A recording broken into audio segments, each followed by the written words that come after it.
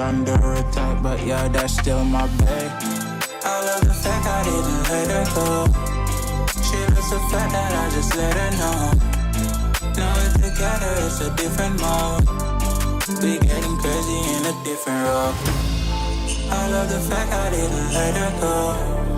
She loves the fact that I just let her know. Now we're together, it's a different mode. We getting crazy in a different role. We getting crazy in a different role. She loves the fact that I just let her know. We getting crazy in a different role. We getting crazy in a different role. Getting crazy in a different role. We getting crazy in a different role.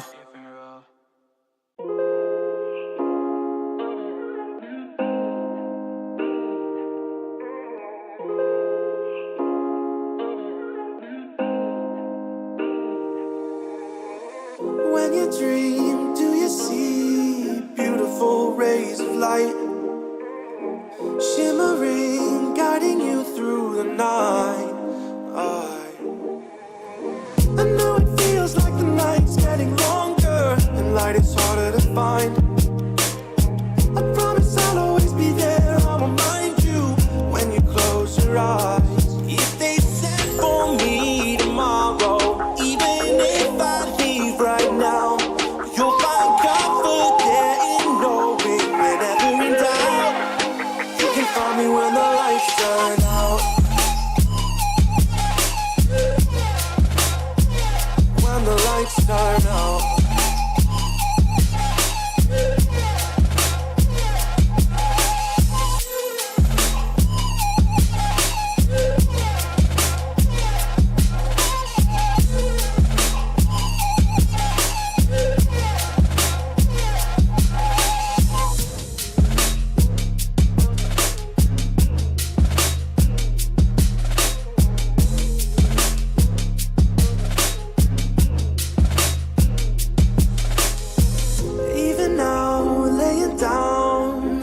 Of miles away, I can see you and me like it was yesterday.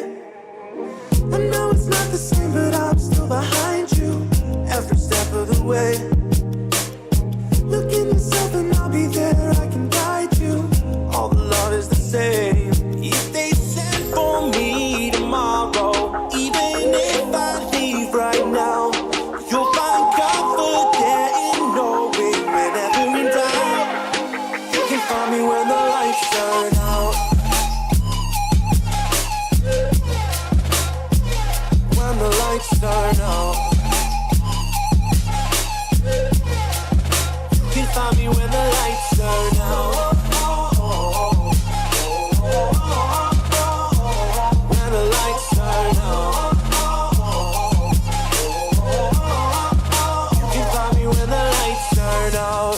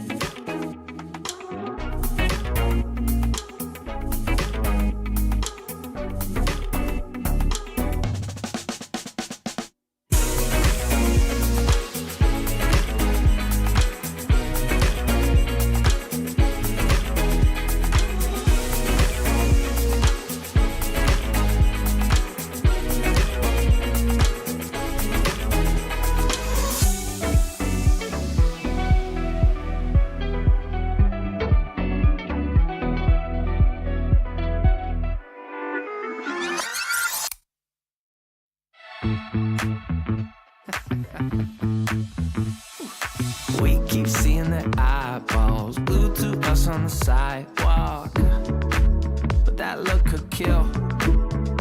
They are trying so hard to find all the weaknesses inside, but it's gonna spill.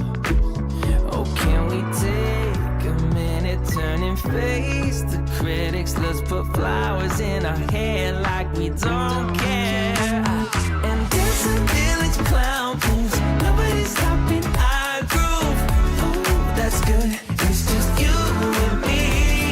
And making me laugh with your moves, ain't no stopping our groove. Oh, that's good, it's just you and me. Clown around, yeah, and we can clown around, and it's just you and me. Oh, you and me are a vibe, girl. Disco, some fun like one of a kind, girl. Till morning's here. But when opinions start to guide us, we won't let them define us. No, we'll play it by ear. And I know that you're shy, but we can clown around tonight. You know the circus leaves town when it's out. And there's a village clown booth, nobody's stopping our groove. Ooh, that's good, it's just you and me. And making me laugh with your moves, ain't no stopping our groove. Ooh, that's good, it's just you and me. And we can clown around, yeah, and we can clown around, and it's just you and me. Now it's your turn to clown around and take a train to Freaky Town, and we could just clown around like this, you know. We could just clown around a bit. And there's a village clown booth, nobody's stopping our groove. Oh, that's good, it's just you and me. And making me laugh with your moves, ain't no stopping our groove. Oh, that's good, it's just you and me. And we can clown around, yeah, and we can clown around, and it's just you and me. And we can clown around, yeah, and we can clown around when it's just you and me.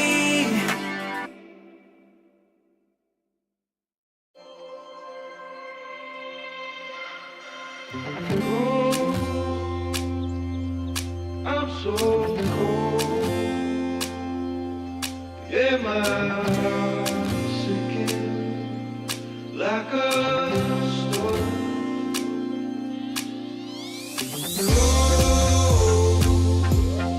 I'm so cold.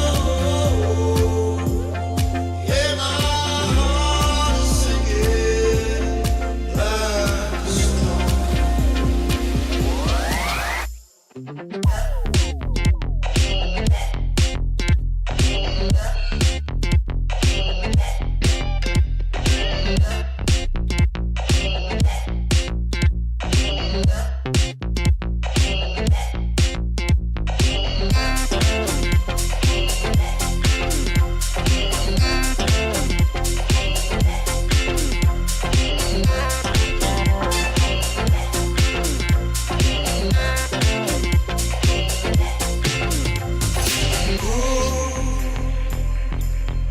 I'm so cold. Yeah, my heart is sinking like a storm. Cold. I'm so cold. Yeah, my heart is sinking like a storm.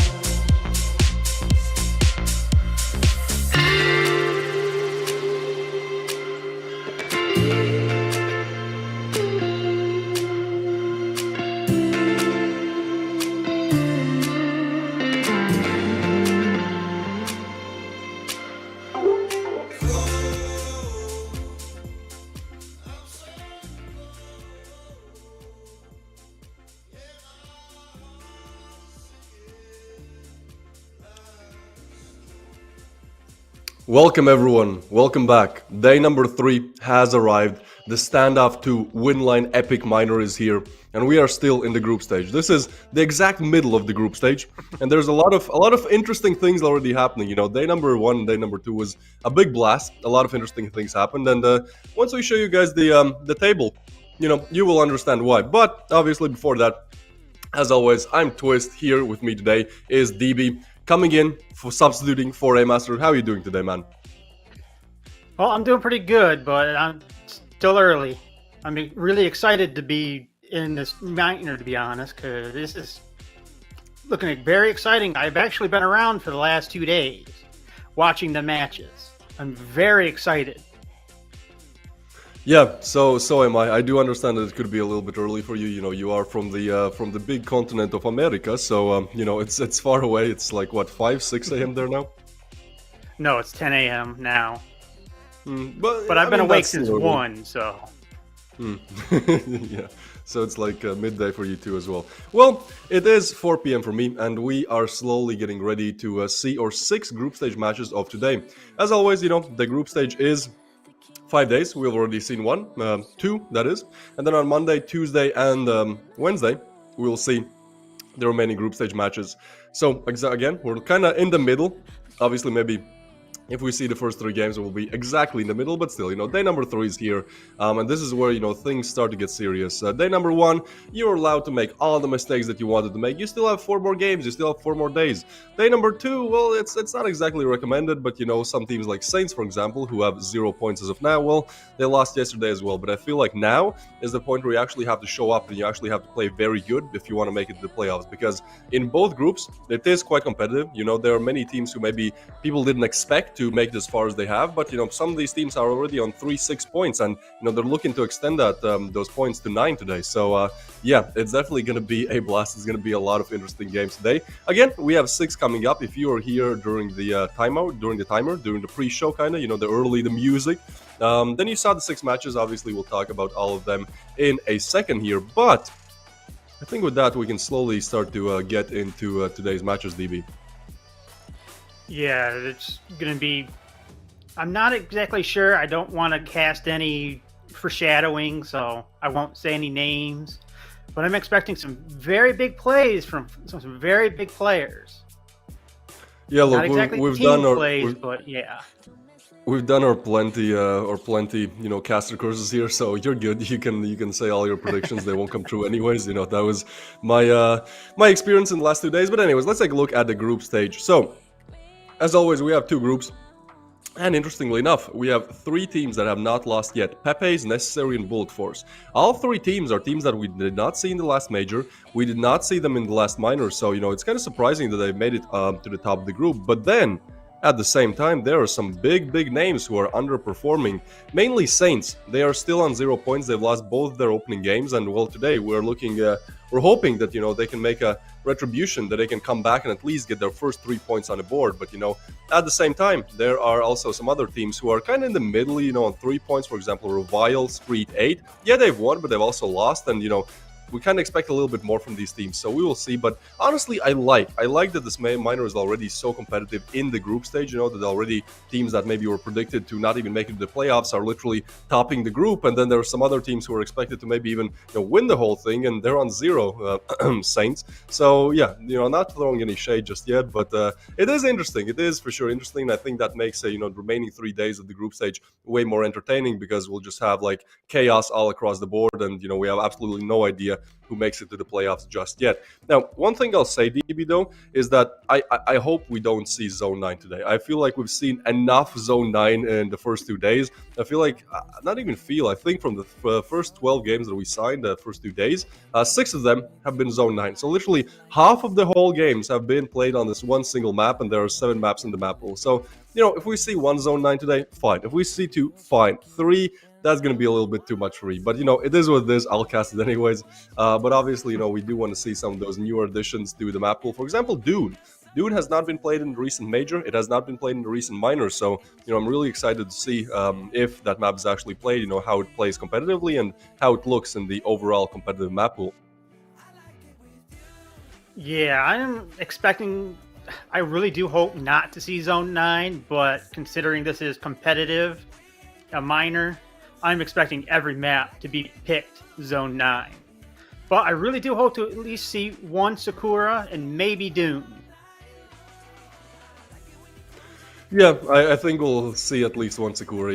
After Zone 9, that's kind of the second favorite map for everyone. So we'll see how that one goes. But maybe let's talk a little bit about the matches today, right? So day number 3, as I said, has arrived. And, first off, we'll have Saints. Now, Saints will face Anable. Both of these teams have been really good recently, except for, Saints' performance in the minor. They do have all the names, they have gentlemen, they have all the players that you could wish for. But yeah, if you look at their recent results, a loss to Pepes, a loss to STREETEIGHT, they have not started the minor off on the right foot. Now, obviously, I think overall their recent performance has not been the best. They have lost absolute 0-2 in a best of 3 as well. So, maybe October is really not their month. But, lucky for them, October is going to end in, 2 days. So hopefully, at least they can show up with a new performance in November. But, that's probably not going to be enough. They have to start winning now because Saints, again, are on 0 points. And if they want to make it to the playoffs, they have to win, I'd say, at least 2 games. If you win 2 games, you have a chance. It's kind of off round balance, I think, at that point. But, you have to start somewhere. You have to win your first game, and you only have 3 more chances to do that. So,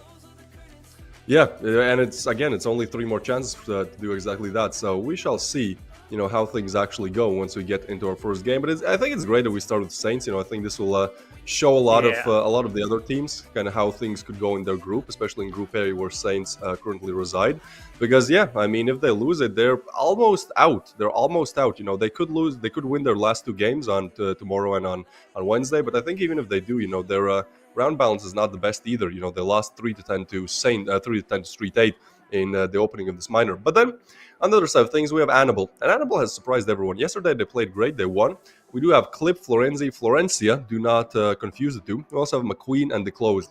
And yesterday on Zone 9, they really showed us a very good performance. It was fun to watch, first of all, but also we really saw that, they were able to win over Noobs 1-0. And again, that was on Zone 9. So once the map bans come up, if it is Zone 9, I feel like, Anable have put themselves in a great position to win this one too.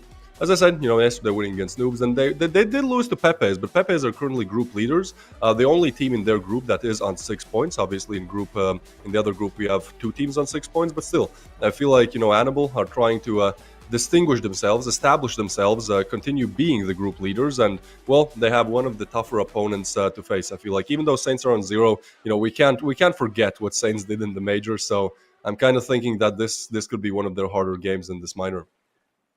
Yeah, this might be a do or die time for Saints right now.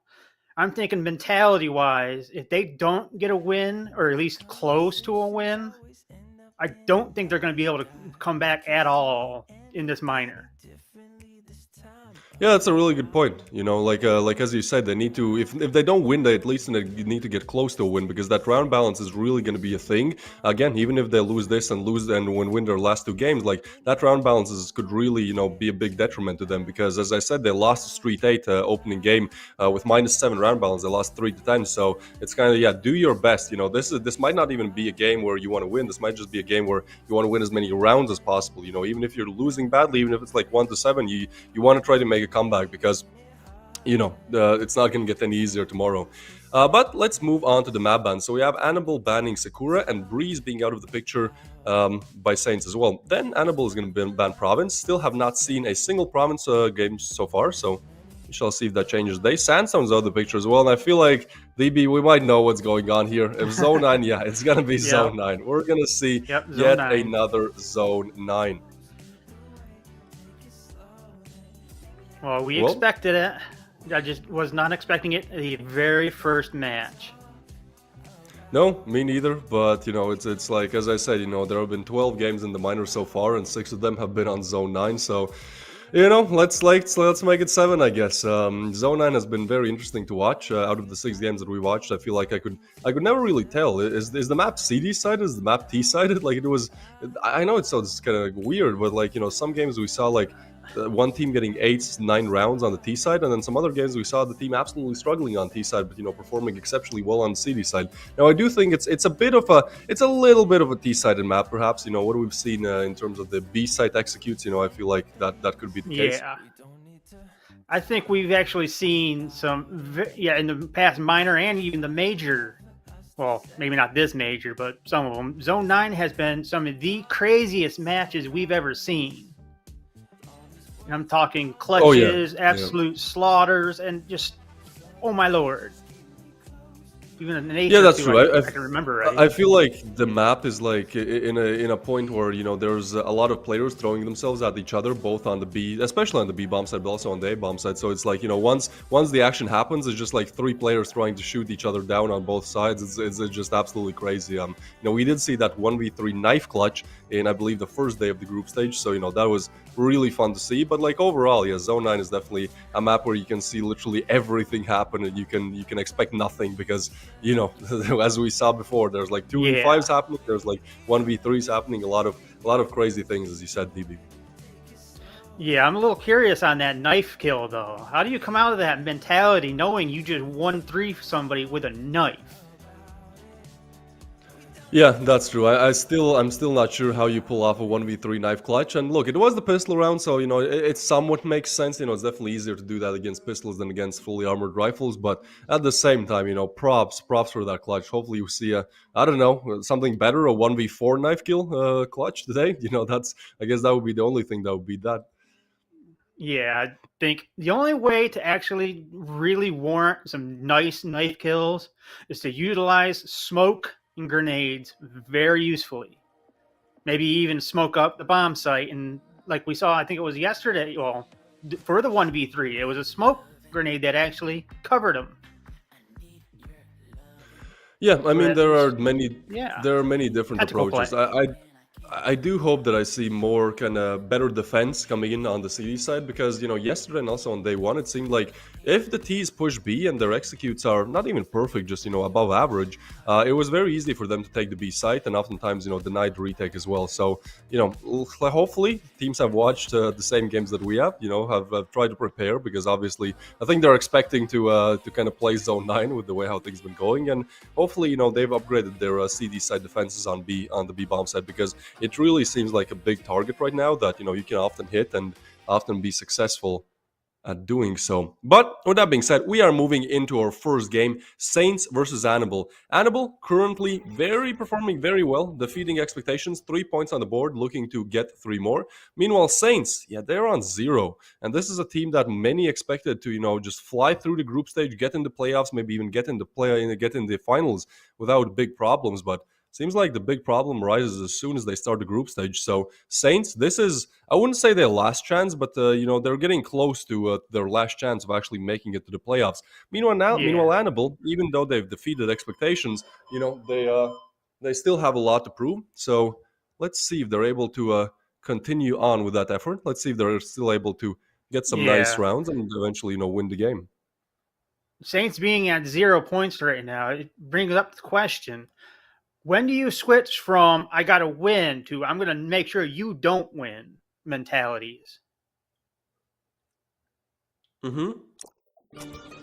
That's also true. But I feel like at this point they could still be at that we need to win, because, winning Anable, I mean, that's kind of expected, right? Like before the minor, if you looked at this matchup, Saints versus Anable, and you were like, okay, place your bets, I think most people would have said Saints, for sure, Saints. So, it's not like they're trying to defeat this huge opponent. Me too, man. So yeah, we'll see how it goes, as Gentleman's piloted Saints, him being the in-game leader, is starting their 3rd game. The first 2 have definitely been a fluke. Let's see if they've learned from their mistakes, if they improved in the recent days and in the recent hours, should I rather say, and what their strategy is. Seems like they are going to go for 3B and 2A, so not exactly stacking just yet, but Reason could be the first point of contact here as he peeks. Oh, not like this. Clip takes him down with almost a jump shot. Declose with another one on Star Fox, and again, it's all falling apart. Sid is trying to rotate over, but the bomb has already made it onto the bomb site, and Gentleman is just not aware about the closed position. So this, in a matter of seconds, is already looking like Anable game. Obviously, we're not even finished with the first round, but, that just seemed like Anable had full control of that round there, DB. Yeah, this is not looking good for Saints right now. I'm not even sure how this is... Where are these shots coming from? A lot of trading going on, that's for sure. Well, some trades are there, but not enough for Saints to retake the bomb site, so they are still on 0 rounds, and I don't want to keep rubbing it in, but they're still on 0 map wins and 0 points, so, you know, maybe not this round, as they're only on USPs, but that third round coming in, that first rifle round, should definitely be a round that they take home. As this one, probably just going to be a couple seconds and over, you know, 2 players from Anable can literally take out the whole opposite squad with just some nice SMG sprays here.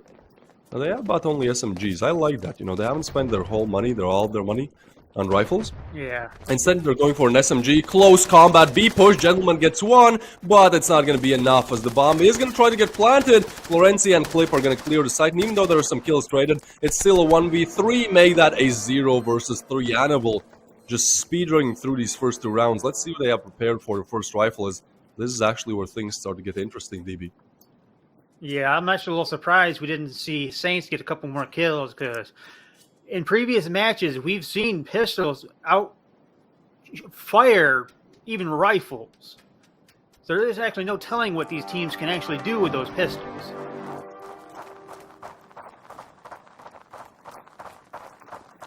All right, we have Clip moving up towards that B bomb site. Again, you know, B has really been a heavy spot, heavy hitting spot for the T side most recently. So let's see if they're able to do much. Now, it seems like Saints are aware of that. They're sending 2 of their players towards B. They're even pushing up. I like this. This is very aggressive, and it is expected, but they're still not able to do much. Florencia gets taken down, and finally, Saints have found themselves on solid footing.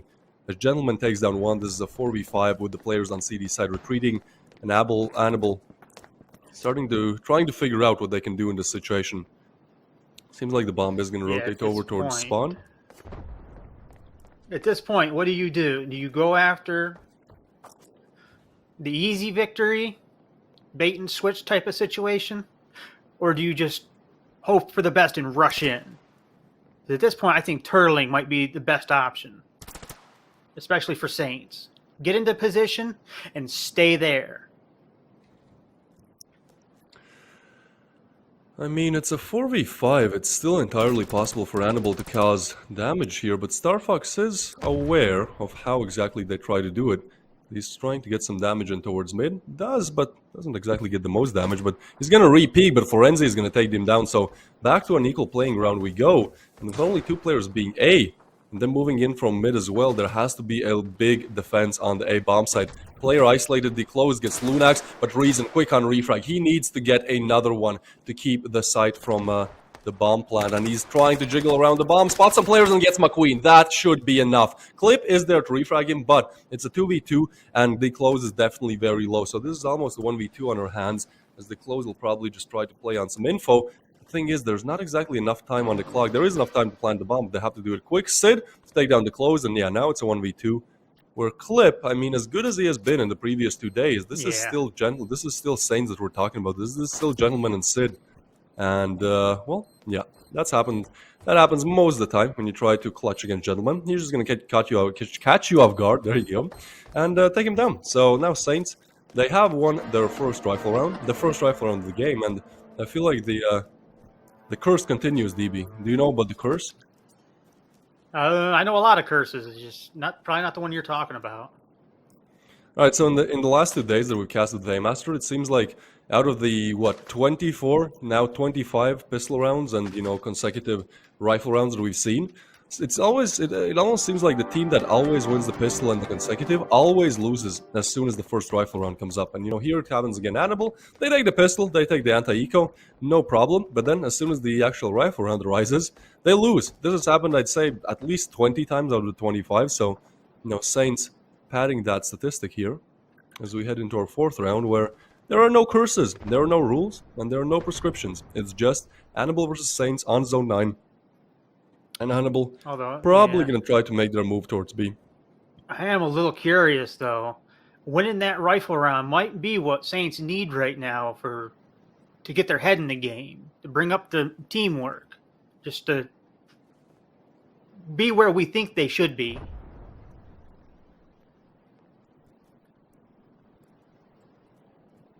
All right, Gentleman, trying to hold the smoke there. But so far, no advancements from Anable. They have lost a player, but again, they're trying to make this a very slow round. They don't want to make any mistakes, and they've already made one, so there isn't really much room for error anymore. As some players are looking towards A. Oh, Clip, he's trying to clear A. Look how far away the bomb is. This is interesting. I feel like even if he gets this kill, which he does, the bomb still has to rotate over, and Saints are simply closer. But Star Fox, what is he doing? He's trying to rotate over towards B, trying to hold this long range. All right, let's see it. But Saints, yeah, their rotations are not coming in timely, so Anable are just going to find a pretty much empty bomb site with only Sid trying to defend. Now, he is in a good position. I don't think they'll expect him, but at the same time, this is pretty much bomb plant given away from Saints. Now, Lunax is able to get one, so at least that's something. Florenzi goes down. And now a 3v4 where Clip is low. This starts to look way more promising for Anable, especially with that pre-fire from Star Fox. Okay, this is a 2v3. Clip low again, so Anable just have to hold on. They just have to run down the clock as much as they can. That nade is definitely not going to help, as Florenzi is getting flashed out and taken down by Star Fox. He doesn't need to see. His aim is simply better. And there you go. Clip eliminated as well. So what seemed like a round that Saints might as well lose now turns into a victory, and they equal the scoreline. 2 versus 2, and I like seeing this. This is more of the Saints that we expected to see in day number 1 and 2, DB. Yeah, this is a lot more expected, especially from Star Fox and Reason. Actually, pretty much the entire team. This is the kind of gameplay we would expect, because we've seen them in past tournaments, not just minors and majors, probably everything under the sun, where they can just pull wins out. Yeah, just out of a top hat, just go in at. But then again, right now is, I always think it's either the second or the third match on a win streak that is crucial. If you can get that one and you keep that mentality up, keep the morale up, you're good. That's not good as Gentleman. He's been double naded, 30 HP on him, so even though he's against pistols, 1 or 2 shots from that Tech 9 and he goes down, and that's exactly what happens. McQueen clears him. This is a round that Saints must win, but it has turned into a 4v5 with a B bomb site being under attack. Obviously, no players are exactly yet on it, but Florenzi catches Lunax off guard through smoke. That's a nice headshot to be found. 3v5, and this just seems like Saints are giving this round away. Now Sid is trying to do the opposite. He kills Florenzi, so at least that's something, but the bomb is planted. This is a 3v4 retake with smokes being laid, it being harder, to retake. This is going to be interesting. Florenzi has upgraded to a rifle as well, same for McQueen, so this is almost an equal rifle round, and Florenzi is looking to make it less equal as he's trying to pursue Sid, but Sid is simply better. Gets Florenzi, but he's not ready for the close. Oh, but Sid, quick on refrag there. 1v2 now. McQueen has to do it all, but Sid and Star Fox are low. 1 bullet for each, and they go down. He gets the first, and he gets the second. McQueen clutches it out for Anable. Gets himself on 3rd round, and this is just a round you can't afford to lose if you're Saints. You're up against pistols, and sure, it's close. It should not have been close in the first place, but even when it's close, Anable are still able to win it at the late stages of the round. So, yeah, Saints just, again, winning some rounds, but overall, looks like they're making huge mistakes here that they just cannot allow to make when they're on 0 points in the group. Yeah. At this point, I'm not so sure Saints can win this, but then again, everything might change at the switch. No telling what can happen. One team might be better at CT than P, and the other might be vice versa. Ooh, this is interesting. Clip gets the refrag. Reason, that is. But McQueen, he's looking for more, but Reason is just better.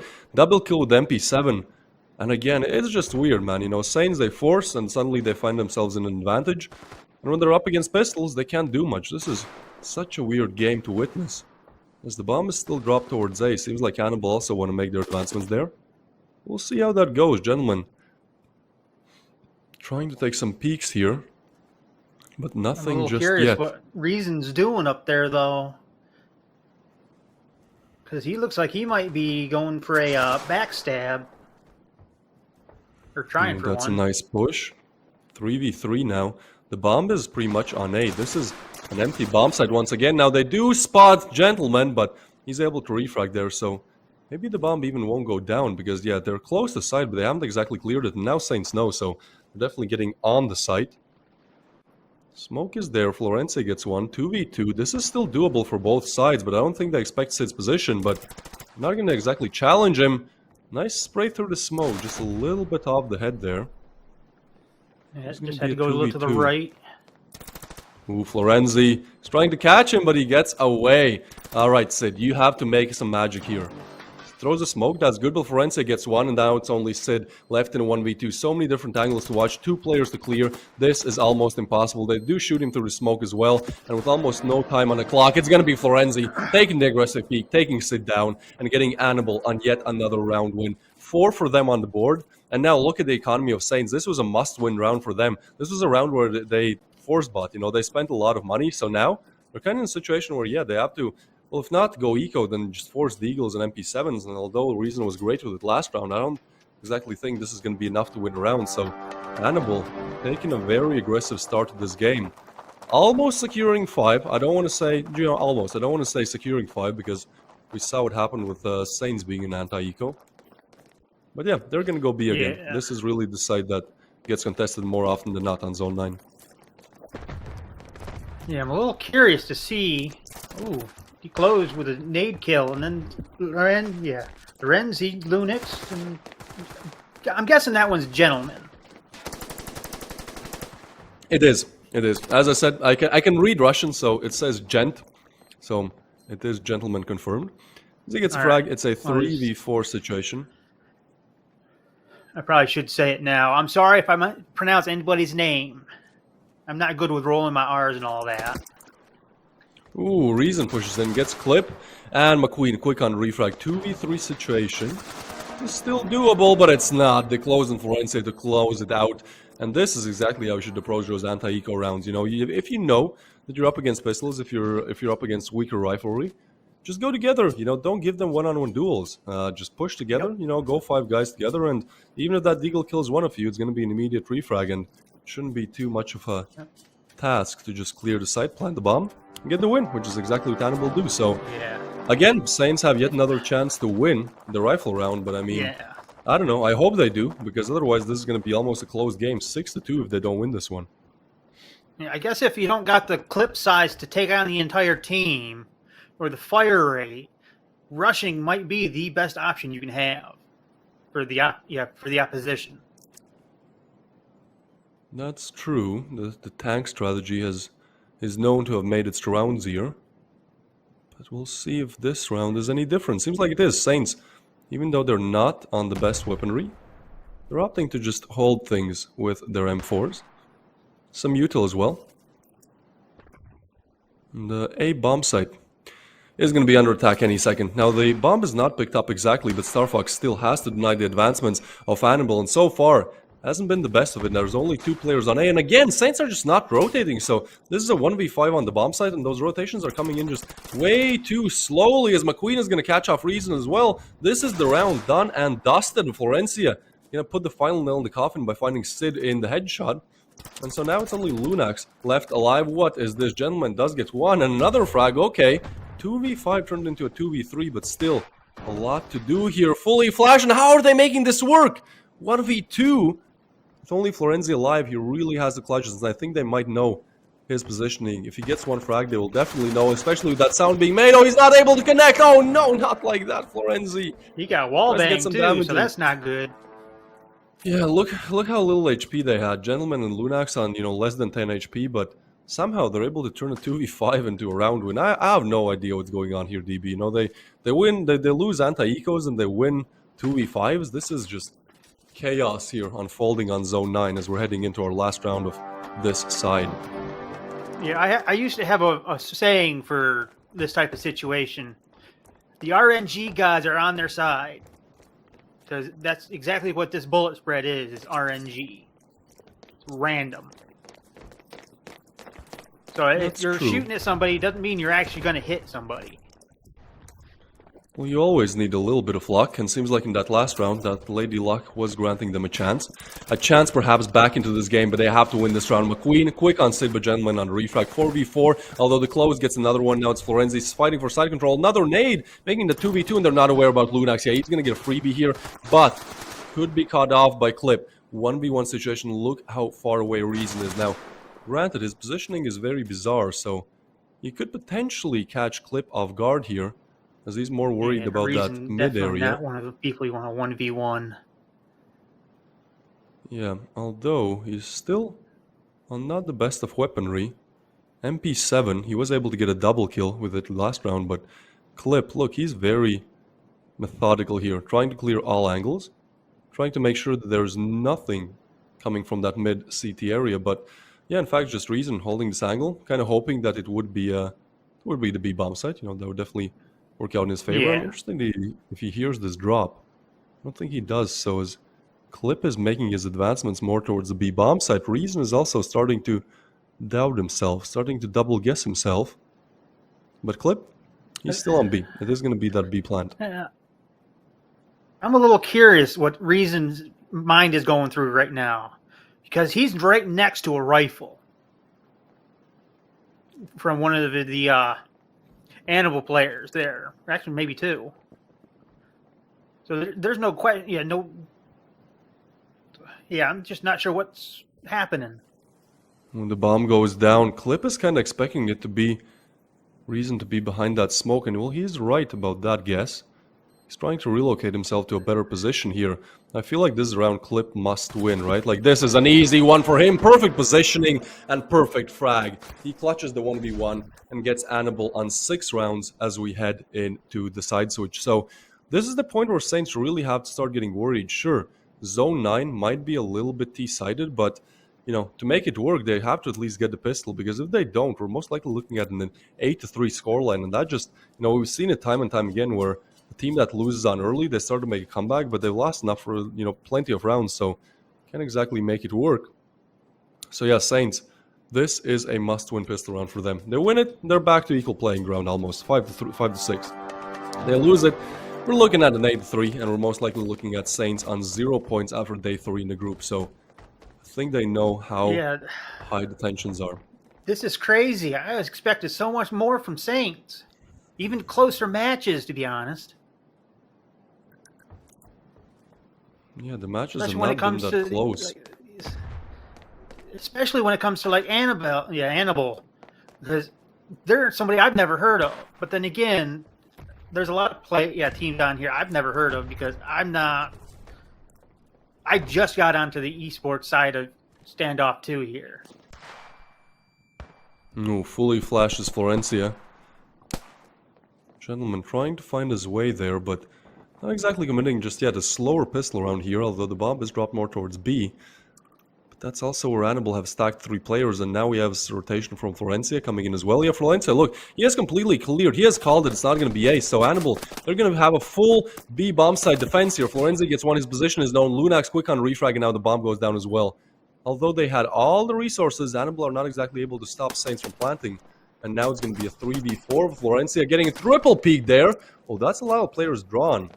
Backstab is not exactly working out in his favor, but meanwhile, Flip and the Close can definitely try to clear the site. They're trying to get on it. Oh, he was going for the ninja with Lunax. He's not going to allow that one to happen. Clip gets one. Now it's a 1v3 where it's impossible to win. So, Florencia goes down, and that is Saints finally finding another round, finally finding their 4th, and making it look a bit more believable. You know, if you're a Saints fan, you're definitely cheering from your home, because this is 4 for them. This is most likely 5 for them. Again, I'm saying most likely because they did lose that anti-eco round in the previous half. But either way, this should be one for taking for Saints. Yeah, if Saints can take this one, I think there's a chance. But if they lose to Pistols, I don't think they're going to be able to get their economy up to where it needs to be. Ooh, Star Fox just sprays them down. Clip is able to get one, but they're going to retreat. No weapons retreat from that side of Anable. They're going to keep pushing. Lunax, yeah, this is going to be only one for him, so that AK is going to get picked up. But now with only Florencia alive, I feel like this is all over, or is it? He does get Gentleman with a pistol, and now he should be able to upgrade his rifle. So, although this is still heavily sided towards Saints, they haven't even planted yet, and Florencia is very quick on rotation. He'll be on B bomb side as soon as the bomb is planted. Hell, he might even be there before it. Now, he does see that nade, so he knows where they are, but it's going to be Sid to take Florencia down. Not allowing Saints to crumble once again, at least not in this round. 5 on the board, and now we get the rifle round DB, and we get to the curse. We'll see if the team that wins the pistol in consecutive lose the first rifle. If they do, we might be looking at 5-7, but I mean, ultimately, Saints are looking to equalize the scoreboard here, make it a 6-6, and, you know, slowly try to push it over the line, get up to 10.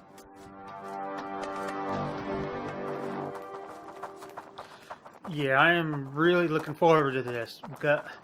I'm not sure Saints has it in them, but I do think they can pull it off.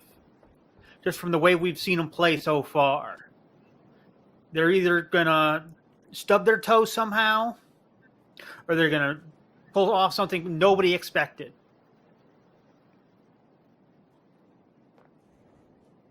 And that has been the theme recently, surprising us in both good and bad ways. Florenzi holding this angle, but gentlemen, just better clearing that angle, getting Florenzi. That's a great opener for the B bomb side attack. But look at this. Interestingly enough, Star Fox has the bomb towards A, and I think he might actually hear Florenzi's rotation there. This is so weird. Gentleman gets another one. Now he is taken down by Nade, but the rotation is going to come in now, and that's a perfect call coming in from Saints. Although Florenzi, and now he definitely knows, gets one and gets some nice damage on Lunax as well. Still a 2v3. But rotations from Anable are quick. They're going for the immediate backstab, but Sid is ready for that. Takes down Clip. And now 1v3 where McQueen might be able to get 1-2. What is that from McQueen? Perfect time to peek. And perfect time to make it a 1v1. Bomb is down, and I feel like Lunax is definitely aware that McQueen could still be there, but McQueen is just so quick, making a rotation already. Now he won't be on A site in time, but again, he has made a smart move. Smart move. Yeah, he has made a 1v3 1v3 into a 1v1.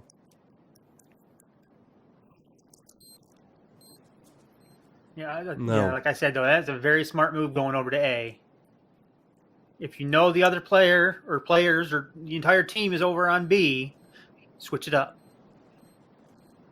For sure, McQueen has so many different angles to clear, and this is a weird afterplan spot. We haven't seen it before used much. McQueen is going to go for the tap. Oh, and he gets spotted, Lunax, to deny the 1v3 attempt. That was, again, you know, props to McQueen for making it so close, but Lunax just perfect bomb plan, perfect positioning off of that. And it does take Saints to an equal playing ground, so even though they're starting off slow, you know, both the group stage and also this game, they are slowly trying to make the comeback, and this could be the theme for Saints overall. You know, if they win this game, they're on 3 points, which is not the best, but it's not the worst, you know, with having 2 more days to prove their worth here in the minor.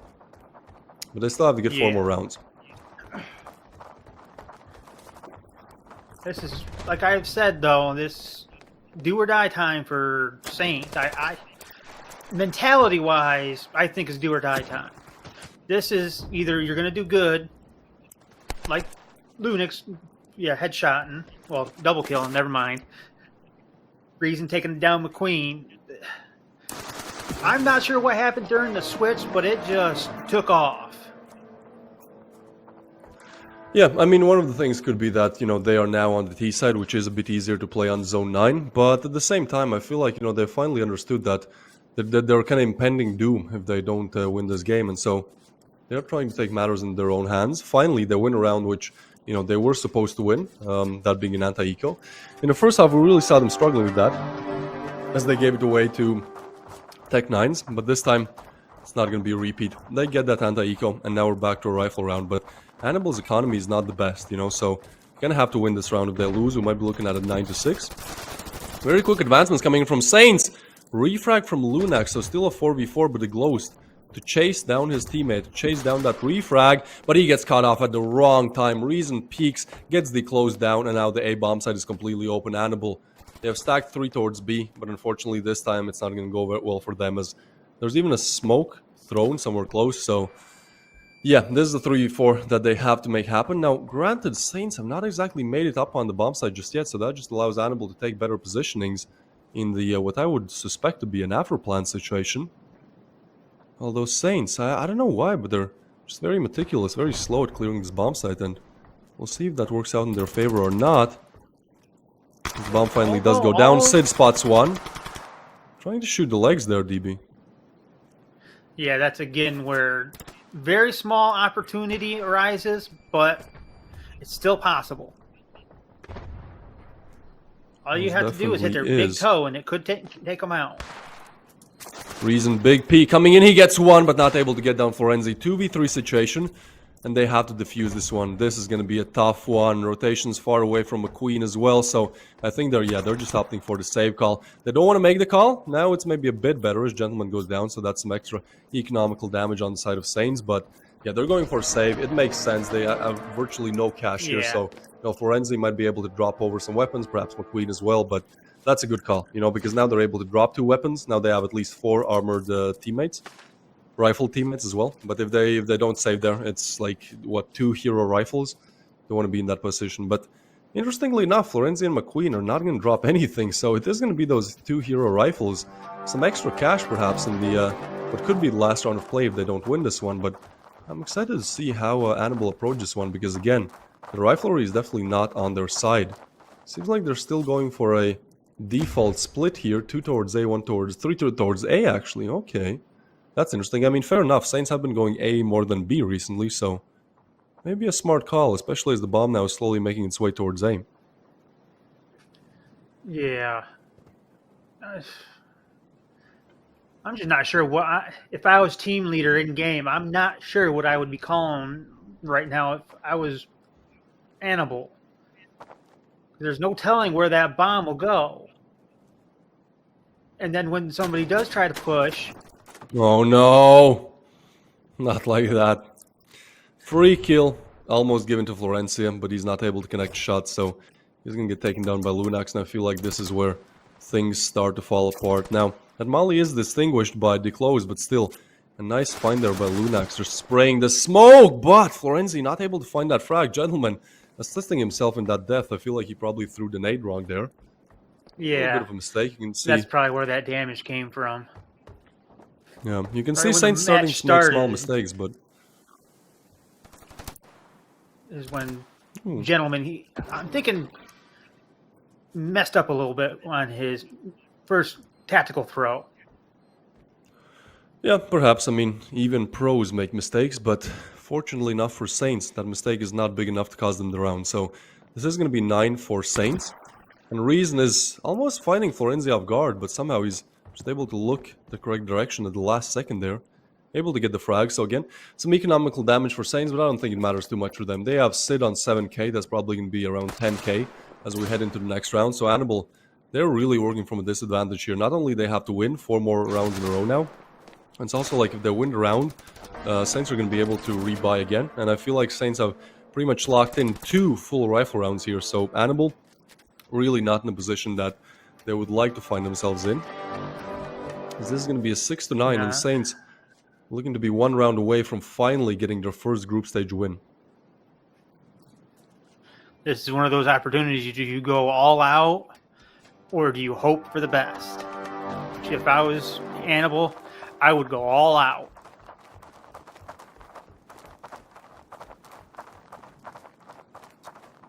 Especially if I was Lorenzi there with the 7k. You could hit out at least 2 of the other players. That's one way to open it up, but Gentleman, he has been really single-handedly almost carrying his team back to their winning ways. Normally an in-game leader, but this time a top fragger as well. 15 to his name, and looking to extend that to even more players. This is a 3v4, the bomb's already on bomb site. Reason gets McQueen, and I feel like we can call it a day here, DB, especially with Reason just being ruthless in terms of his killing department. Sid gets another one, and that's Saints finding their first victory in the 3rd day of the group stage. A long-awaited victory, but they finally are able to close it out, and so we do have Saints on 3 points, winning against Anable, a team that perhaps surprised a lot of people yesterday as they won their game, but against NOOBS. But ultimately they're not able to close out against Saints, and it seems like Saints have really woken up in the 3rd day of the group stage, and hopefully that continues on in the last 2 days as we head into tomorrow and Wednesday. Yeah, that was a must-win game for Saints, and they did come back for it, which, in all honesty, surprised me. That was all Gentleman's game right there. Especially I mean, again, rounds. Props to Gentleman, right? Like, he's the in-game leader. It's a very hard task to perform well individually when you're also the in-game leader, because you kind of have to hold angles, you have to get kills, but at the same time you have to kind of lead the team. So the fact that Gentleman is kind of taking everything on himself and just making sure that, again, I don't want to say single-handedly, because the rest of the team, like Reason, was definitely there to assist, but Gentleman, we can see that the warrior spirit is still in him. So he still wants to make it happen. So yeah, he just takes matters into his own hands. Calls a great game, both on the T and the CD side. I like the strats that Saints are playing, and at the same time, just getting like double entries as we signed that last round. Like, he was definitely showing up big time. So congratulations to Saints.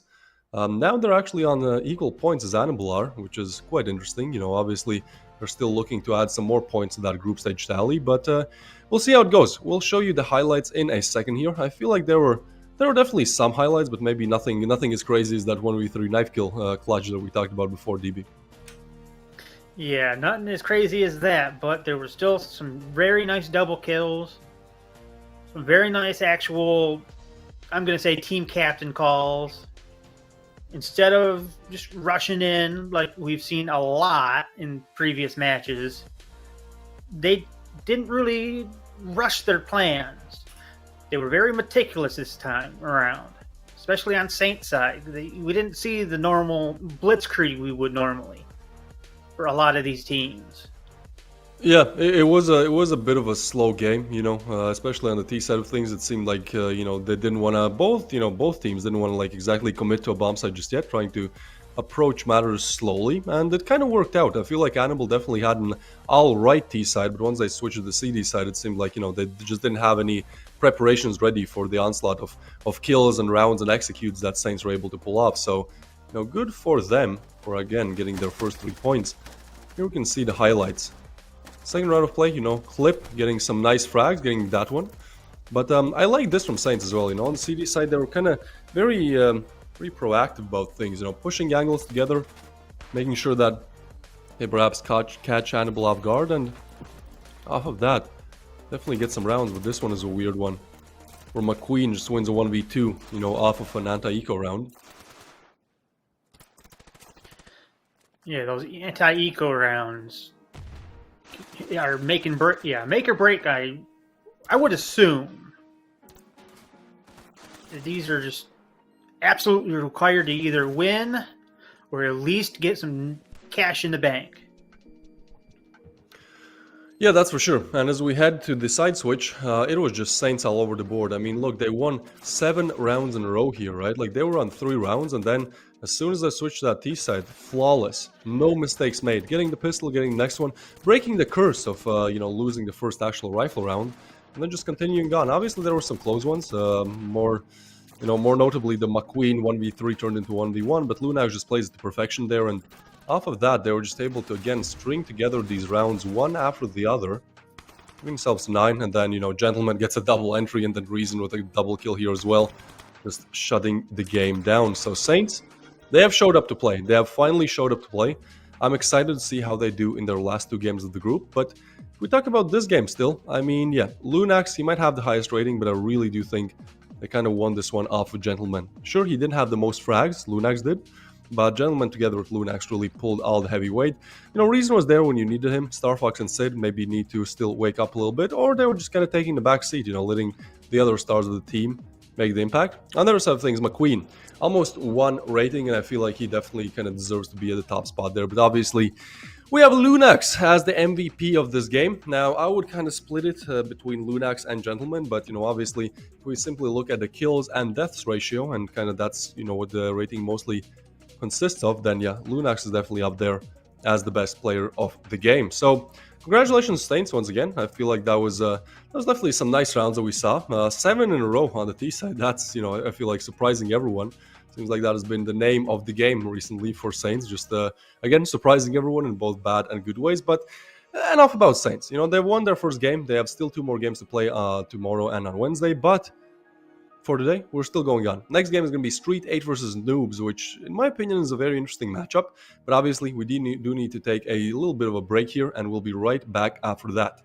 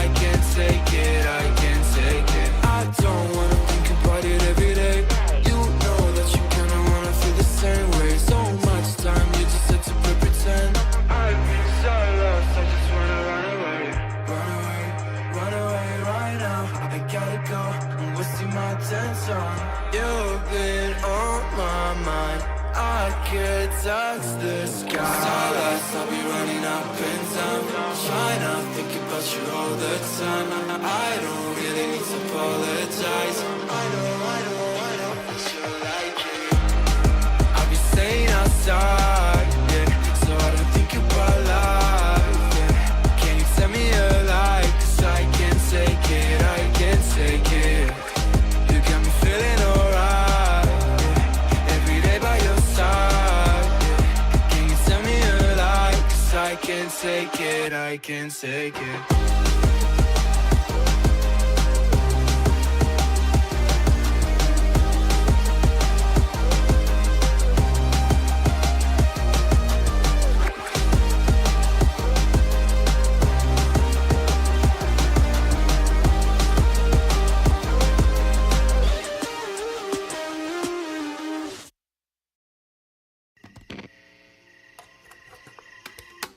Is it okay if I'm to say I'm catching feelings from all the dealings?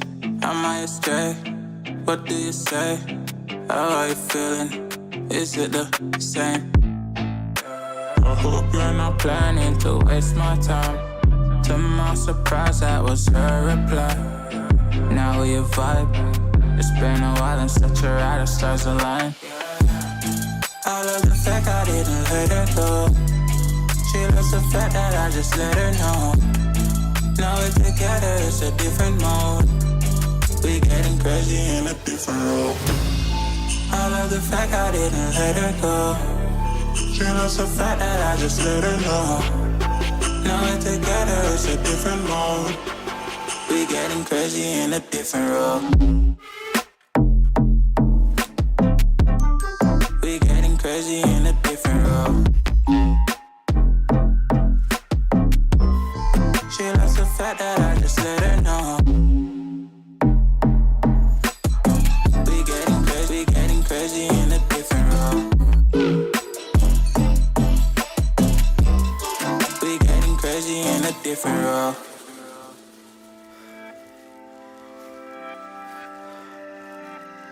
She my do or die, my bona fide.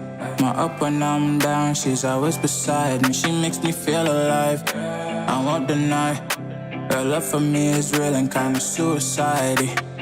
She's not the same, she's such a rare type. She's far from plain, at least in my eyes. She said if I cross her, I'll be in the grave or under her type, but yeah, that's still my babe. I love the fact I didn't let her go. She loves the fact that I just let her know. Now we're together, it's a different mode. We getting crazy in a different role. I love the fact I didn't let her go. She loves the fact that I just let her know. Now we're together, it's a different mode. We getting crazy in a different role. We getting crazy in a different role. She loves the fact that I just let her know. We getting crazy in a different role. We getting crazy in a different role. Getting crazy in a different role. We getting crazy in a different role.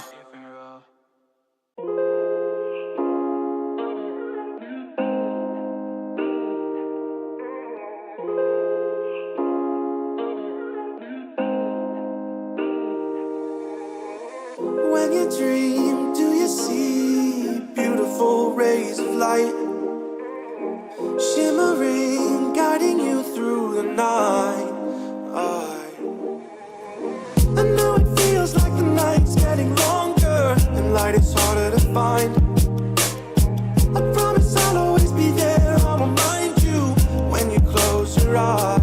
If they send for me tomorrow, even if I leave right now, you'll find comfort there in knowing whenever and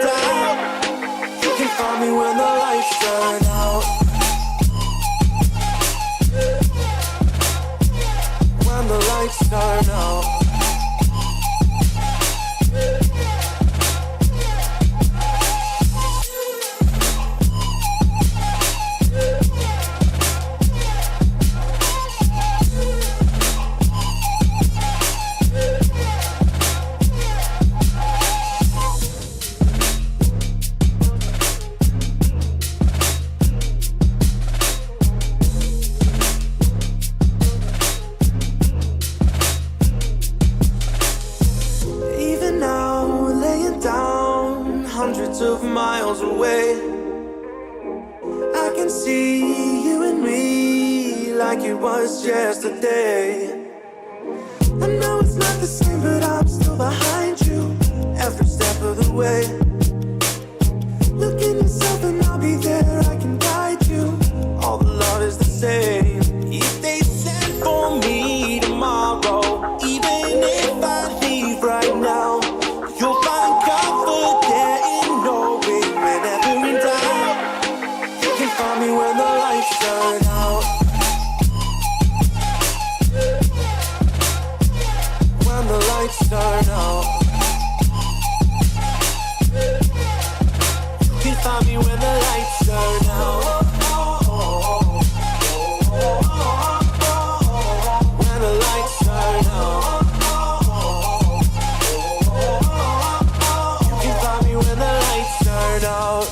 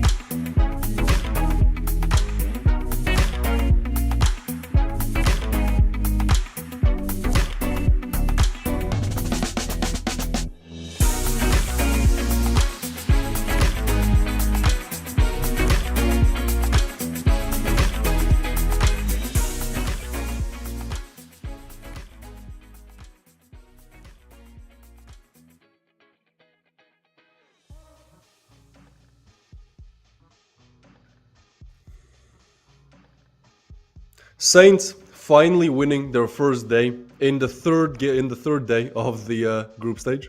We have arrived, ladies and gentlemen, at the second game of the third day of the group stage of the Standoff 2 WINLINE EPIC Minor. And well, we are here with yet another interesting game. This time, it is going to be STREETEIGHT versus NOOBS. Now, STREETEIGHT, they started off great. You know, they have their first opening game, literally the first game of the minor on day number 1, and they win over Saints. Yeah, the same Saints that just won their first game. But then, you know, yesterday was just not the best day for them. You know, they lost, and so they're in a position where they have 3 points on the board currently. But obviously, on the other side of things, we have the other team. And I mean, if we look at NOOBS, they kind of have a similar story, right? Like they win against Enthusiasm, which is actually the team that beat STREETEIGHT yesterday. But then they also lose one game. So both these teams are in a situation where they have 3 points on the board, 1 win, 1 loss, and I mean both of them are definitely looking to get themselves those 6 points. You know, maybe not establish themselves as group leaders, but definitely establish themselves as a team that could make it to the playoffs. So this is going to be an interesting game. This is going to be a game where both teams are in a pretty equal position, and both teams definitely want to win. So that is going to be coming up pretty soon here. Obviously, we do need to go through the map bans first, but as always, I'm Twist. I'm here, and with me today is DB. What do you think about this upcoming game, DB? Well, from what we've seen in the last 2 days, I'm expecting a 9-10 split, or just drawn out to the last possible moment. And here we go into the I'll map. tell you one thing. Oh, Zone 9. It's not going to be Zone 9, yeah.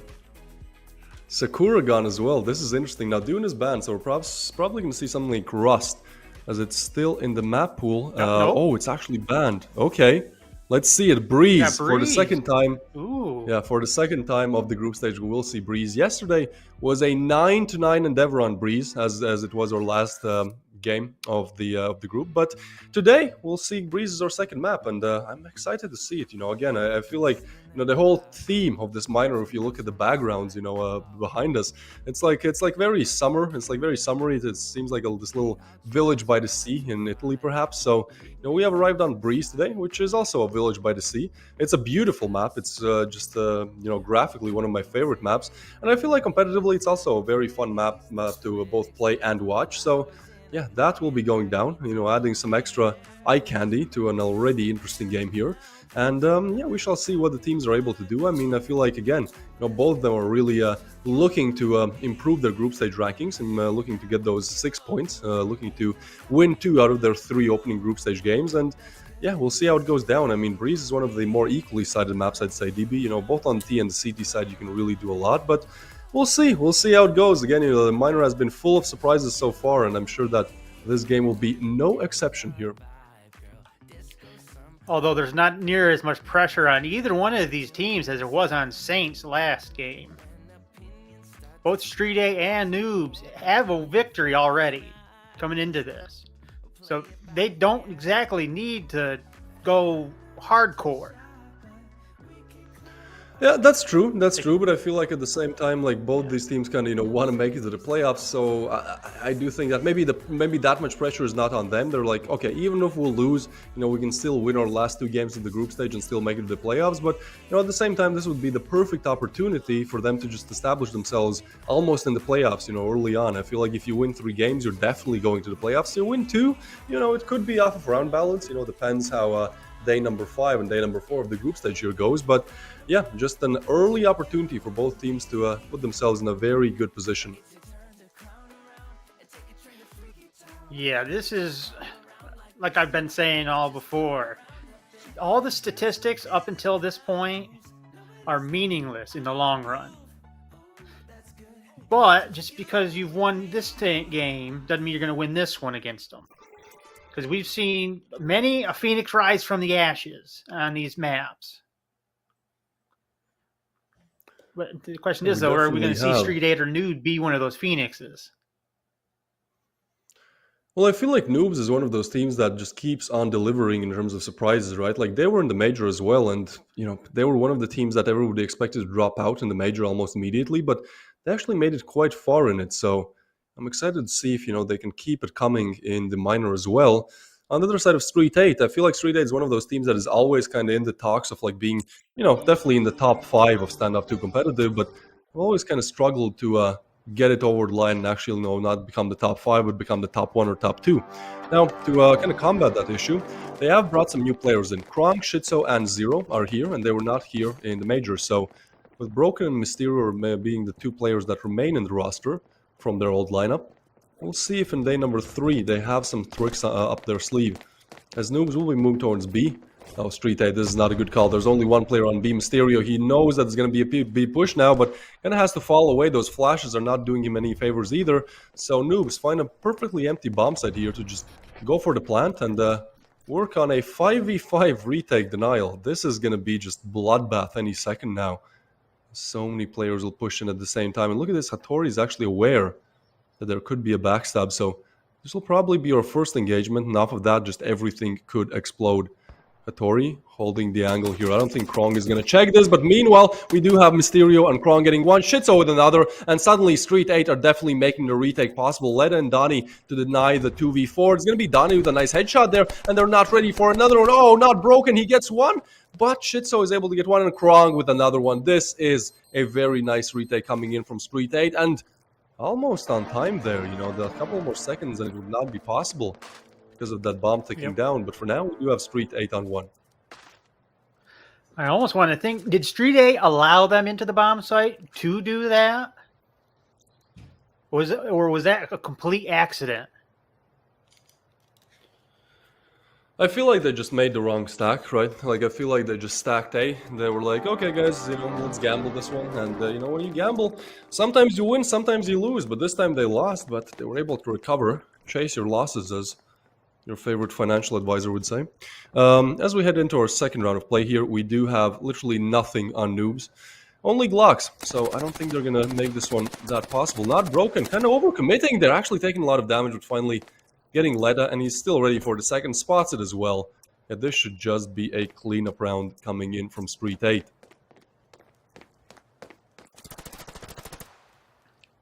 Yeah, not seeing near as many flicks as we normally would for either one of these teams.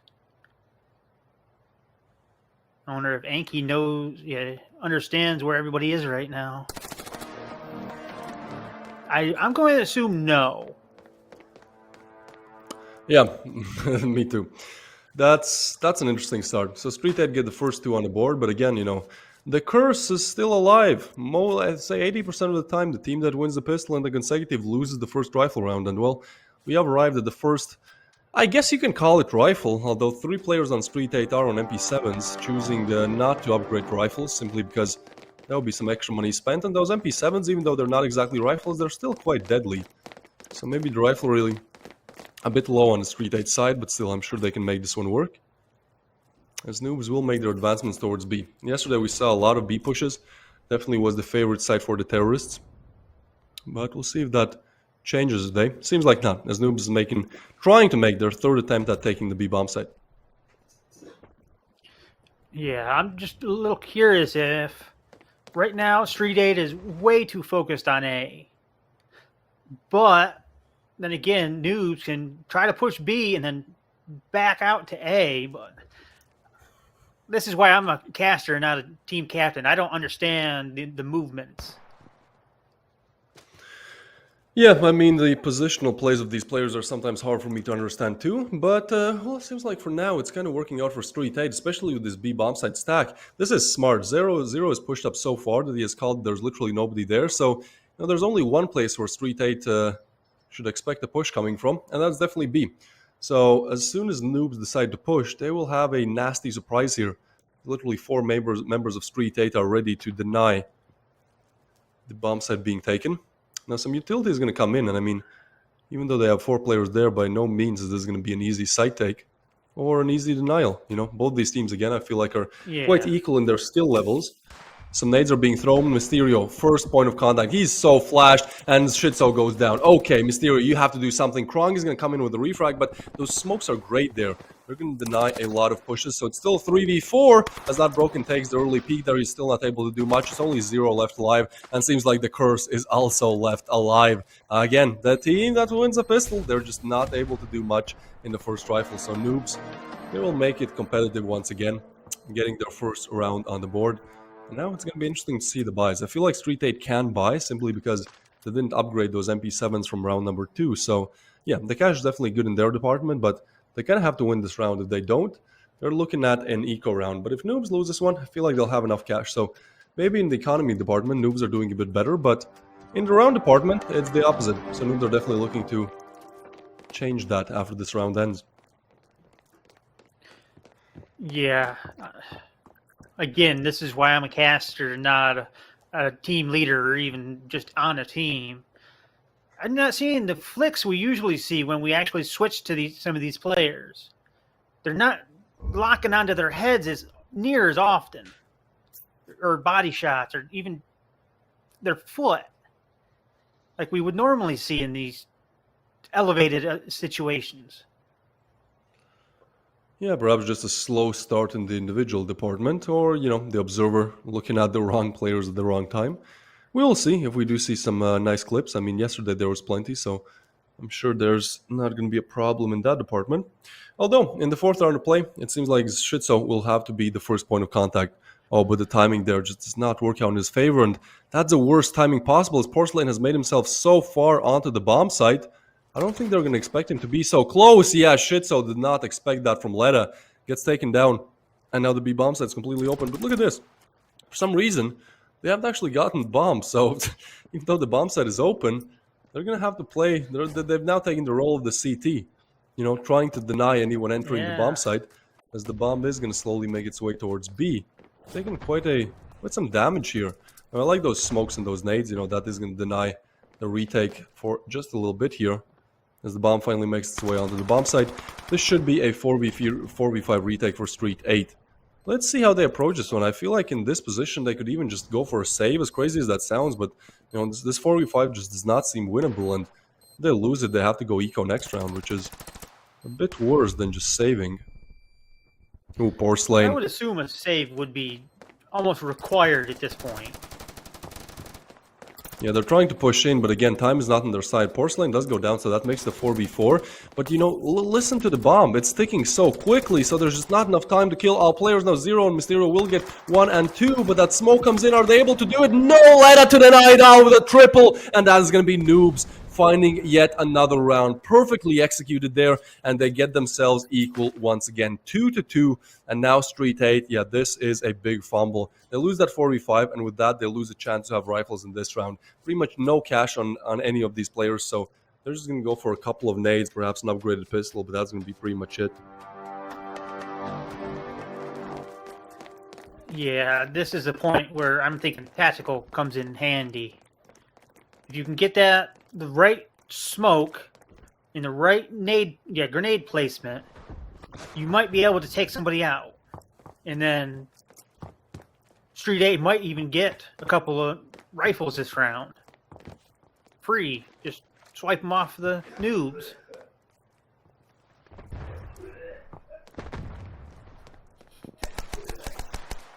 Okay, Not Broken, you can do that with a pistol. Can you do it again? The answer is no. Anki to take down Not Broken. This is a 2v4 situation. Porcelain struggling, but it's going to be Leda finding another. And now it's only Shitso left alive in a 1v4. He's going to retreat. There is no way that he can do much in this situation. So, yeah, Noobs in the rifle round department doing very solid. I mean, this was almost a must-win round for them, but other than that, looking great. Alright, STREETEIGHT up on 3. Noobs still trying to find their footing in these rifle rounds on the CD side of things. Yeah. This is what the type of gameplay I would expect from teams at this level. Even though it is a minor tournament, it is still a tournament nonetheless. Most certainly is. So we have the 6th round underway. Let's see how they approach this one. It's almost like STREETEIGHT have to win this one, right? Because if they lose, they might be down 2-5, which is definitely not a position they want to be in. But everything is still recoverable. I'm getting ahead of myself here. You know, it's 2 against 3. It's a 5v5.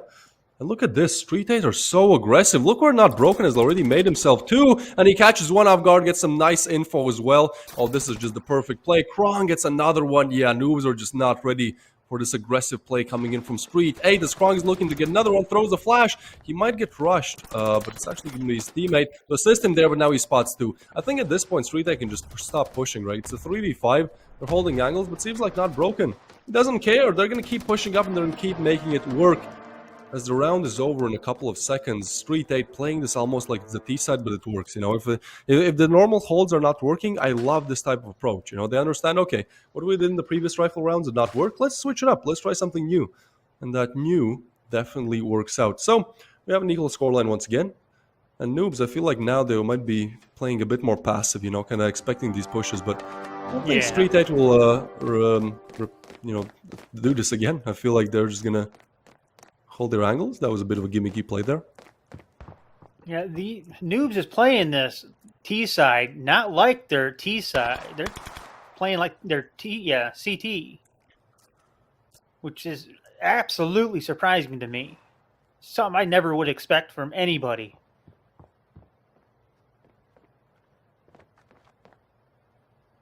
Oh, we have Porcelain moving up here. He's trying to split mid, I believe. Oh, this might be a freebie kill for him. He definitely hears the jumps there.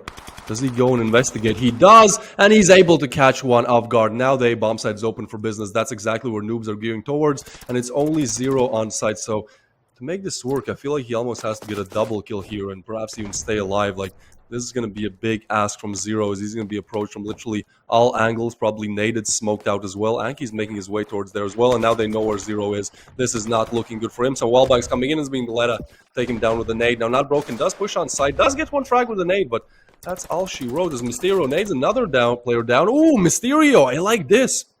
Somehow they made this 2v2 possible, especially the bomb being dropped now. I don't know how, but STREETEIGHT have made this round turn out in their favor. If there's going to be a 2v2, Porcelain is low. The question is, do they expect him to be here? Doesn't spot the player. Oh, this is down to timing here. Will he check the angle? Yeah, he's Will who he first? go for this one? He does, and he gets a freebie on Shitso, but Mysterio gets taken down by Porcelain as well. And what looked like an irrecoverable round for Noobs, they do recover it, and they do get themselves in the lead. 4 on the board, looking to add some more to the tally. And in terms of the cash department, even though they win the round, it's not looking the best for Noobs. So this is potentially a round for Street 8 to win, and then, you know, get their 5th as well. Yeah, I'm not sure what I would be calling right now if I was Street 8. Pretty sure it would be an eco round. But then again, looks like Shizzo is trying to make good on A-Master because he's using the P90. Oh, double kill for Mysterio with literally 1 round.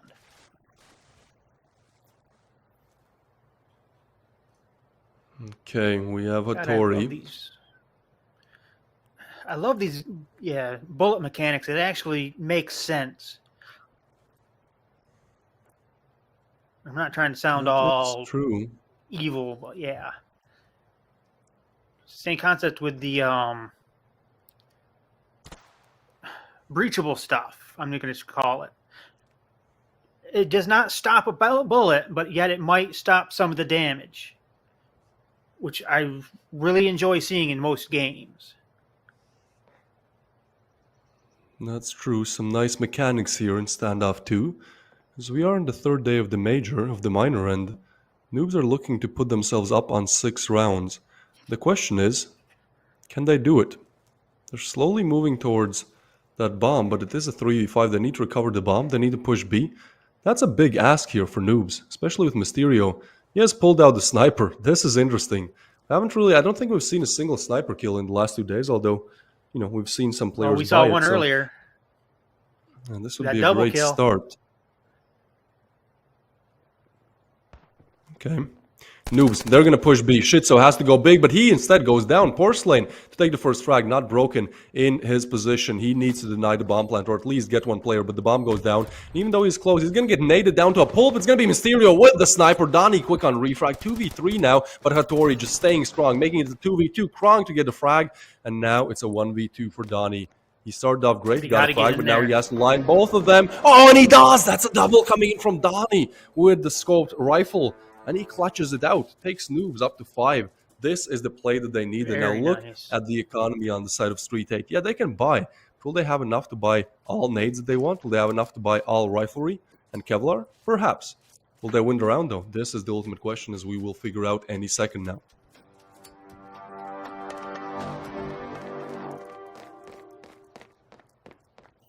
Oh, so that's what that gun was on the ground. It was for Anki.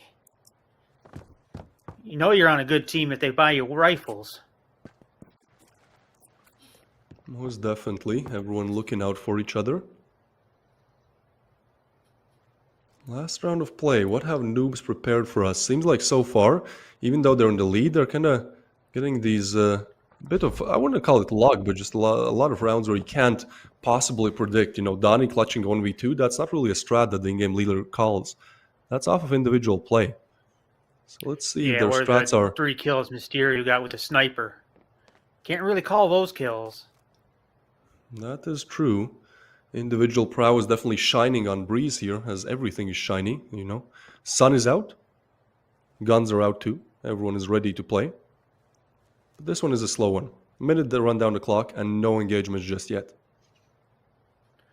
It's probably a smart idea, go and run down the clock and then either try to bait and switch, as in go for A, but actually plant on B, or just rush right in. We've seen both strategies work and fail, so it could be either or. But I'm going to say they're going to try for B, though. Well, whatever they try, they kind of have to do it quickly because there's only 35 seconds left on the clock, and it does seem like it's just going to be a full push B, but Street 8 are ready for it. Rotations coming in as well. 3 players on site and 1 more arriving. Again, Noobs are in a situation where you have to make this one almost perfect. Now they definitely know. There's some utils coming in. Flashes as well. Oh, this is interesting. This has to be Noobs getting this round as Anki opens it up on Shitso. Now Street 8 are isolated out of the site. As many resources as they had towards it. Those 2 smokes completely deny vision. and could deny the retake as well, as they have to push through smokes. Mysterio first one to go down. Zero though with a refrag. 3v4, they're looking around, they're looking everywhere, but that's a big kill coming in from Porcelain. Refragged immediately, but still a 2v3, and time again not on STREETEIGHT's side. Oh, fully flash. I think they might just be going for the defuse. But Anki is going to eliminate one, and Leda to get the second, securing Noobs their 6th round on the board. Again, very shaky rounds that could go either direction, but, you know, Lady Luck so far has been on the side of Noobs. Yeah, I think we've seen a little bit of both. Well, actually, just from Leda there, the kills, the bullet spread has just been in his favor today. Definitely has been, as he's hoping that that same streak of luck continues for the next 4 rounds that they need to win. We're heading into the pistol, and this is again an important pistol. This is again where STREETEIGHT can make it 5-6, as it was the same in the last game, or perhaps Noobs can further take their lead, making it 8 on the scoreboard. Oh, and it looks like we're going to see a bloodbath on Site B once again.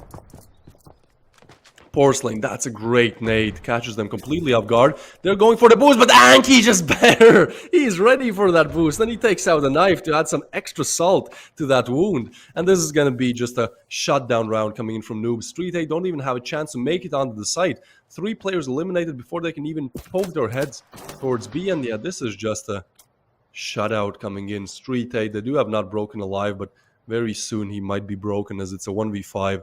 Even though he has the bomb, he literally has no options where to go. Behind him, yeah, probably he could rotate back to spawn, but then again, you can't exactly plan there, so... Well, seems like he might just try to go around the world, you know, perhaps catch some rotations, catch some backstabbers off guard, but I don't think anything more than that is in the picture. Yeah, I don't foresee him actually being able to get the bomb down. But then again, I also... If I was on STREETEIGHT's side, the team lead, I'd probably send at least 1 player out to go on the hunt. Just to clear some of these back alleys into the actual bomb site. Okay, Porcelain, what can you do? Can you take down Not Broken, or one of your 2 teammates will do the trick? Now, Not Broken is going to open it up, but 30 seconds left on the clock, and now all rotations are coming in, although Not Broken gets another one. Okay, this is still possible. Donnie reloading, but he's not able to take Not Broken down, but Anki is. Yeah, the Cybersport just too strong there. You can't eliminate 5 players. You can go for 3, but eventually those refrags are going to catch up to you. So this is going to be Noobs getting the pistol, and now they're in a prime position to take the whole game as well. I mean, look, they're on 7 rounds. Again, we've seen some shaky anti-eco rounds in the first game of play, but I feel like against 1 Tech 9 and 4 default pistols, like, this should be no question of who wins it. But then, you know, before we've seen some absolutely ridiculous kills with pistols. Even the default pistols against just fully kitted out rifles.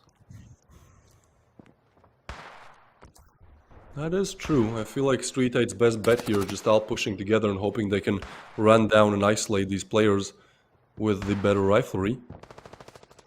Donnie is holding that angle. They're going to peek, but actually Donnie gets one lead with a double, and yeah, that's shut down as soon as it started. Not Broken yet again, finding himself in a clutch, and actually picks up a weapon. Okay, 1v4 turned into a 1v2, and shut down by Leda to make it 0 versus 2 Noobs.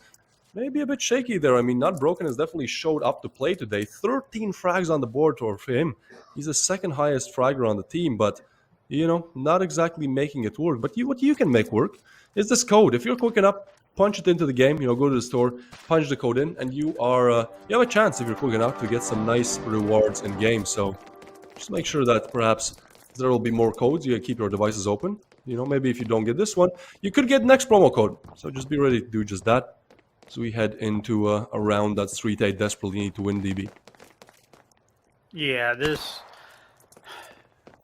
Again, I'm not sure who's going to win this right now. Because we've seen comebacks before at this deficit. 8-3, 9-3, even 9-0. We've seen them come back.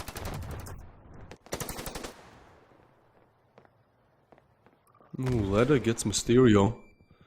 Some nades coming in as well. The bomb is going to go down. All right, STREETEIGHT, this is one way to make it work. Shitso looking for a bit of better plant position. Meanwhile, Porcelain, he could catch Shitso off guard, and he does. Now, the bomb does go down, but still a 3v4. Still possible, but Shitso and Porcelain just better, making it the 2v4. Porcelain looking for the next one. He's aware somebody might be in the smoke. He's just trying to spam it, and I think at this point, they definitely know. Not broken, attempting the clutch once again, but this time, sandwiched from all angles, and it's going to be Noobs up on 9. On match point, 1 round away from causing quite a big upset here. I mean, again, DB, we expected this to be a close game. I remember you calling it to be a 9-9, a 10-9 perhaps. So I think we're both surprised here to see a scoreline like this. STREETEIGHT just not starting off on right foot and not able to stand up after, you know, their initial fall. Or even going in with the mentality of, we beat them before, we'll beat them now. And not realizing they're not here to just lose. They're here to win. And like I've said before, statistics don't mean anything when you're in game. They might, can't remember pronounce it. Yeah, like sports betting and all that. They matter there, but not in while you're in game. Just ask Letta with his 17 kills. That's a good point. Letta has been having a stellar performance on this map. 17 kills on the board.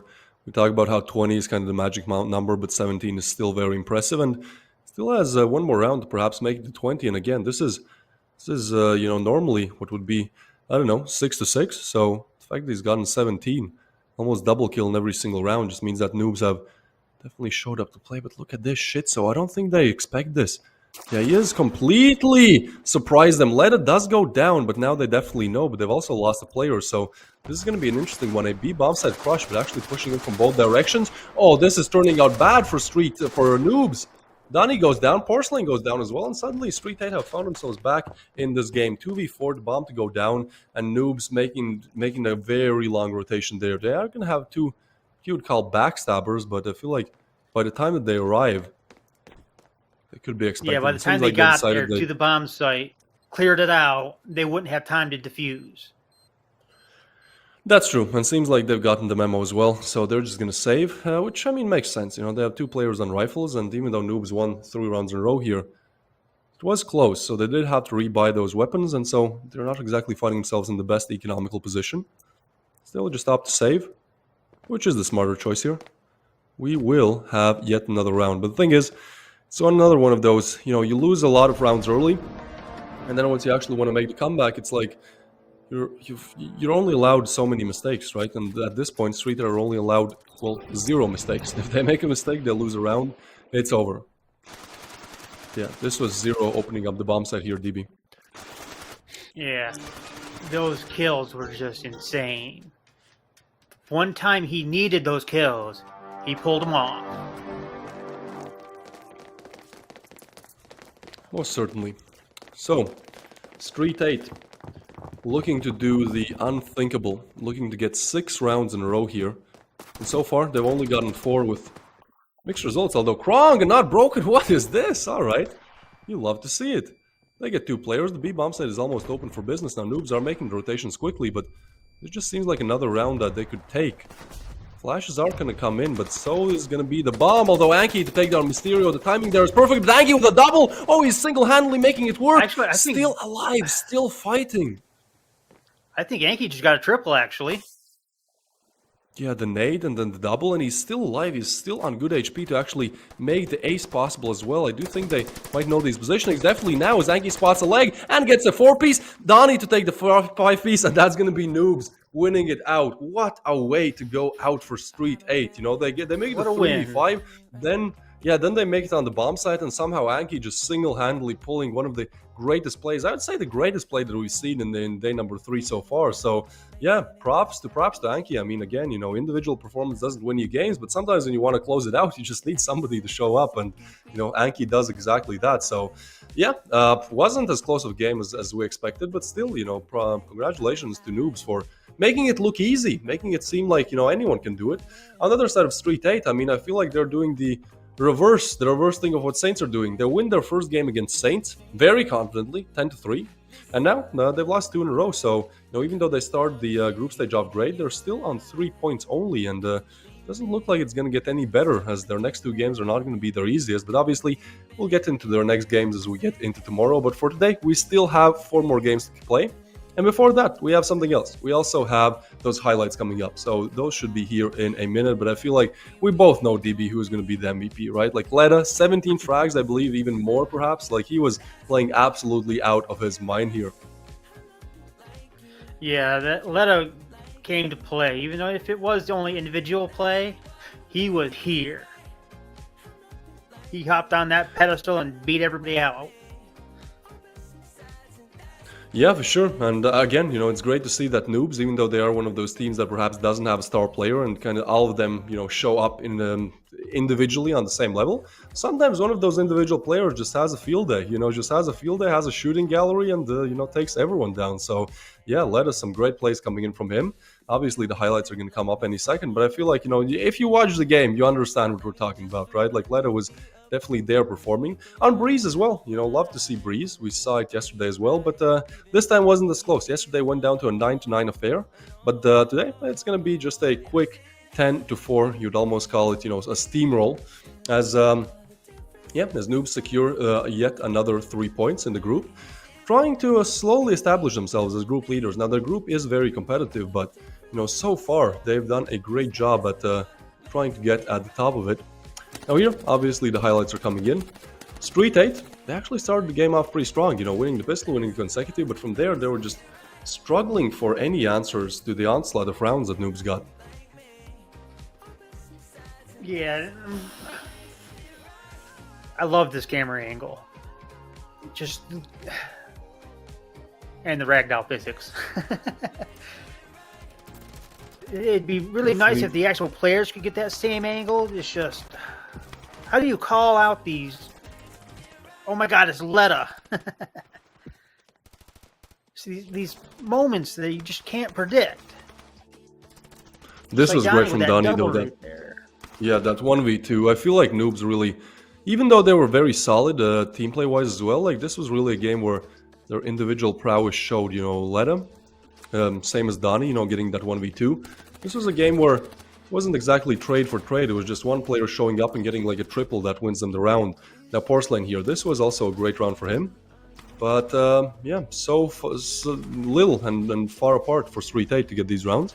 So yeah, it's going to be Noobs winning it out 10-4. And obviously here, this is one of those rounds that you just did not expect for Noobs to win. A 3v5, but suddenly Yankee comes in with a crazy triple, makes that the quad. Gets the ace denied by his teammate, but still, I don't think he's too sad about that one, as they still win pretty confidently. Add some nice rounds to the round balance as well. And actually, it's going to be Yankee beating out Leda by a single rating point. I believe that last 4P definitely worked in his favor. And so, Yankee, I do believe, will be the MVP. But interestingly enough, we look at the other side of things. I feel like Not Broken was the player to really shine for STREETEIGHT, right? Like, he has double the amount of kills than the next two guys in his team. And I mean, he definitely had some nice attempts. That 1v5 turned into a 1v2 pistol, more notably. That was a great one. I believed, honestly, but yeah, not exactly able to take it over the line. So even though he finishes off with the third highest rating of the server, that individual prowess was not enough to get STREETEIGHT over the line. So we do have Anki with the MVP with 1.72 rating. 13 kills, a bit less than Leda. I believe Leda ended up on 17, but still, Anki, I feel like with him, with the way how he played in that last round, he kind of deserves it. Just closing it out, not letting STREETEIGHT make a crazy comeback there, closing it out early, making sure that his team secures some nice round balance as well. So with that, we do have the end to our second game, but our third game coming up, out of the 6 games that there are today, our third game is going to be Pepes versus Enthusiasm. Enthusiasm losing their first game in day number 1, but then winning yesterday, now looking to continue on to start their winning streak. Meanwhile, Pepes, they're doing great. They've won 2 games already. They're looking to further establish themselves as group leaders, but obviously that game will come up after a short break. We'll see you guys right after that.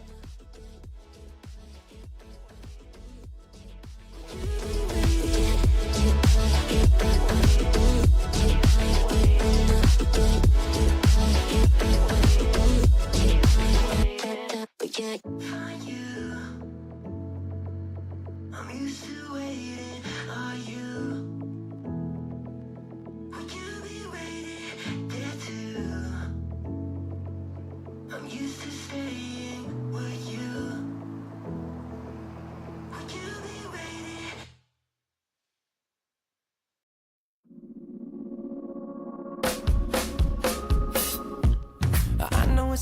tonight, and you're gonna love it.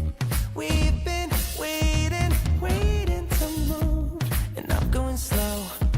Let's hit the road and make it up as we go. Oh, let's go. Oh, baby, don't change your mind. Let's get in trouble. I want nothing but you. No holding back. Don't need a bag, baby. We'll leave everything. You and me is all we need. We've been busy sleeping. We could live our dream in daylight. It's right. Just go with the feeling. Take my hand. We'll ruin our plans. We'll leave it all behind. We gotta leave tonight. Get away. Feeling kinda reckless when you're here with me. Baby, say the word and we can disappear. We run all the lights to our getaway. Oh, you're my getaway. Let's get away. Seeing all the damage that we need to leave. And if we make it out, it won't be make believe. We run all the lights to our getaway. Oh, you're my getaway. Lights will expose the night. We're getting closer. Long waves crashing on me. As long as we're gone, it's where we belong. Maybe we're just passing through. Meet me at the hotel room. We've been busy sleeping. We could live our dream in daylight. It's right. Just go with the feeling. Take my hand. We'll ruin our plans. We'll leave it all behind. We gotta leave tonight. Get away. Feeling kinda reckless when you're here with me. Baby, say the word and we can disappear. We run all the lights to our getaway. Oh, you're my getaway. Let's get away. Seeing all the damage that we need to leave. And if we make it out, it won't be make believe. We run all the lights to our getaway. Oh, you're my getaway.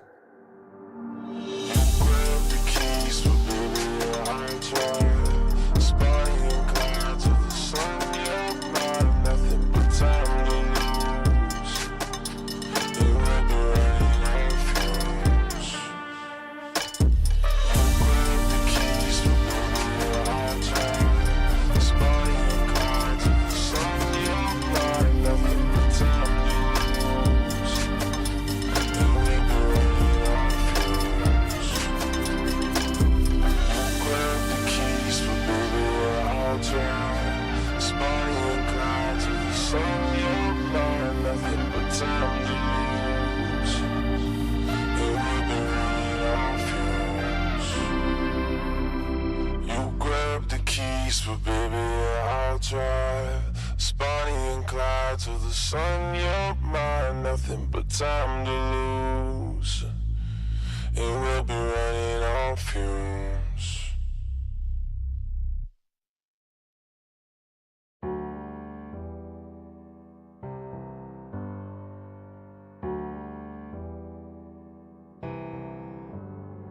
Feelings, it's like I can't walk on the ceiling.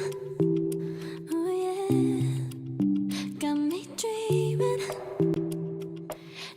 in colors I never dreamed.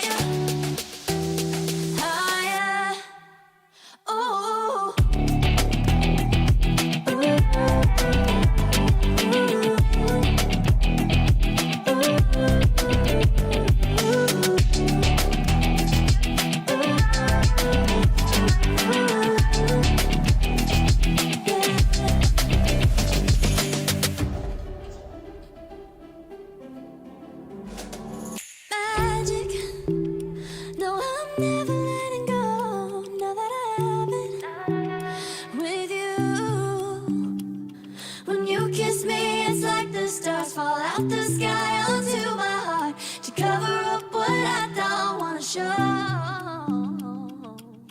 I let you in deeper than I let anyone else before. Fell in love with my broken pieces, took them all and made yours. Didn't know what my heartbeat needed, skipping out, no I can't keep score. When I lose my breath, boy, you got me breathing. Oh, every little thing you do, every time you hold me, take me higher, higher. Every little thing you do, every time you hold me, take me higher, higher. Oh, you take me higher, you take me higher, baby, you take me higher, you take me higher, baby, you take me higher, you take me higher, baby, you take me higher, yeah, you take me higher, baby.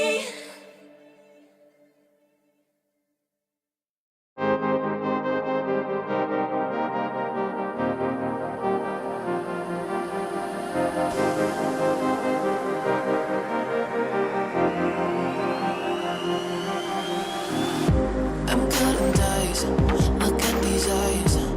They're not here to please you. There was a time you could be mine.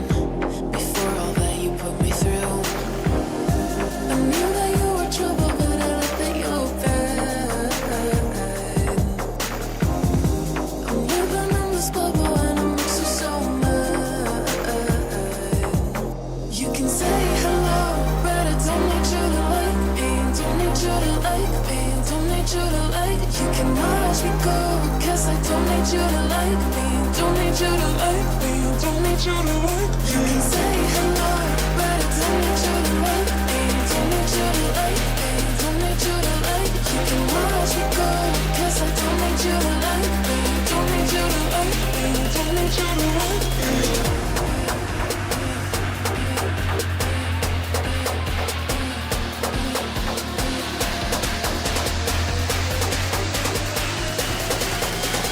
Don't need you to like. Don't need you to like.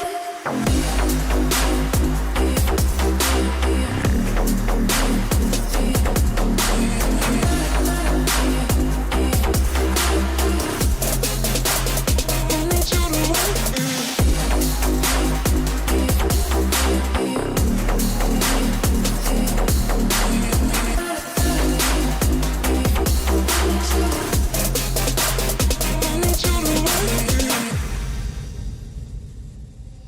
You can say hello, but I don't need you to like me. Don't need you to like me. Don't need you to like. You can watch me go, 'cause I don't need you to like me. Don't need you to like me. Don't need you to like. You can say hello, but I don't need you to like me. Don't need you to like me. Don't need you to like. You can watch me go, 'cause I don't need you to like me. Don't need you to like me. Don't need you to like me.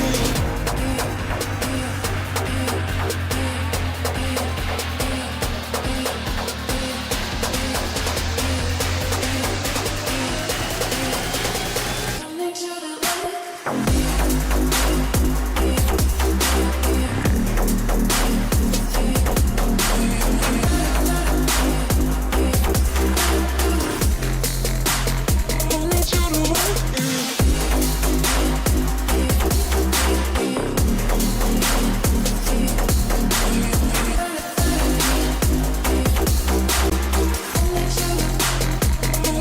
like.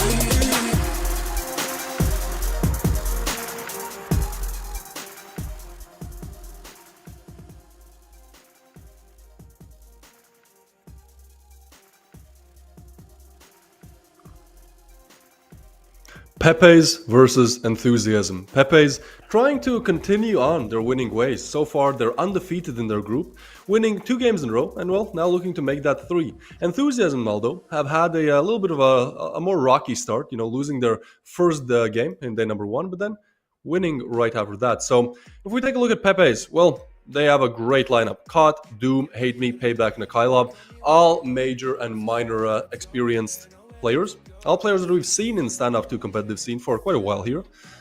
Their ratings, yeah, maybe not the best, but they make up for it in terms of their actual gameplay, in terms of their team play. I think this is one of the stronger teams to play with their team, not only individually.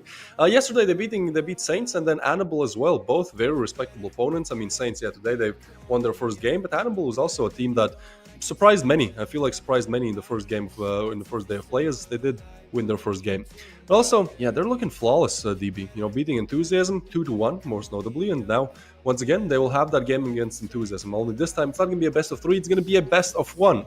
So I do think that Pepes are maybe in a bit of a more primed position to take this one. They're definitely group leaders again. They've beat them quite recently, and also I just think that on paper they are the better team, but. In this minor, we've had plenty of upsets so far, so I wouldn't be too surprised if this is another case of that happening. But I guess only time will tell, as we should first look at the other side of the equation, which is Enthusiasm. One of the newer teams, and honestly, I think most expected them to fail and to even lose yesterday, but they did win out yesterday, and I mean, definitely looking to build up on that, as they have Nevery, Toos, Plaint, Rez, and Relay on their side. Now, Rez, he was playing great yesterday. I feel like even though maybe his rating in KD is not at the top here, he was one of the players that almost single-handedly won Enthusiasm the game. So we'll see if he's back on that performance today. And if he's not, there's definitely teammates that can cover up for him. Toos, Nevery, most notably, great players. Now, yesterday, they did beat STREETEIGHT, but losing to NOOBS on their first game of play. So, it's all over the place, as some would say. Also winning NOOBS 2-1, and then Pepes, this is the game that we're talking about. In the best of 3, around, 2 weeks ago, week and a half ago, 10 days ago, they did lose to Pepes. So, again, this is the recent result, but that was a best of 3, and we know how these best of 1 games sometimes go. They're very chaotic, so, as the map ban will come up any second now, we'll see what we have. You think it's going to be Zone 9, DB? I bet it will be, but I am really hoping for Sakura. It's my favorite map out of all of them right now. And I say right now because we never know when certain things are going to be dropping. So I'd use that terminology with every game, not just Standoff 2. I understand what's going on. I do agree with that. I think Sakura is one of the more beautiful maps. Set in what I would guess is Japan. Having that very nice kind of pink tone to it. Obviously, Breeze is another map that personally I like visually, but Sakura is up there. But if anything, I just hope to see Dune, man. Like, Dune has been added to competitive map pool. We did not see it in the previous major or minor, but so far we've seen 0 games on Dune. So hopefully things change. Hopefully that changes today. But I wouldn't be too surprised if we see yet another Zone 9. Seems like all teams really do love and enjoy playing on it. So that was the map ban coming up any second. It depends, which map we get, but I would still say that Pepes have an advantage. But again, this major has been full of surprises so far. So Sandstone is going to be banned. Same for Breeze. So those two are out of the picture. Zone 9 and Sakura is still there. Province, another map that we have not seen a single time in this minor yet. And Dune, unfortunately, banned as well. So, DB. Zone 9, okay. 9. We have a chance for either Rust or Sakura. It is going to be Rust. As Sakura, Pepes, twist the knife in your back, DB a little bit. Ban it as their last option. And so we're going to Rust. This is, I believe, the 3rd time that we see Rust in this minor. So it's another one of competitive's favorite maps to play, and I can see why. It's definitely a fun map to watch. It's definitely a fun map. But it's also a very fast-paced map. So we shall see how things go once we actually get on Rust. Historically, the 2 games that we've seen on Rust have been very different. The first one was, I believe, Horizon versus Revile, where Revile somehow got 8 rounds in a row and closed it out, but Horizon made a small comeback there. And then yesterday we saw Rust as well, but that was way more equally sided. That was way more back and forth and less of a game of chunks. So with those two kind of polar opposites being in our past, we shall see how this one goes, as Pepes will take on Enthusiasm. Now, I would say that Enthusiasm probably needs this victory a bit more. Pepes are in a position where they've gotten 6 points, and the remaining 2 games tomorrow and on Wednesday are a bit of easier ones. So I feel like, they can probably, even if they lose this one, they don't need it that much, because they can still win just 1 more game and pretty much make it to the playoffs. But on the other side of things, I feel like for Enthusiasm, this is a must-win game, right? Like, this is a game where if they win, they probably solidify their chance to make it to the finals. If they lose, well, it could be an issue, because they still have 2 more games to play, and those are not going to be against the easiest opponents tomorrow and on Wednesday. So yeah, I'd say that perhaps Enthusiasm need this victory a bit more than Pepes, but Pepes are simply better, in my opinion, in both individual and team play departments. So know, it's interesting to see how those two kind of mix together as we do get on Rust any second here. Yeah, and if I can remember right, in the past, I think major and minor, we've seen Rust. And in Rust, just like Zone 9, we've seen some of the most insane kills, comebacks, just outright knife slaughters, just out of everything on Rust and Zone 9. So I'm actually really looking forward to this. I'm hoping for a 9-10 split, to be honest. Well, I'm hoping for it too. You know, the more competitive it is, the better for us. I feel like the more entertaining it is. But you know, I can hope for the same on Breeze. And unfortunately for both of us, yeah, that's not what we saw on Breeze. As the previous game ended 10-4. Noobs winning out Street 8. But you know, hopefully this time it is true because yeah, we want to see some closer games. Obviously, yesterday we saw only 9-9, which turned out to be 10-9 for a team that has slipped out of my mind just now. But, you know, either way, hopefully we see some closer games as we are approaching the exact middle. Right after this game, we have the exact middle of the group stage. You know, the first 2 days are behind us. The next 2 days are yet to come up. And there's 6 games today, and this is the third one. So we're going to be exactly in the middle of the group stage. But I feel like, you know, with almost being in the middle, we still have almost no idea how it's actually going to turn out and who's going to make it to the playoffs and who's not going to make it to the playoffs. Maybe after this day concludes, maybe, you know, looking at the group stage rankings, we might have some kind of an idea. But first, we still have to get through 4 more games, and starting off first, we will have Pepes versus Enthusiasm coming up on Rust, one of the more, as you said, DB chaotic maps, one of the maps where it seems like anything and everything is possible. So we shall see what's possible for both these teams, as they are in completely different moods, completely different situations in this group stage, both looking to add 3 more points to their tally. Yeah, this is, like I said before in this stream, when is the point where you're so far in the lead, you want to say, I want to make sure you don't win? Or you're so far in last place, you say to the other team, I'm not going to let you make it into the playoffs. Well, I feel like if you get 6 points, it could go down to round balance. So if you win 2 games out of your 5, if you get 9, I think you should almost guarantee yourself a stage in the playoffs. We will see. But obviously, 3 points is not enough, and currently 3 points is exactly all that Enthusiasm have. 6 for Pepes, respectively, as they will start on the T side of things, looking to open up with a banger, looking to continue their winning ways. Currently, they are the only group leaders in their group, so definitely work well for them to get that 3rd victory under their belt. Seems like they will take a bit of a slower approach, but it is more towards A than B. Bomb is dropped, but I feel like Enthusiasm, for some reason, they're already evacuating the site. I think they're being very proactive here. Kind of checking mid, you know, making sure that it's not B, but the timing could really not work out in their favor here, as Nevery is finally getting back on an angle that he should hold. Kot is also making his advancements here, so this is going to be interesting. I feel like Pepes are just going to explode any second. Yeah, they throw that flash. They don't actually go in. Oh, is this a fake, DB? This could be huge if it is a fake, because rotations are definitely coming in now. Not sure. Can't really read off of the map right now. It does look like Pepes wants to take A. They're just not sure how much of a resistance Enthusiasm is going to have on A. Yeah, it seems like they were just doing some standard lineups there with the nades and the smokes and the flashes, and they do make themselves onto the bomb site. So Enthusiasm are playing this one passively. They're letting them plan, but then Rez just drops a nade from the sky on payback, playing to assist that, and now Kot has to go big, but he does not, playing to get a kill, and another one on Doom. Okay, Pepes. This is not the Pepes that we saw yesterday. This is them losing the first pistol round, most likely, as Never is going to find a Kylab. It's only hate me in a 1v5, and I feel like although they hate him, he's not going to be able to clutch a 1v5 there. So this is going to be Enthusiasm with a bit of a weird play there, but I mean, ultimately it works out. You know, they let them plant, let them have that extra cash, but at the same time, they make the retake all together, starting it off with a nice double nade there, and it does get them the first round on the board, which I think is the perfect opener for them, right? Like, again, in this matchup, I would say that they are the underdog. So when you are the underdog, it's always great to start off strong. You don't want to be in a position where you're like 4 rounds down, and then you're like, okay, well, this team is better. They've gotten more rounds than we have. We have to make a comeback against a stronger team. No.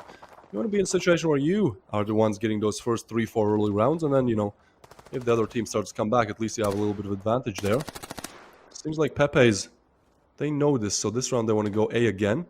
All sticking together with the pistols, but I think there's 3 on from Enthusiasm on A, and this time they're not going to evacuate the site. Smart move, not evacuating. Oh, they actually push in. Okay, Rez gets a double, but he gets taken down by Kylov. They are going to retrieve that shoddy, but oh, that nade. Just beautiful nades here coming in from Enthusiasm. Once again, shutting down the round by getting a nice nade lineup there. So now it's a 2v4, but I feel like pepes are just kind of lost where they want to go. Kylov has that upgraded shoddy, but definitely A side is not one of those sites where it's close range and you can just push in with the shoddy. So it's going to be a 2v4, and Kylov does drop that shoddy over, as he is on lower HP. I feel like pepes might be just waiting for maybe a push here, you know. If they can't exactly make their own way here, then they're just waiting for Enthusiasm to make theirs and make a mistake while doing so. Yeah, it's all come down to who sees who first. Who sees who big toe first.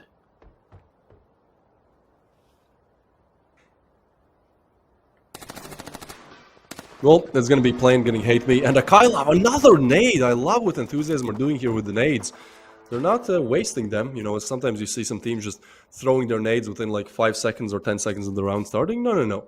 Enthusiasm are approaching this one very tactively, very precautious, throwing nades when it matters the most. And, you know, so far from the 10 kills that they've gotten, 3 have been with nades. So they're showing us they don't exactly need the best aim. You just need to know how to line those nades up. But, DB, we are approaching the curse situation. We are approaching the point where the team that always wins the pistol in the consecutive almost always loses the last one. As it's going to be 2s pushing in, that's a big frag.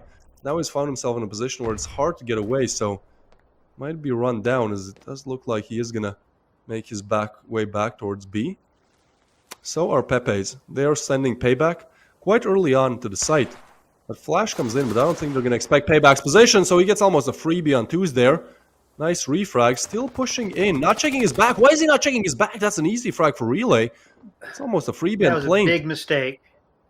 Yeah, and I think that Plaint is aware about this positioning as well, although Kylov to take him down, hate me as well. And suddenly this looks very doable for pepes. It's 2v3, but the bomb is actually so far away. This is going to be interesting. Rez spots another player, but yeah, that bomb needs to make its way onto the bomb side. Meanwhile, Nevery's going to push in and clear the bomb side. So at this point, pepes are kind of scrambling. Do they want to go A, B? Well, it seems like A side is now cleared, so they're going A instead. Such a weird round, DB. Yeah, this definitely not going how I was expecting. Maybe that curse is affecting their minds more than we'd expected. Perhaps.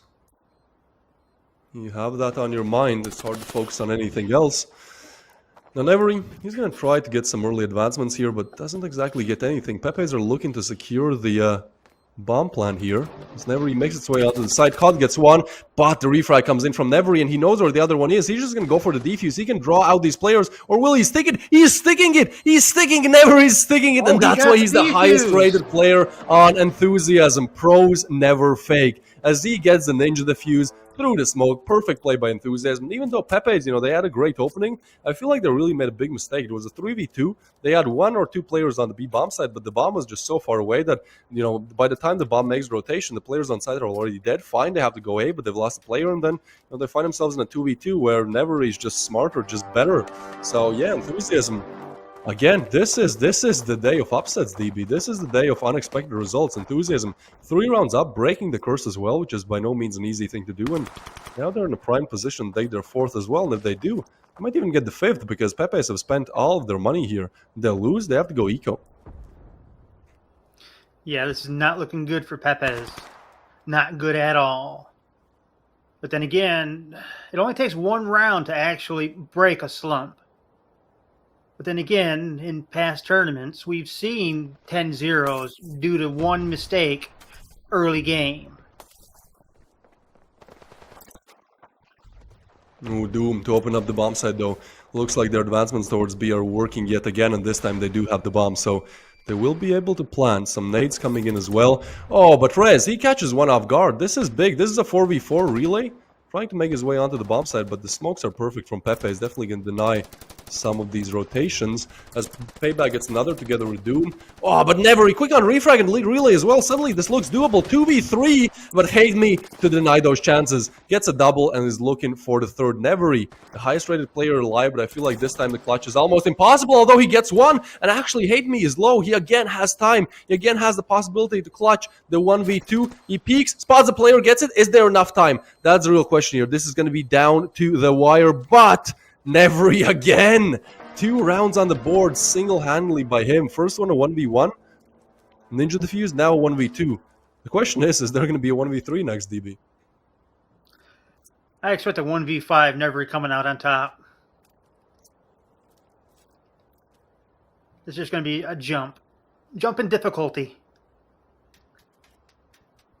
Perhaps, but so far he's been good. Whatever gets thrown at him, he's been able to make work. Now, this is what I was talking about, yeah. Pepes, they might have money to buy, but that's definitely not the best buy. It's almost a force, you know. 3, 4 weapons without, not being AKs, you know, not the exact weapons they wanted. Yeah. Sure, they can cause some damage, but looks like they are going to try to attack the B bomb site, which is smart, you know. They've cleared it 2 rounds in a row. Sure, they maybe didn't lock it down, but, you know, third time is off. The third time is oftentimes the charm, so we'll see if they're able to do it this time successfully. Pushing in, but Tusage just better gets one. Now he probably will get refrag, but it's Relay actually to get Payback. And another one, they're all falling apart. Pepe is struggling to even enter the bomb site. Have lost the bomb as well. Now Akailov is on site, but he's getting naded down. They know where he is, waiting for help to arrive, but I feel like with 2 still on site, he could still deal some damage. Now he gets taken down, but it's a 2v4. They have to plant, and everyone from the side of Enthusiasm almost are on the bomb site, getting some nades on it as well, so slowly chipping away the damage. As Akailov gets another one, okay, they're making this doable. They want to go the hard way. 2v5 turned into a 2v3, and even though we've seen them lose better positions, seems like this could be their round. Though Relay spots one, but also shows his position. He's stuck in this position. You know, he can get pre-aimed here, so he has to be very careful exactly what he does, but there's also a backstab coming in. This is interesting. Caught trying to span those doors. This is just round in the standstill. They're trying to clear Relay together, but he still gets one, and I think that might even be enough. A 1v2 and a backstab coming in, but Akailov gets another. He's looking the wrong way, though. Is Rez now going to be the man of the clutch? He only has a shotty to his name. The smoke is dropped. And I feel like with that sound made, now they know where Rez is. Can there be 3 clutches in a row? That's a real question. Akailov repositions. Oh, this is such a strong position. Yeah, this is a pixel angle. This should be his round any day of the week. Rez peeks in, and yeah, Akailov just superior positioning. So finally, on their 3rd attempt, it is the charm, and they do get around. But again, this is down to the wire, DB. This is Enthusiasm on full force. We did not expect them to play this well. Yeah, I'm not sure what to expect anymore. The actual players I've seen throughout have been clearing angles, but not clearing the angle. They don't clear the entire staircase. They don't the entire corner. And it just so happens there's another player on the other side. Or they're getting a everybody bit just sloppy. dies. But seems like this round is going to be different. Pepes are going to make a small little comeback here. It is a 1v3 with only 2s alive, and he's in no position to deny this plant going down. Perhaps to deny the bomb exploding, sure, but this is a 1v3 where he doesn't really have any business winning, especially with that timing here. He's going to get caught off guard, or will he? Great flick there by 2s. Hate Me goes down. Now it's a 1v2, and I mean, it's possible. He has an upgraded rifle, but still very low health, and with that molly on the bomb, that's going to deny his chances even a bit more. I like that Pepes are both sticking together. Now that smoke does go down. Akailov pushing the smoke, and nice pre-fire there, giving 2s no chances, no business in winning this round, as it is going to be Pepes fighting their second. And yeah, Enthusiasm been playing great so far. I mean, again, this is exactly how you want to start off, right? Like playing against a stronger opponent, being the underdog, you want to get those initial 3-4 rounds on the board. So at this point, if you start losing, you're still in the lead, and you can kind of, you know, start changing up your gameplay maybe a little bit to figure out what exactly you need to do to get those falling ones. Start experimenting with your strategies.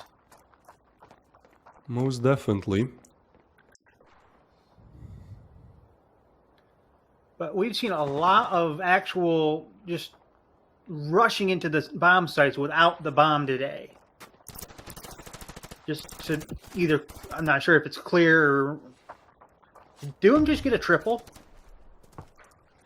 Yeah, so. just like that again. Pepes have found themselves in a prime position to win this round. 2v4. Now the A bomb site is still not cleared, but it's only plain there, and even though he has 5 kills on his name, one of the better performing Enthusiasm players, this is still a huge ask. This is him clearing 2 and getting away. You know, this is a big round for him. Kot is going to try to get on the site. Oh, but his position is not checked. This could be a freebie for him. Plane gets 1 and 2. This is exactly what he needed to do. This is still doable. Unfortunately, Toos is not able to do the same. As he goes down, there's going to be a 3 to 4 for Pepes. So again, you know, they've stringed together 3 rounds, but Enthusiasm's still up there, at least in the round department. Obviously, if they could get 1 or 2 of these remaining rounds of the half, that would put them in a better position. Let's just say that. Yeah. I think if Enthusiasm can at least win 1 more round, they have a very good chance of taking the actual victory at the end. But I have no idea what that X score is going to be, and I would rather not speculate at this point. Because I hope on every one of these is going to be a 9-10, but I don't know who's going to win. And it seems how the 3rd round curse is broken. I'm a little afraid chasing him down. Do a caster curse. Yeah, they're trying to chase down the player on the B bomb set. There's actually 2, so this time could be a bit harder for Pepes to clear or not. Payback gets 1 plane though. With the auto shot, he is able to get 1 and some more damage in, but again, this is a 2v4 where it should be Pepe's round any day of the week. Rez on a pistol, he is able to get 1. That's a big frag from Rez, but yeah, this is a 1v3. Nevery smoked off from all angles. I think if he gets even 1 player, that should be counted as a win. Getting some nice economical damage on Pepe's. Payback has heard a drop, so at this point it's just him trying to play around the angles, expecting He didn't the only peak see to a come drop, any he second. saw a head over the container. Yeah, so we do have Pepes doing exactly what Enthusiasm did, getting 4 rounds in a row, now making the playing field all equal once again, and perhaps Enthusiasm have lost a little bit of that early game spark. Now, obviously the game's still equal, they still have all the chances to make it work, but it does feel like Pepes have found their winning ways and are making sure that they keep on those tracks. Yeah, at this point, I don't know if Enthusiasm has it in them to actually bring this back. But then again, we've seen these comebacks before. One team gets up to a point, they don't allow it, but the other team gets to an even bigger point, and all of a sudden, the game's over. Someone brought it back 7 games in a row. Yeah, as you said, DB, chaos is the name of the game on Rust. Really anything can happen, but for now, it's going to be an equal playing field. I mean, it's possible that Pepe just string 10 rounds together here, but you know, I think it's a bit too early to make that prediction. So we are heading into our last round of this side here. Pepes are making their advancements towards B, but I like they're also sending some players towards A, you know, to fake it a little bit. Meanwhile, Payback is also making noise on B, so Enthusiasm are really struggling to decide where to go, although rotations are not coming in, but Hate Me is also finding headshot. Yeah, Enthusiasm are just bamboozled. They don't know, do they want to stay A, do they want to go B? There's attacks coming both directions, but this is going to be B, so a very good fake sold by Pepes. Rez is still going to be able to get 1, but unfortunately that's the lurk player. Now 2 is going to be fully flashed, he gets 1, Doom to refrag. But the bomb is on site, so this should be a 3v3 retake. His plane catches a glimpse of a player there trying to pre-fire, trying to make himself onto the site. I think they might know his positioning now. Oh, but early peek from Hate Me. Not sure if should have done that, as now it's going to be a 2v3 and Cotton Doom in position of despair here. They know that 2 players are on site, so now it's just a question of can they execute it. Rez still has some utility, so perhaps a flash, a smoke to throw there. Yeah, I'm not So low as well. Oh, Nevery gets Doom, and I think this is all over. Caught. But actually, the time is very low. So Cat got another one. Oh boy, what is this? Nevery, he gets the frag, but does he have the time? I think this time could be on Pepe's side, or will he? Yeah, it explodes. I was down to the wire. But Nevery goes down as a hero nevertheless. I mean, trying to defuse the bomb there, but Pepe is stringing together somehow 5 rounds. They have been shaky. I'll give you that, but still. What matters is they get the round, and they have We done haven't had any exactly that. pullaways either when it comes to kills. Nobody outdoing anybody else at this point. That is true. Very equal scorelines here on both sides. Although on Pepe's, Payback and Hate Me could perform a little better, but then again, you know, Hate Me did almost single-handedly win around there, so we shall see how things go.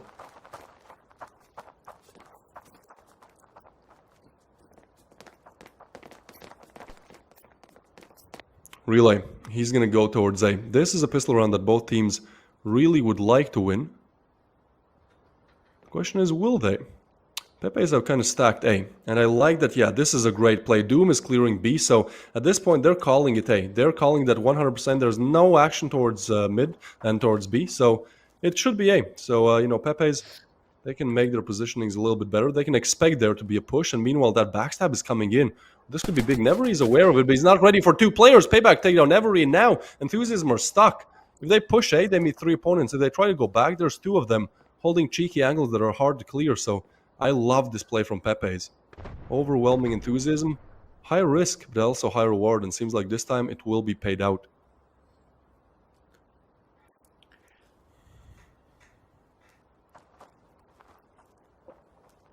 Yeah, this is... I'm not sure what to do with this in this point if you're T side. You don't know if you should rush or try to bait and switch or even just bait and try to get a kill.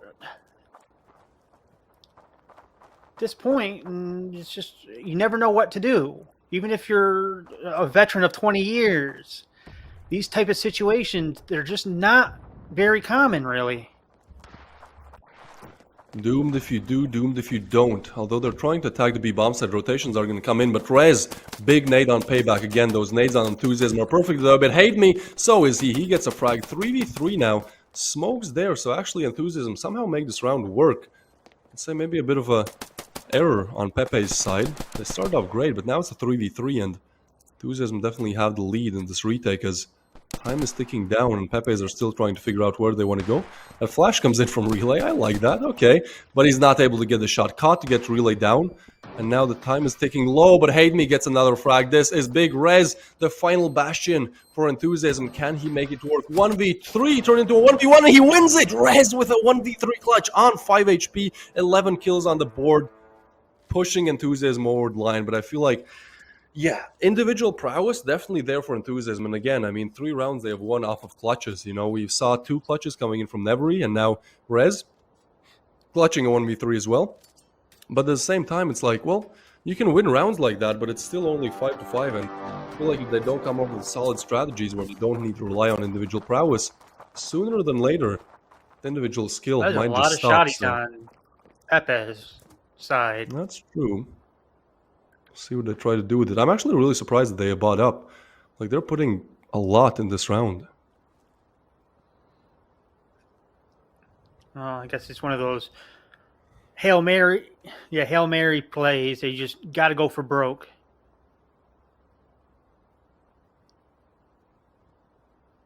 Okay. Although I don't think slow. Enthusiasm knows what Pepes has, loadout-wise, so they don't know exactly what to do.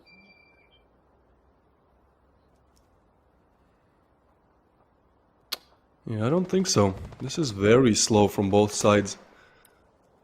Kylov is going to get some initial damage in. Minute left on the clock. No advancements so far. Enthusiasm, I feel like they're second-guessing themselves. I mean, they know that on the other side of the equation, there should be only pistols. Perhaps they will be surprised by the shotties. But that doesn't matter. Hate Me to take Rez down. That's a 4v4 situation. The bomb is still dropped. 50 seconds on the clock. They're not overcommitting to anything. Just Relay, he does get payback, but so does Doom. So this is a 3v3. Can they take the bomb and go B? That would be the perfect call here. But again, they're just so, I'd say, timid, just like not sure. Yeah. Not confident at all. Trying to look around. 30 seconds, the bomb is still down. They need to make their advancements quick. This is such a weird round for Enthusiasm. Now they're picking up the bomb, but they will have one chance at executing the A bomb side, and it has to be perfect. Yeah, I don't think they got enough time to get over to B, so they have to go A. An absolute must. Oh, Hate Me's position is not known, but it's gonna be Cotton Doom getting 2. Not like this enthusiasm. And again, you know, they can perform well in that individual department, but when it comes to team play, it's just not there many of these rounds. And so a round that they should have won 100%, it wasn't even close. It seemed like a round that Pepe's, you know, that there were Pepe's in the lead in terms of their play there, turning a 3v3 into a 3v0 very quickly, establishing themselves for the first time in this game in the lead. And now it's only 4 rounds to close the game for them, and this is a bit of a CD-sided map, so excited to see what Enthusiasm can bring to the table. It seems like not much, at least Plaint. He goes down from a nice spam there. And yeah, because Enthusiasm bought up, this is a pretty much freebie round for Pepe's. Look how aggressive they are. They know there's only pistols on the other side. I always love the Kimbos. Don't matter the game, I just always love using them.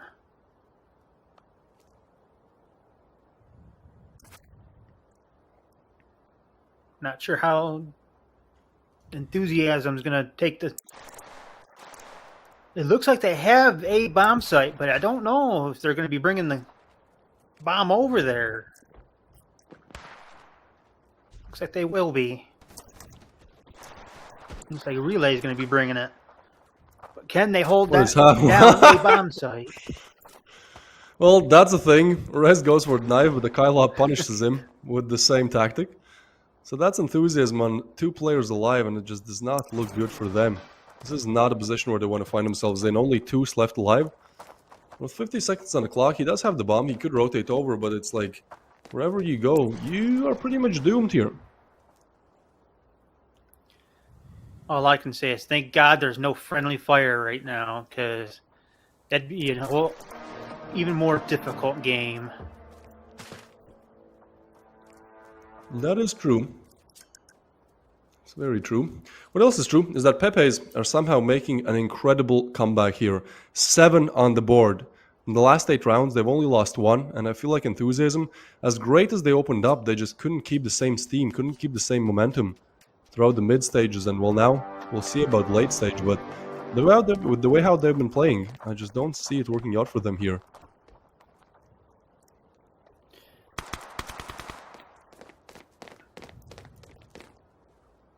I think we're going to be seeing an A rush right now from Enthusiasm. Perhaps, although they have been very slow with their advancements historically. Rez is on a shoddy. That's a very interesting buy, right? Because Ace side is not really something you want to clear with a shoddy. A lot of long-range angles here. And Rez is trying to clear at least the closer corners there. Relay throws a nade. Okay. Let's see this Enthusiasm. This is your one chance of making it back into this game. You put all your money into this round. If you lose, you're pretty much down to a match point. Some nades being traded as well. Ooh, caught. He could go nuclear here. He's waiting for the push, and it comes in. Rez, first point of contact. He goes down. Caught is ready for more, and so is Nevery. He goes down as well. This is a 3v5. Again, just falling apart for Enthusiasm. The strats are just not there. It's almost as if they have a strat of just go 1 by 1 and die, because that's exactly what's happening now. And if Caught pre-fires this smoke here, could even get a third. Oh, the crosshair is exactly on him, but he's not committing just yet. Just tap. Yeah, he doesn't realize pre-fire would have gotten him another kill, but also would have given away his position. Hold on. Relay. Okay, Relay he gets 2 back. Double. But this is still a 3v3, and this is exactly what I'm saying, right? Like, this is off of individual plays again. This is Relay just somehow making this round manageable, but let's hope they do more of that. Oh, twos. This is a freebie for him. He does get payback, so the round is turned on its head, and the bomb is making a rotation over. I think there is enough time for that to happen, although time is very low. Oh, but Hate Me gets 1. Not like this. Plane gets another one, but again, the time. 7 seconds on the clock. They have to rush to the bomb site as quickly as they can, but there's simply not enough time to plant the bomb. Enthusiasm. This looked like a good strategy, but again, just, you know, some minor mistakes build up, and in the end, they lose the round. So this is Pepe's on 8. From the last 9 rounds, they lost 1. This is just masterclass from Pepe's. This is a masterclass in not giving up. Again, you know, Enthusiasm start out this game 4-0. Then just struggle to do much in the next upcoming rounds. Caught here, gets 1. Gets the second one on Nevery as well. And I mean, even though this 2 skill makes it possible, just very good crossfires here make it impossible to make it on site and plant on time. So yeah, pepes are going to be on 8, and the buy on enthusiasm could not be any worse. Sure, they do have some rifles, but almost no util and not exactly AKs on everyone. Yeah, if I was on enthusiasm right now, I'd be hoping for a kill. Just like Relay right there with the double. And I would probably switch out my main weapon. You know, the weird thing is, enthusiasm are almost doing better than their opponents in the frag department. Oh, caught. Well, hold on, not like, okay. Well, that's a chance for enthusiasm. This is a round that they have to win now, right? Like they are given just a huge favor there by caught not being able to connect the shots. And it does seem like finally they might get one more round on the board. So 1v4, Hate Me left alive. Hasn't been exactly performing that well, so perhaps he knows it, but he also knows that there's only $700 in his pocket, so he's just gonna go and save. That makes sense. Why not? But Smart I feel like, move. yeah, but I feel like at the same time, enthusiasm could try to run him down, right? Like they don't really have much to lose in this situation. Although I'm not sure if he's going to survive till the actual bomb goes off. He's got both Rez and Nevery. Well, actually, no, the entire team looks like they want to come and say hi.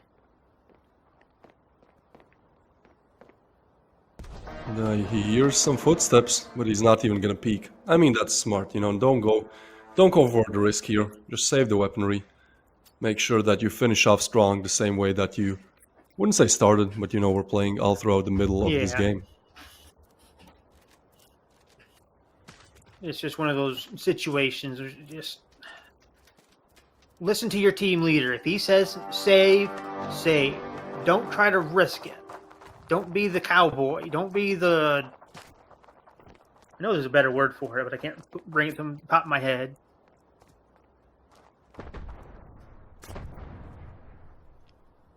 Enthusiasm. Very slow approach to this round. They have the bomb dropped over. I like this boost coming in from Akailab. They haven't really utilized it before, so perhaps hoping to catch some of these enthusiasm players off guard, but that hasn't exactly happened. What happens is enthusiasm are making their approach towards B slowly. Although the bomb is far away, it could draw over some rotations, and then perhaps if they pick up the bomb and go A, well then it's going to be an interesting situation. But Doom is pretty ready for this push. Toos is slowly trying to clear angles, so is Relay, but I think they're being heard, and now Payback definitely gets the frag. He might get pushed. Ah, Doom! That's a big frag found on Relay. Doubled up there. And what? What is that from Rez? He gets a wallbang headshot there. Okay, Rez. That's one way again. That's just where individual I think skill. bullet spread comes into play. Yeah, individual skill once again, bringing enthusiasm back into this game, although it's still a 3v4. It does look a bit more manageable than before.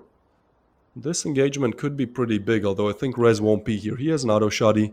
Smoke is there. I think he's just guarding angles more than anything. Doom might be aware. Will he go for the wallbang? Probably not. Instead, he'll go towards A, which is the correct call. With 30 seconds on the clock, Enthusiasm's chances to rotate over, sell a fake, are diminishing, and so they have to push A. Unfortunately, there's a smoke, and there's also 3 players waiting for them.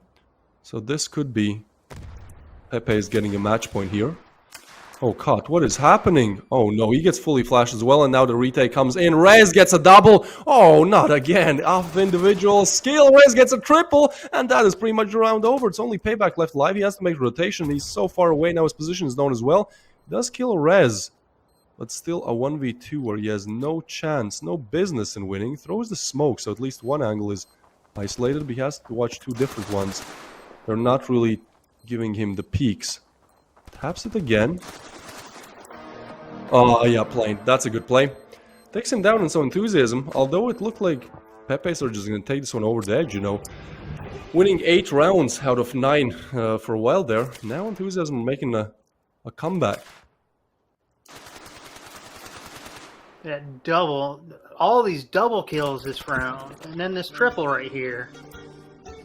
Just insane.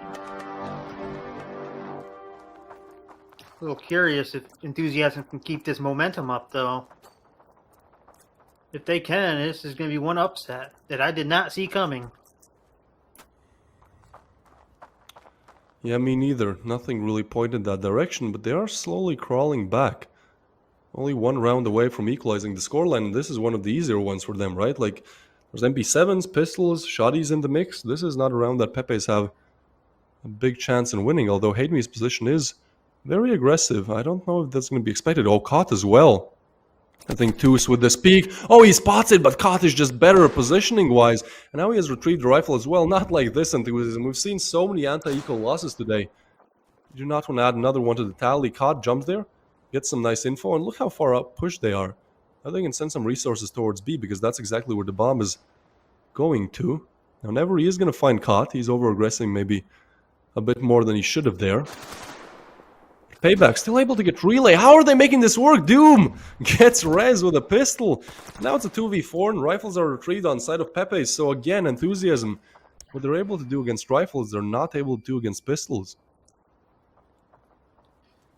Yeah, like we both said before, we've seen some absolutely insane things happen with these pistols. It's like the rifles don't even work. Yeah, it's weird. All kinds of chaos unfolding here on Rust. I think that's exactly what we expected, DB. We also expected a close game, but Pepes are trying to make it not as close, trying to get themselves the 9th round here. In a 1v3 situation, Never he has clutched before, but never a 1v3. And I feel like Payback will peak on the call there, and he does. Gets a nice headshot on Nevery, and that's going to be Pepes on 9. Match point for them, and their chance to win it all. Their chance to keep distinguishing themselves as group leaders. Their chance to get 9 rounds. 9 points, that is. They have 9 rounds. Now they're just looking for the 9 points, and they are 1 round away from just that. Yeah. And in all actuality, neither one of these teams has that breakaway player so far. I mean, Rez is 5 kills above 3 other teammates, but it's not something I would call a runaway. Well, make that 6 with that wall bang. Yeah, he's looking to get 20, but what's more important for him, and probably, well, definitely for his team as well, is getting that 8th round on the board. Now they've gotten a great start here, getting 1 player down. Still 4 more to be found, and again, Enthusiasm are making a very slow approach to this game. 4v5 where Rez could check some angles. Meanwhile, Plaint, ooh, this is an interesting angle to be held by him. Will he spot the head? He does, but he's not able to adjust his crosshair correctly, and that's a quick nade coming in. Only 20 damage chipped away from Plaint, but that's still something. That still makes it a bit easier to get the frag for the rest of his team. Look at the bomb, Yeah, DB, though. Like, down. Enthusiasm, they're so slow. They're not committing to anything. Now the bomb's going to get picked up by Relay, that is. I almost think they're not playing this the way they should be, as in an actual game of defuse. I almost think they're playing it as a different game mode. Try to take out as much of the team as possible, and then go for the plant. As a So last far, resort type situation. Seems like the game mode they're playing is one that you get paid for by the hour, because again, it's 20 seconds on the clock, and they haven't made an advancement just yet. Now they explode, but Never is going to get 1. Hate Meter refrag, Doom with another, and again, Enthusiasm. They're in a bad spot now. 2v2, although Toos is able to get 1. Okay, this is big. Can Doom do it? Can he secure Pepe's 9 points? Or will Enthusiasm keep fighting on? 5 seconds on the clock. The bomb is not even down. What is happening? Okay, now the bomb is planted in the dying embers of the round there. 1v2 and Doom gets 1. Oh, this is big. 1v1. Doom is so low. He's going to push up, but Rez is expecting him from a different side. Will he be ready? He goes for the pre-fire. Both players dancing around the crate here, but Rez should come out victorious, and he does. So he keeps Enthusiasm in the game here. Doom's clutch Rez is now at denied. 20. And even though Rez is at 20, his team is still in this game. 8 on the board, and I mean, so Doom is also looking for that 20, right? Like, he's on 19. Yeah. Fortunately, not able to make it 20 and close out the game, so... Ooh, this is so back and forth. This is an interesting one, and interestingly enough, Pepes, they don't want to go for a save here. They don't want to go 9-9. They want to win it all here and now. So, even though they have to settle for a shoddy and MP7 buy, that is still a pretty decent buy on their side. Some util as well. They can definitely make it work. And seems like they're going for those gimmicky plays once again. Pepes are pushing up towards B, where nobody really expects them. I don't think so. A little surprising to see Enthusiasm actually bring up the bomb over near A. It's not back in spawn.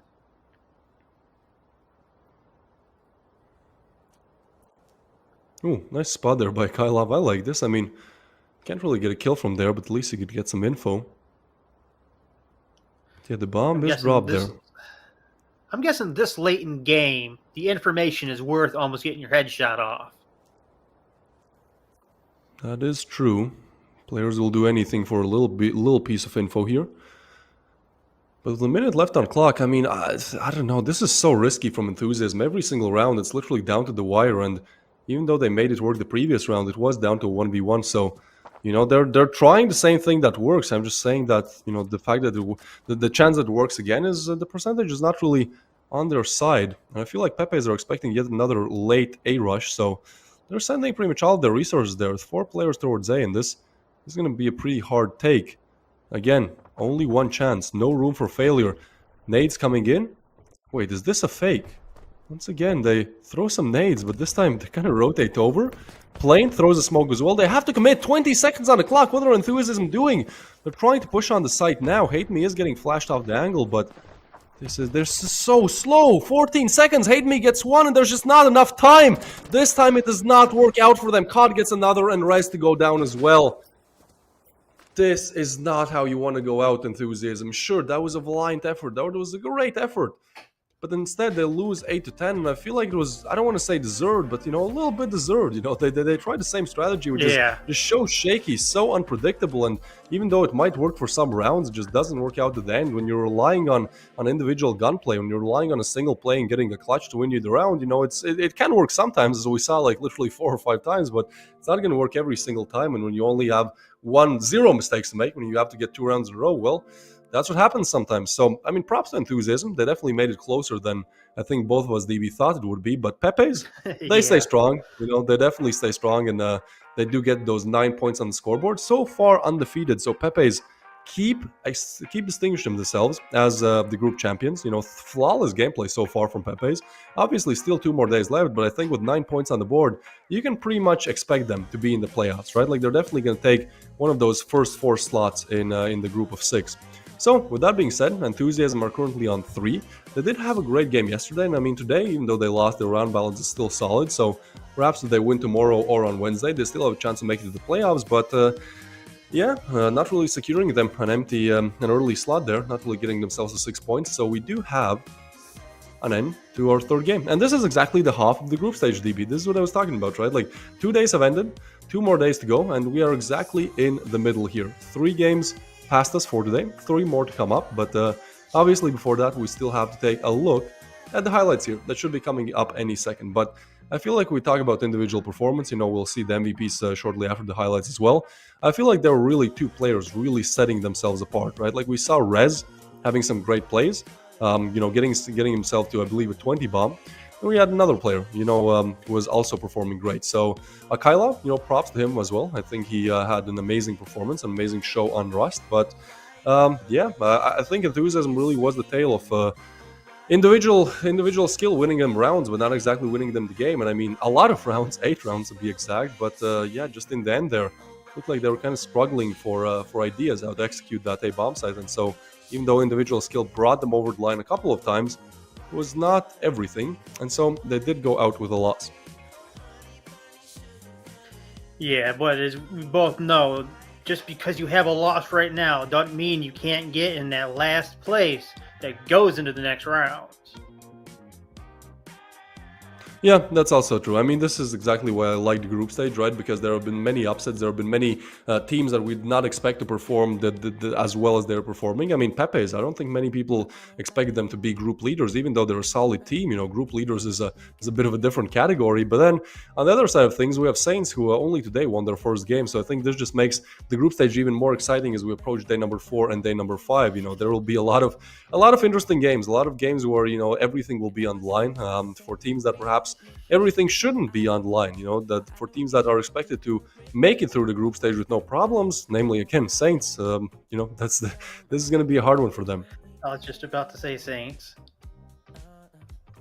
The one Yeah, team so, I was expecting yeah. to make it all the way through, no problems, is having problems.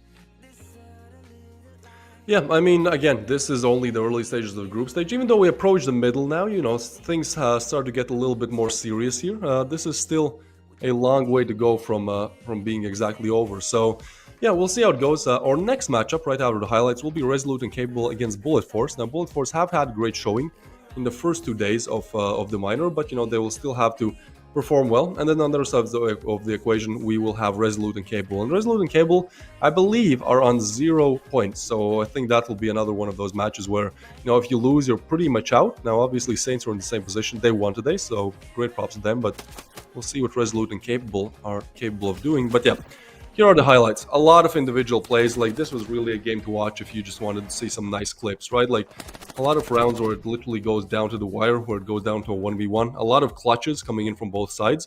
And especially I was surprised by Enthusiasm, you know, starting off as strong as they did, getting 4 rounds early on the board.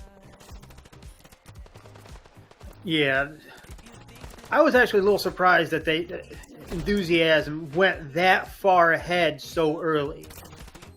I was expecting that curse to kick in a lot quicker. And that's true, but we do have to remember that round number 3 and 4 of play was won by just Nevery clutching a 1v2 and a 1v1. So, you know, again, it was off of individual performance, but once we headed into the middle stages of this game, it did seem like that individual performance started to dwindle a little bit, and Pepe's just solid team play started to come in. So, yeah, Pepe's won, I think out of 9 rounds, they won 8. You know, that's crazy. This was just a funny moment. And yeah, 2 players to highlight really were, I do believe, Axlebolt and Rez. You know, they both got a 20 bomb, which is a very hard task to do. No matter if you play, you know, all the rounds, or if you play a little bit less than that, that's still a hard task to do. You know, getting 20 kills on the board. So, props to them, as we'll see the scoreboard any minute now. But this is where Enthusiasm started to make that late game comeback. Obviously, off of individual skill. Here, this was just a Rez show, getting a triple. But again, you know, individual performance might win you rounds, but in the whole game department, didn't exactly work out in their favor. And yeah, in that last round of play, I mean, it was just like trying to hit A, and what worked for them before did not work again. And so little time on the clock. Look, 10 seconds on the clock, and Enthusiasm are not even on the bomb side. So I feel like that was another one of their mistakes where they kind of just waste their time a little bit. So the ratings are not actually going to be that high, as it was a close game, and, you know, ratings are heavily influenced by your death. So, you know, it kind of makes sense. Doom actually didn't make it to 20 bomb. He was on 19, but in fact it was Cot who got the highest rating, even though only 16 frags to him. I'm saying only, that's still a great showing, but 1.25 rating on him. Overall, very close ratings, but obviously Rez a little bit better than everyone else. And interestingly enough, you know, even though Enthusiasm lose, Rez does distinguish himself as the leader on the server. So I'm quite sure that he will get the MVP. We'll see. But he definitely has the highest rating here, DB. Yeah. I'm a little curious, just because you win or lose.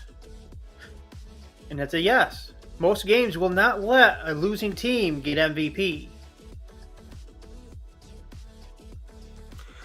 Yeah, well, Rez, I think he definitely deserves it. You know, he was definitely almost yeah, single-handedly trying to carry, you know, Enthusiasm to victory here, and so close. Again, I have to give props to Enthusiasm. I did not expect an 8 to 10 showing. You know, the way how Pepes were playing yesterday and on day number 1, I was like, yeah, this is probably going to be just a master class coming in from them. You know, probably some like 10 to 4, 10 to 5. Well, no, they actually let Enthusiasm, you know, get 8 rounds, but that was it. That was it for Pepes. They were like, no, we do want to get those 9 points. So they are currently on 9 points in the group, and this is an interesting turn of events, let's just say that. As we approach our 4th game of today, which is going to be Resolute&Capable against Bullet Force, we have to take a little bit of a break here, and we'll be right back after that.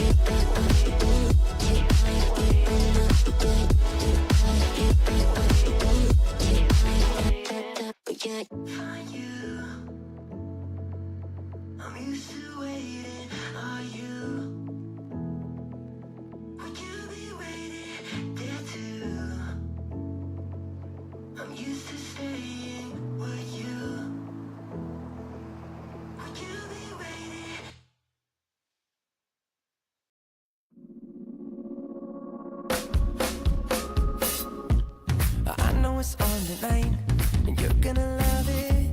We've been waiting to move, and I'm going slow. Let's hit the road and make it up as we go. Oh, let's go. Oh, baby, don't change your mind. Let's get in trouble. I want nothing but you. No holding back. Don't need a bag, baby. We'll leave everything. You and me is all we need. We've been busy sleeping. We could live our dream in daylight. It's right. Just go with the feeling. Take my hand. We'll ruin our plans. We'll leave it all behind. We gotta leave tonight. Get away. Feeling kinda reckless when you're here with me. Baby, say the word and we can disappear. We run all the lights. Do I get away? Oh, you're my getaway. Let's get away. Seeing all the damage that we need to leave. And if we make it out, it won't be make believe. We run all the lights. Do I get away? Oh, you're my getaway. Lights will expose the night. We're getting closer.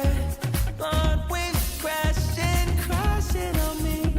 As long as we're gone, it's where we belong. Maybe we're just passing through. Meet me at the hotel room. We've been busy sleeping. We could live our dream in daylight. It's right. Just go with the feeling. Take my hand. We'll ruin our plans. We'll leave it all behind. We gotta leave tonight. Get away. Feeling kinda reckless when you're here with me. Baby, say the word and we can disappear. We run all the lights. Do I get away? Oh, you're my getaway. Let's get away. Seeing all the damage that we need to leave. And if we make it out, it won't be make believe. We run all the lights. Do I get away? Oh, you're my getaway.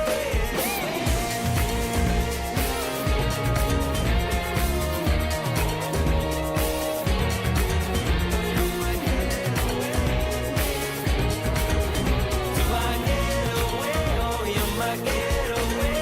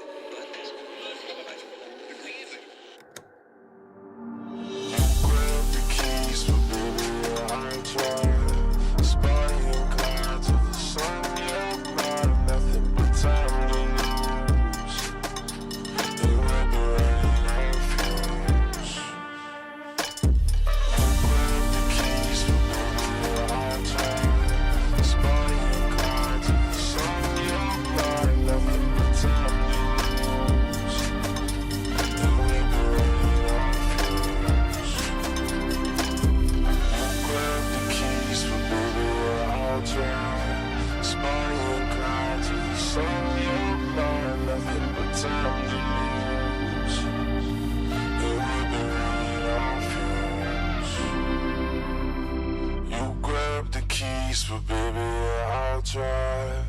Spotty and Clyde to the sun, you're mine. Nothing but time to lose.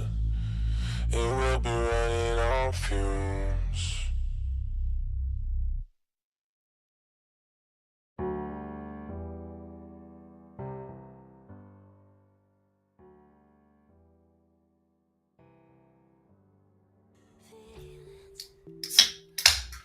Enthusiasm, making it very, very close, almost getting pepes off their winning ways, but doesn't matter because pepes are simply built different in this minor. 9 points on the board for them, establishing themselves as group leaders, but that was the third game. Now we have to head into our fourth one, and that is obviously going to be Resolute and Capable, trying out their luck against Bullet Force.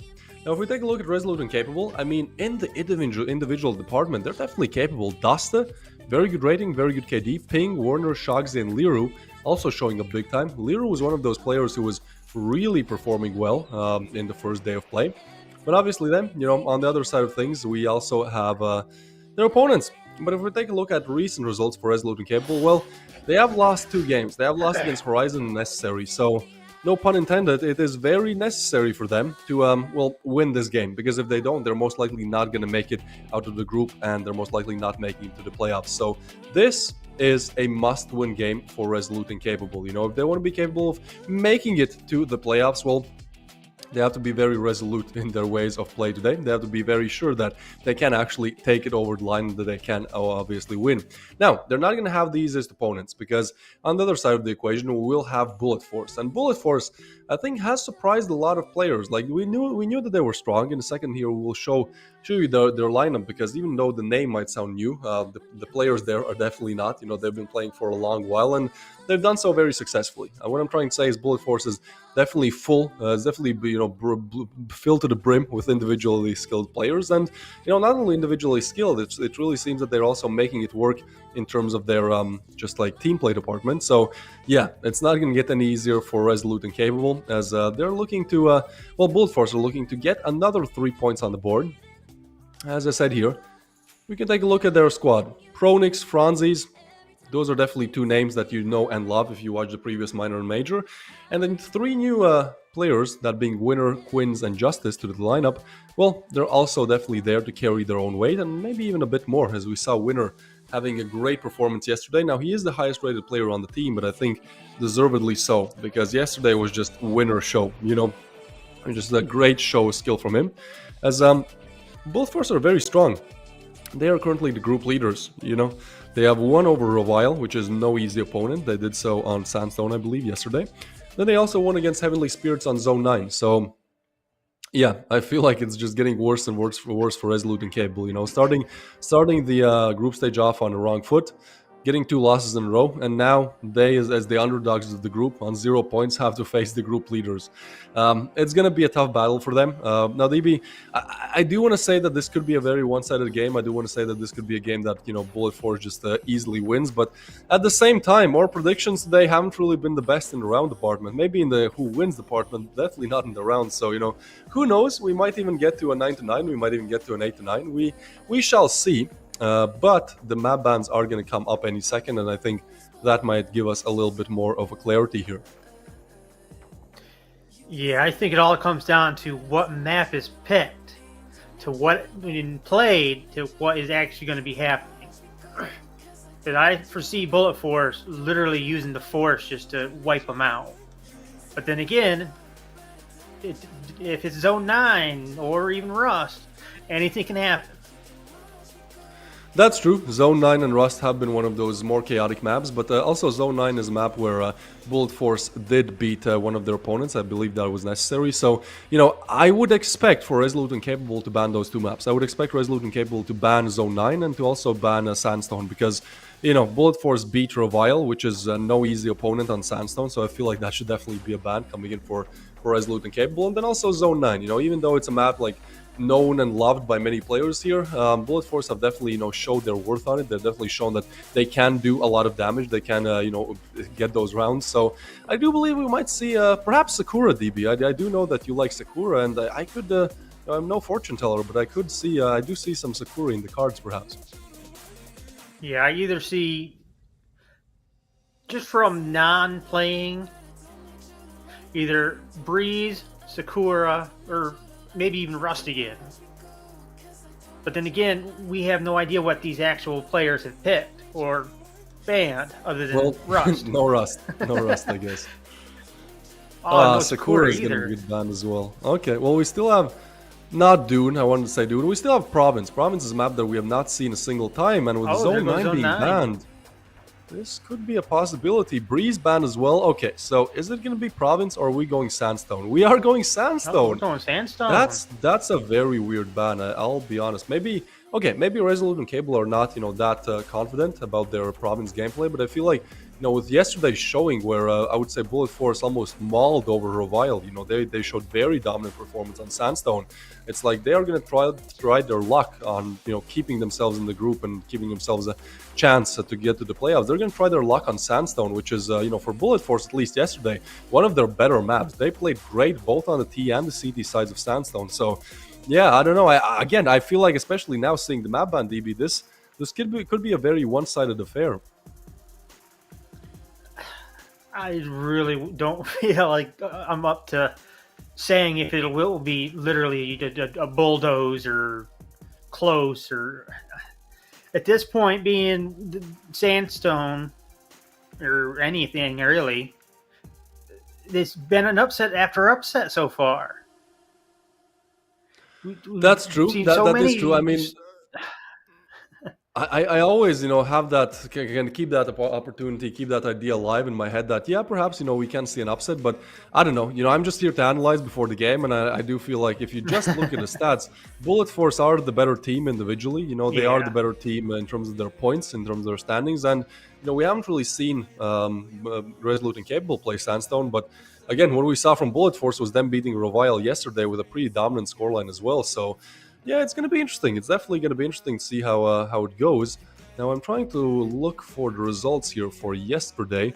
Yeah, Bullet Force beat Revile Gaming 10-5 on Sandstone. And again, Revile is maybe, not on their best but like not on their best performance as of recent. But still, this is Revile that we're talking about. This is a very legendary team in the Standoff 2 community. This is a team that, has been able to, show more than Resolute and Capable. It's a team that's been there for a long while. And the fact that they lose with 5 rounds to spare, or the fact that Bullet Force win with 5 rounds to spare on Sandstone, just for me kind of signals that it could be that once again. Now, yesterday Justice was the highest rated player on Sandstone. He got 1.63 rating.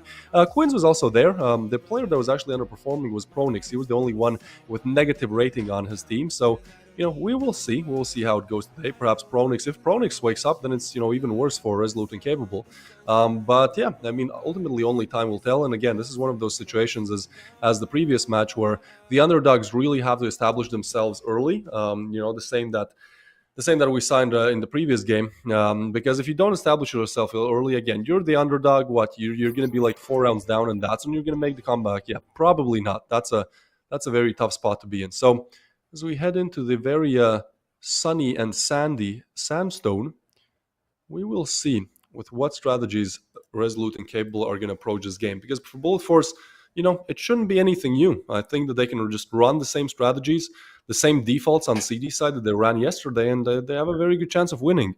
If it ain't broke, don't try to fix it. And Bullet Force is anything but broke, as they are currently group leaders.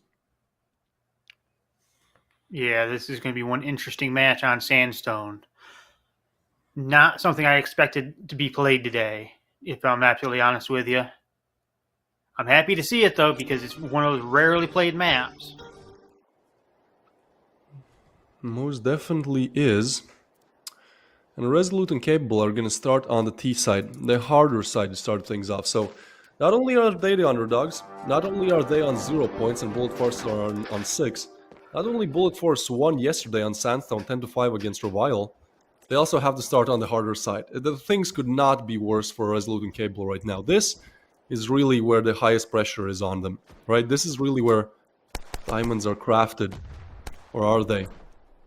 Bullet Force, they do spot some players there, and they are sending 3 players towards B, so it's kind of expected that Resolute will push it. Now, obviously, there's still 1 minute and 30 on the clock. As Resolute are trying to clear mid, they are gearing up towards on B side execute, but they're going to find 3 or even more players there. As now rotations are coming in. Ooh, this is interesting. Great nades and great opening up from Bullet Force. This is completely different thing. Ping gets a headshot as well, but Winner double nade. What is that, Winner? Trying to look for some more. He has already done enough damage, but a 2v3 is certainly possible in this type of situation. Now, the site is not the Yeah, I would easiest one to expect at retake. least Franz to be able to pull it off. Yeah, he is on that upgraded pistol as well. So we'll see how deadly that is.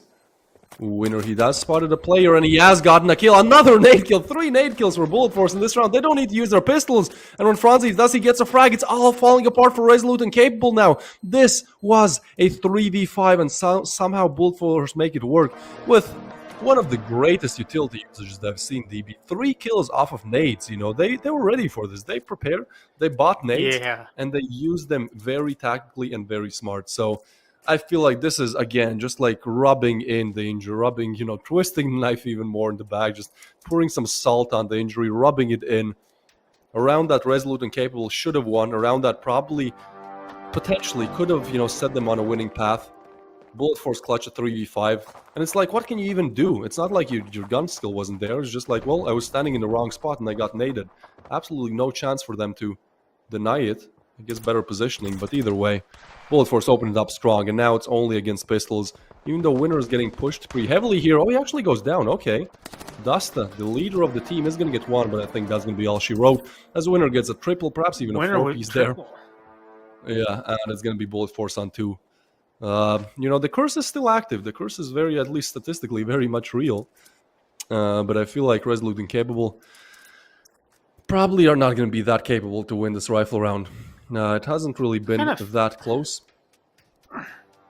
I kind of feel that the curse has changed over the last 2 tournaments all 3 of us have casted. It's gone from whoever we to predict to win loses, or now to the match is lost. Which, to be honest, I prefer this curse over the last one. That is true. A lot of different interesting curses going on here at the same time. Meanwhile, I really like that play from Bullet Force. Very, very proactive. Just taking the aggressive peaks, but it just does not work out in their favor. They are shut down by Dasta, who is kind of that single star player. Some teams, they kind of all perform the same, but on Resolute&Capable, one player that is a bit more capable than others, at least in most of these games, is certainly Dasta. He's been the anchor of the team, and he's looking to make this rifle round possible. Looking to anchor down the ship towards the B bomb site, as there's 3 players approaching. Are they going to be able to do anything? Oh, I don't think they expect Ping. Yeah, Ping might get a freebie here. They're not ready for him at all. Quinns goes down. This is a great site to execute coming in from Resolute&Capable. Shoxy with another one. And this is great, but don't count Bullet Force out just yet. This was a 3v5 in the pistol that they did manage to win, but now it's down to a 1v4, and I think this time it's a little bit of too big of an ask, even for a player such as Winner X, the current highest rated player on the side of Bullet Force. As the bomb goes down, he's looking to save, but Dasta, he's quick to look for Winner. Oh, this could be a total elimination. Yeah, Dasta is quicker, but Winner's flick comes in, so Dasta loses his riflery, and Winner is on 7 frags in 3 rounds. That's just crazy. Definitely one of the stronger players on the side of Bullet Force. I believe there's no time left, but out of all these players that are left alive, could have been left alive for Bullet Force, I believe Winner might have been able to take this 1v3. Yeah, but I feel like at this point, he has some cash, but he doesn't exactly want to just lose that rifle, right? Yeah, he's a great player. He is definitely one of the more capable players to win a 1v3, but at the same time, the odds are definitely not in his favor, so I think making the smarter choice there, it's not that dire either. It's just the 3rd round of play, the early stages. You can afford to save some rounds, to go for the more analytical approach.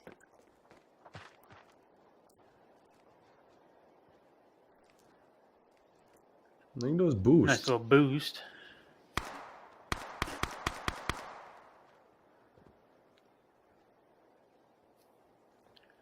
It only takes one mistake to accidentally hop your head right into that just random spray. Yeah, we've seen plenty of those boosts today. Unfortunately, none of them working out just as of yet. It's definitely a great gimmick play that you can sometimes try to get yourself on the right foot to win the round. The bomb is still dropped, and Resolute are trying to clear out mid, I do believe. But Bullet Force, they're confident, Sure, they might have lost that last rifle round, but it's all good for them. They're coming off that yesterday's Sandstone win. They're looking to do the same. Justice gets one, and he's ready for more. Spots 2 players, re-peaks. Now, he does go down to Shoxy, so it's still a 3v4. Ooh, Shoxy is spotted as well. Tries to go for the wallbang, but Quinns is actually going to be the one doing the wallbang here. Pronix, now his positioning is known, and he's pretty much stuck in this position. He has to get at least 1 frag to make this even close to doable. Oh, he's pushing in. Not like this. Okay, that's perfect utility usage coming in from Bullet Force. One of the teammates throws a flash there to flash Pronix in. He gets 1, and that is going to be Bullet Force on 3. So at this point, I think for Resolute, it's a question, do they want to buy or do they want to save? Lero and Dasta could buy, but then players like Shoxy and Warner are quite low on cash, so I think, they're just opting for, pretty much a throwaway round. They're going to buy, put some investment into this. I think it's probably just going to be a single site rush. Although we've seen quite a lot of eco rounds being won today. I'm not quite sure this is going to be the one. They're all gearing up towards B, and yeah, this is going to be a fast push. Only one player on B, actually. Rotations are coming in, and yeah, now there's 3. This should be Pronix Masterclass. Although he's fully flashed, they could definitely take some heads here. Quinn's expecting one, and he gets the first player. Oh, Mliru is so low as well, and so they fall like flies. They do get the bomb plant, so at least they get some extra cash, but Dasta has found himself in between a rock and a hard place. Nothing he can do more than a frag there, as Quinn's is going to take him down. Take the defuse as well, most likely. Okay, they have found the bomb. They have found the bomb, ladies and gentlemen. The pros have found the bomb. That is no issue in the highest level of Standoff 2 competition. So we do have Bullet Force Might on take a 4 second, though. Yeah, it might. You know, sometimes it's placed in weird locations. Seems like Resolute were trying to do exactly that. But yeah, this is 4 on the board for Bullet Force. And even though, again, this is still the early stages of the game, I feel like they're starting to run away with their victory here. And yeah, you know, I just don't have the Resolute and Capable don't have the back catalog of making it happen. How many kills did Quinn's just get? I It believe was 3. Very good defense then to get 3 kills. Yeah, nice little eco frags there. Well, seems like they're going to try to go B, but this time they have rifles, they have util, and it definitely shows. Pronix has to go big again, but those flashes are just deadly. Still, he's somehow able to find one, and Quinn's, yeah, he's there for his teammate. This was the perfect setup. As Justice gets another one, Resolute and Capable are just not capable to do much. 1, 2, is this going to be a knife? It's going to be a knife for Ping, actually. Okay, 1v3, but Justice shut it down. Resolute, I like that they are making it, you know, towards the B-bomb site. They do actually get on site in the last 2 rounds, but fortunately kind of falls flat from there. And so Bullet Force find themselves on 5, and again, they're just kind of starting to run away with this, right? Like, Resolute now, again, it's a situation, do we want to buy? Do we want to maybe put a little investment into this? Well, it seems like Ping wants to be that hero rifle, as the rest of the team are going to be on Deagles, a Tech 9, and a little bit of util. But it's like, at this point, Bullet Force are half the way done with winning the game, and I wouldn't say that Resolute have, like, showed any actual potential here at winning this. I don't want to sound mean. It's just like it's facts, bro. It's what it is. They're trying to make it change in this round, though. It seems like even though there's not really any investment into this, they don't want to go for another rush. They want to go for a slower approach.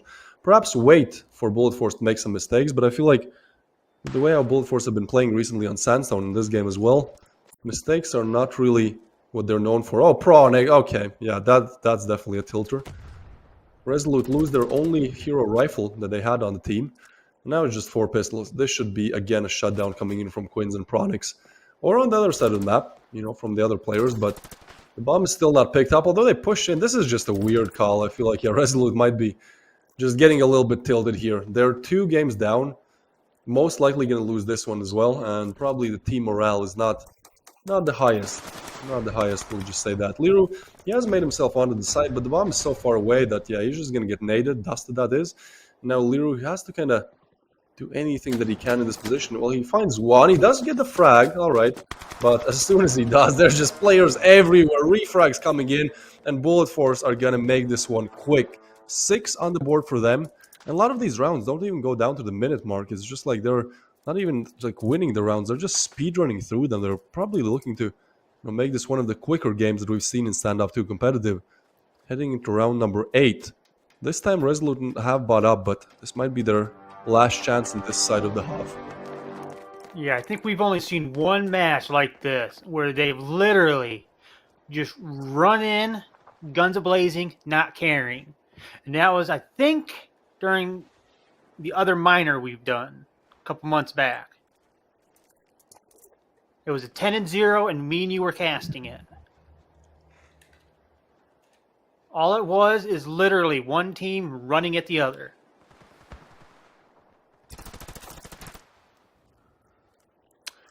And just somehow as it good, always Shugzy. worked. No, this is just masterclass coming in from Bullet Force. Every single player showing up to play, showing up to showcase their skills, and yeah, this shows why it's the group leader against the underdog, against the 0 points team, because there's just nothing that Resolute can do. Sure, they can get on site, but they're just better. Bullet Force are just better in every single aspect, lining up those nades as well.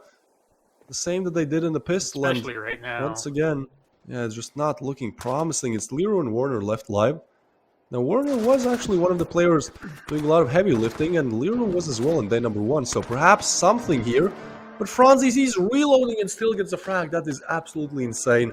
Bullet Force are up on 7, and Resolute don't exactly have the best cash, so, you know, this is the last round, so obviously they'll spend all of it, but what exactly can they spend it on, as there's only $3,000 in the bank for most of them? Well, seems like some rifles without, well, any utility or Kevlar. That seems to be the name of the game here. Leroy is going to opt for a shotgun and some util, so yeah, at least they get some util on the team. Otherwise, you know, there would just be dry peaks coming in, most likely shut down by Bullet Force. Yeah, this is getting interesting. I'm a little curious if Bullet Force can actually take this 10-1. But this force buy might be Resolute and Capable's downfall. Although it is the last round until the switch, I'm just not sure. Leroy there. See, he's kind of close. How does he? Okay, he tags someone through the wall there. But still, not enough damage to take them down. Not even close. Justice is on 72 HP. The bomb is still dropped. I feel like we've only seen bomb plant twice in this game, right? So, this is just a very hard overall game for Resolute and Capable. Trying to go for some pre-fires there, but this time winner will be ready if that's attempted again. It's just like, if I was the in-game leader for Resolute, I don't even know what I would call. It's like, whatever you try, Bullet Force are just better. And I think one of the reasons why is because, you know, it's Sandstone, and they definitely proved their worth yesterday on it. So I'm not sure why Resolute bans Province instead of Sandstone. Well, now they get punished for it. Justice, yeah, he doesn't even need a rifle. He has a deagle, and that's going to deal some damage on Shoxy's head anyway, so he gets the frag. This is, again, just masterclass from Bullet Force. They are so far undefeated on Sandstone. Definitely looking to extend that streak. Dusted to go down last one, and yeah, this is just, there's nothing that Resolute can do. Only one round in the first half of play. And now, I mean, Bullet Force, if they win this pistol, it's all over, right? Now, Werner is on 1 frag. The rest of the team are kind of trying to perform a little bit better, but at the end of the day, there's not really much you can do when Justice is on 13 and he's literally using a deagle when he has an M4. You know, trying to make it a bit harder for himself. All right, Resolute, let's see if you still have a little bit of that winning spirit in you. This is a round you 100% have to take if you want even any chance, any slither of hope to get back into this game.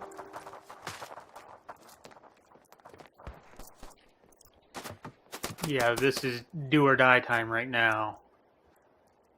If Resolute can't take this pistol round, I don't think they're going to be able to do a comeback at all. Yeah, and Bullet Force are going to start off with a kill, so this is just, again, just getting harder and harder. Pronix looking for some frags there, and at this point, it seems like Bullet Force are going to go A, but it's completely open. The wrong call coming in from Resolute. Still, they do have time to rotate, but not that much of it, as Bullet Force are making their approach towards A quite quickly. There's one player who could perhaps deny some of this onslaught of players. That's Shogsy. It's the closest position towards A, but even he is now starting to second-guess himself. Trying to look more towards mid.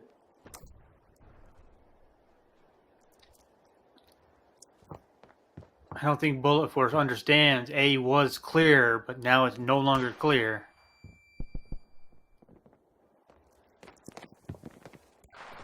Quins is going to go for the plant, and at this point we're looking at a 4v5 retake with Shogsy being low. Smoke there as well to deny the push. This is just horrible. They do check the angle. Okay, Dusta, he does get Justice, so that's a little bit of a pullback there. Oh, and okay, Warner. Okay, you do get another one. 3v4. This is still doable. A bomb site is one of the easier sites to retake, I'd say. Especially with that house position being smoked. What is happening here? Just chaos all across the board. Leroy somehow does get Franzis. Dusta with another Quins. He's going to get one with a knife, but has to do it all on his own. And Resolute stay in the game for now. Wait, what? Okay, Shogsy. Don't do this again, please. Oh, that's crazy. There was down to the wire. Shogsy starts defusing, then decides, I don't know. Milliseconds. Maybe it's time to reload. Yeah, that was such a weird play. I mean, just looking very shaky for Resolute. They do win the round, but not sure what Shogsy was attempting there. Well, either way, Resolute, they do finally get their second round on the board, and maybe they can build off of this. They are going to buy up. Bullet Force, meanwhile, they have 6-round advantage. They do not need to do any kind of forces here. All pistols, although a little bit upgraded now. And yeah, probably just going to try to go for a rush. At this point, I'm not sure what I would call if I was in-game captain of Resolute. There's just no telling what's going to happen, especially when half your team goes down almost instantaneously. That is true, although they do most likely will convert this round. The next upcoming one is a rifle one, and I think that's really where Bullet Force shines. So yeah, they can afford to lose this one. Franzi's in a 1v4. Looking to perhaps catch some of these players off guard. He's jiggling around this window position. Jumps down. I think now he's heard, so probably gonna go down. But yeah, next one is gonna be a rifle one. Well, literally take him down. And yeah, as you said, DB, I don't know. I feel like for Resolute at this point, the best that they can do is just like play their defaults, right? Like play the things that they've practiced, because it's obviously not the correct time to try something new, to try like gimmicky, to try shaky plays, because they only have 2 mistakes. If they make 2 mistakes, they're out. They have 1 mistake that they can afford to make and still, keep themselves in this game. So, whatever kind of defaults, whatever kind of default CD holds that you practice on Sandstone, just go for that. Go for the things that have worked for you in the past. Go for holding angles, no aggression, no gimmicky plays. Literally does miss the jump, so not a great start. I actually perhaps think Resolute might be doing a gimmick right now, because they didn't go all out on their weaponry. That's true, although sometimes you want to keep that MP7, because if you lose this round, well then, and you spend the cash, well then there's nothing to keep you in the next one. I don't know, depends what position you play, right? Like MP7 probably going to be a bit better in maybe very close ranges, but once you get that medium to long range, that's really where those rifles shine. So Resolute trying to keep it point blank in this round. I guess The this bomb's map still is dropped. a lot more close quarters.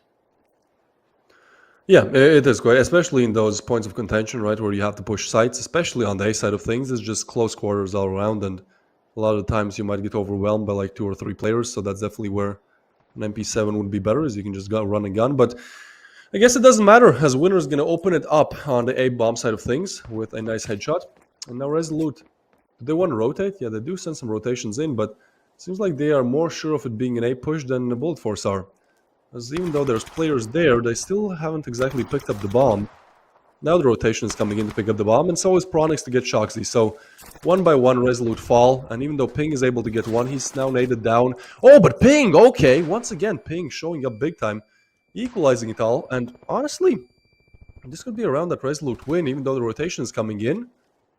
We do see the bomb making its way towards B, so it will get planted, and Franzi's perhaps could go down. He does. Now, this is a 1v3 for Justice.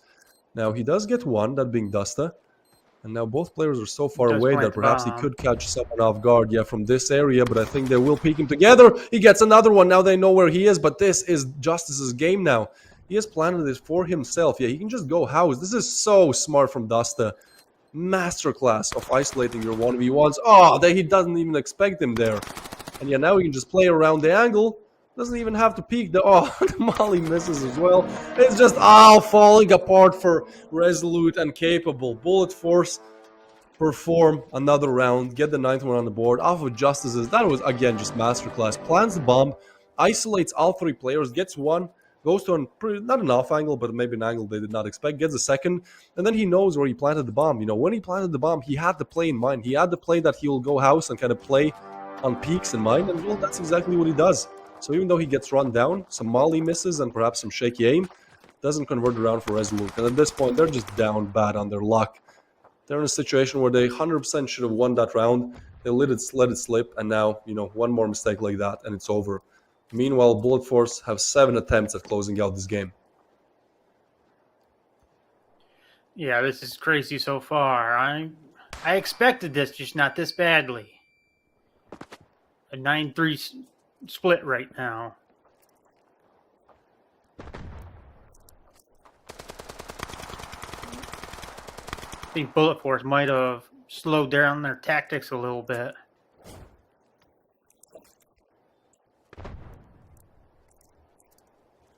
Still not sure which one they're going for, though.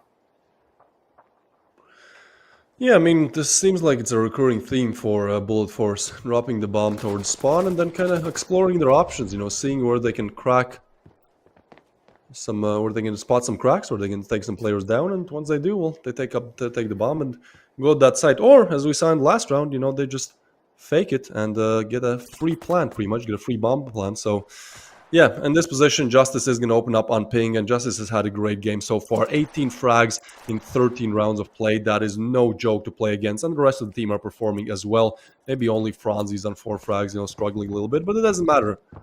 The rest of his team is there to pull the heavy weight. And so, Winner's trying to open up the bomb site, but at this point, they can also go B. The bomb is still dropped. Bullet Force are just toying with their opponents. Now, Shoxy is going to get one back on Quins. But that, I think, is also maybe going to pull a little bit of that rotation.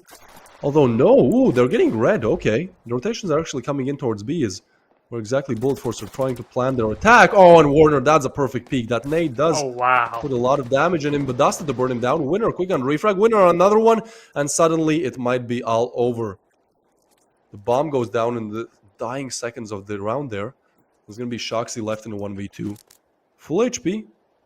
Has the defuse kit. Not really any util, but at this point it's more a game of just clearing angles and having better aim. One chance for Resolute to keep themselves in the group pretty much. Can he convert? Shoxy, 1 HP, that's just bad. That's unfortunate for him. Gets taken down by a sandwich play there by Bullet Force, and yeah, this is... Congratulations, DB. We have finally made a correct prediction. You know, this was just Bullet Force Masterclass on Sandstone once again. We saw them run over Wild Gaming yesterday, 10-5, and, you know, today the scoreline is even worse for the opposing team. So, Bullet Force established themselves as group leaders. 9 points for them, same as in the opposite group for Pepes. You know, so far, so good. Absolutely no problems for them. We'll see what they're able to do in the last 2 days of the group stage, but with 9 points, as I said before, I'm quite confident that they have preemptively, you know, secured themselves a slot in the playoffs. However, unfortunately for the other side, Resolute and Capable, so far they're on 0 points, and I feel like even if they change their ways, and even if they get those 2 victories tomorrow and on Wednesday, it's still going to be a very hard task to get in the playoffs because their round balance is not the best, right? Like losing by a huge margin now on Sandstone is just, you know, puts them even deeper in the grave. So, yeah, this could be all she wrote for Bullet Force. You know, still they have to play 2 games, but I feel like this could be it for Resolute and Capable. That is my bad. But for Bullet Force on the other side of things, well, they're celebrating, they're cheering. You know, they're maybe a team that many expected to do great, but they're just done exceptional so far in the group stage, defeating hard opponents as well. For example, Revile yesterday, winning over Necessary in day number 1 as well. Yeah, Bullet Force is just doing amazing right now. So that is the 4th game concluded. Some pretty nice plays there, but you know, it goes by pretty fast. I'm still not sure why Resolute and Capable, you know, they had the last map to ban. They could have banned either Province or Sandstone, and it's like, well, yeah, maybe you're not confident about your Province, but at least me in that situation would have played Province because, you know, if they watched yesterday's game, they would have understood that, you know, Sandstone is going to be a very hard task. I don't know, maybe they had something prepared. Sometimes you just fail even if you have, you know, everything prepared and ready. But yeah, with that is going to conclude our 4th game. Obviously, still highlights and MVPs to come up. I feel like for Bullet Force, you know, there were many players doing great, but some of them definitely set themselves apart. Yeah. To be honest, if I was Capable, I probably would have banned Sandstone. Just because it was played yesterday. No other reason. I wouldn't care if they won on it or lost. Just the concept of they already have the mentality of I can play on this map. Yeah, it's almost like they've already warmed up on Sandstone, right? Like, I'm sure that they've practiced and even probably deathmatched Sandstone in between the games, but, you know, still, it's like they just played a competitive map on Sandstone yesterday, so, you know, they're probably going to be a bit better prepared than perhaps Province, which, again, there are 2 maps that we have not seen so far in the group stage, and that is Dune and Province. So maybe in the game number 5 we'll see that, but first we have to see the highlights here. And yeah, again, I feel like this was just Bullet Force Masterclass on Sandstone.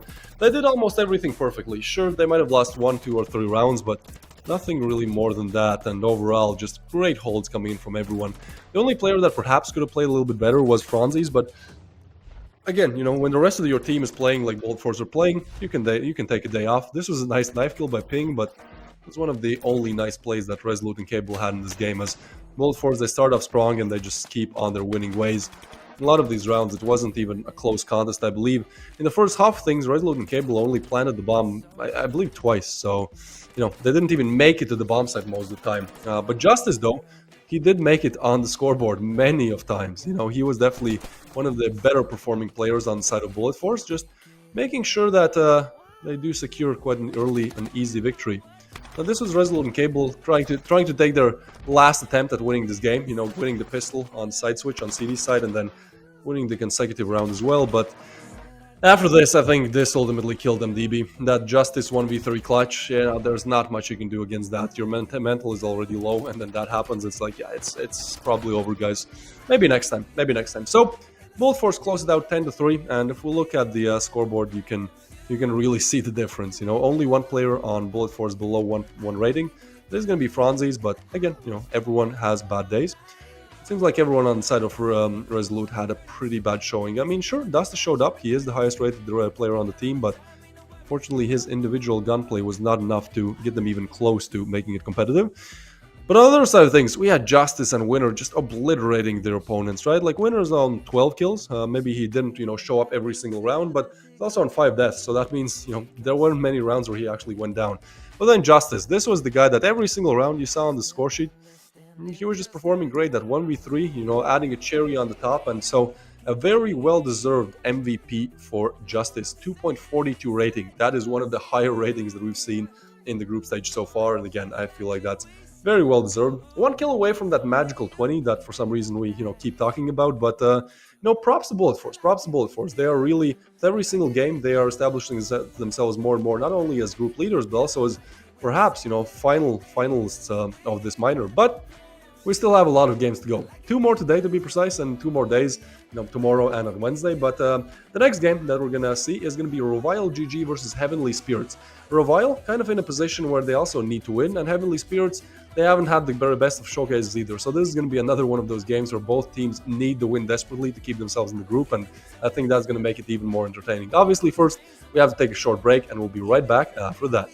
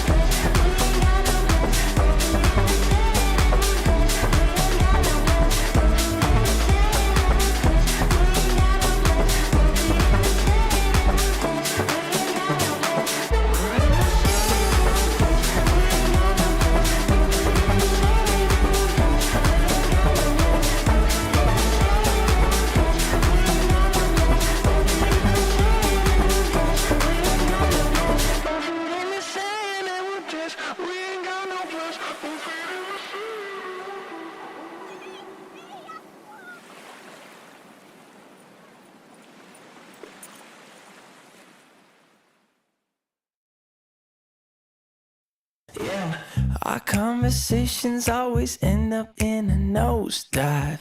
Can't see it ending any differently this time around, round. Yeah. Let's take a second and make sure we're on the right track before we say something that we both know we can't take back. Stayed up till late, but we're still where we started. Same things, the same things. Yeah, had enough for today. We're just making it harder. Same things, the same things. We don't need to talk about it. There's nothing left for us to say. Too many thoughts around us. All these words words are always in the way. So if you just keep me close, lead the way, take it slow, then maybe I'll get us both what we want. We don't need to talk about it. We don't need to talk about it. Yeah, we're at the point where we're supposed to say we're sorry, but it feels like we're only talking to ourselves right now. Yeah. Staying up till late, but we're still where we started. Saying things, the same things. Yeah. Hurting up for late, we're just making it harder. Saying things, the same things. We don't need to talk about it. There's nothing left for us to say.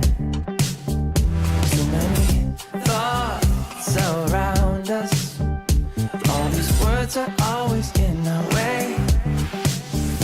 So if you just keep me close, lead the way, take it slow, then maybe I'll get us both what we want. We don't need to talk about it. We don't need to talk about it.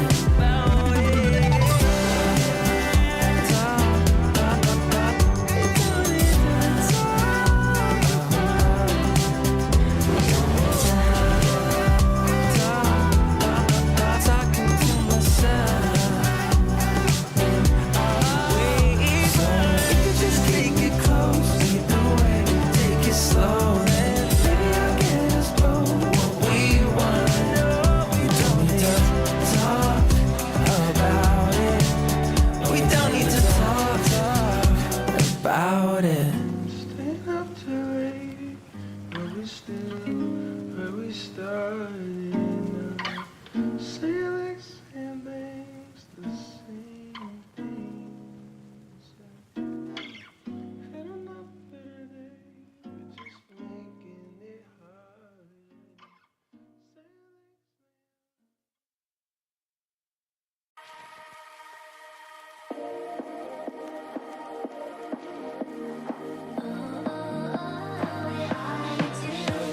Show me loving.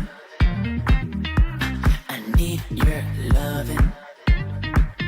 'Cause I'm drowning in something and I can't come out. Just show me loving.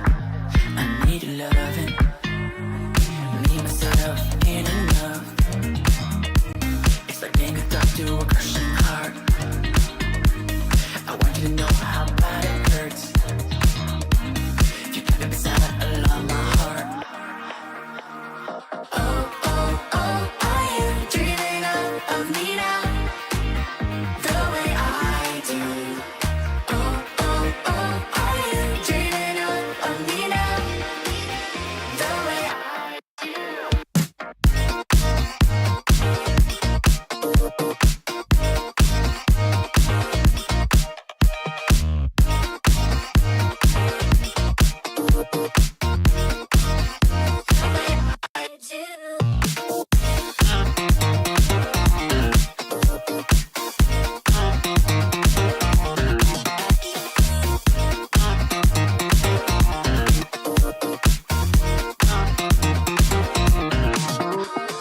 Hold me, lover.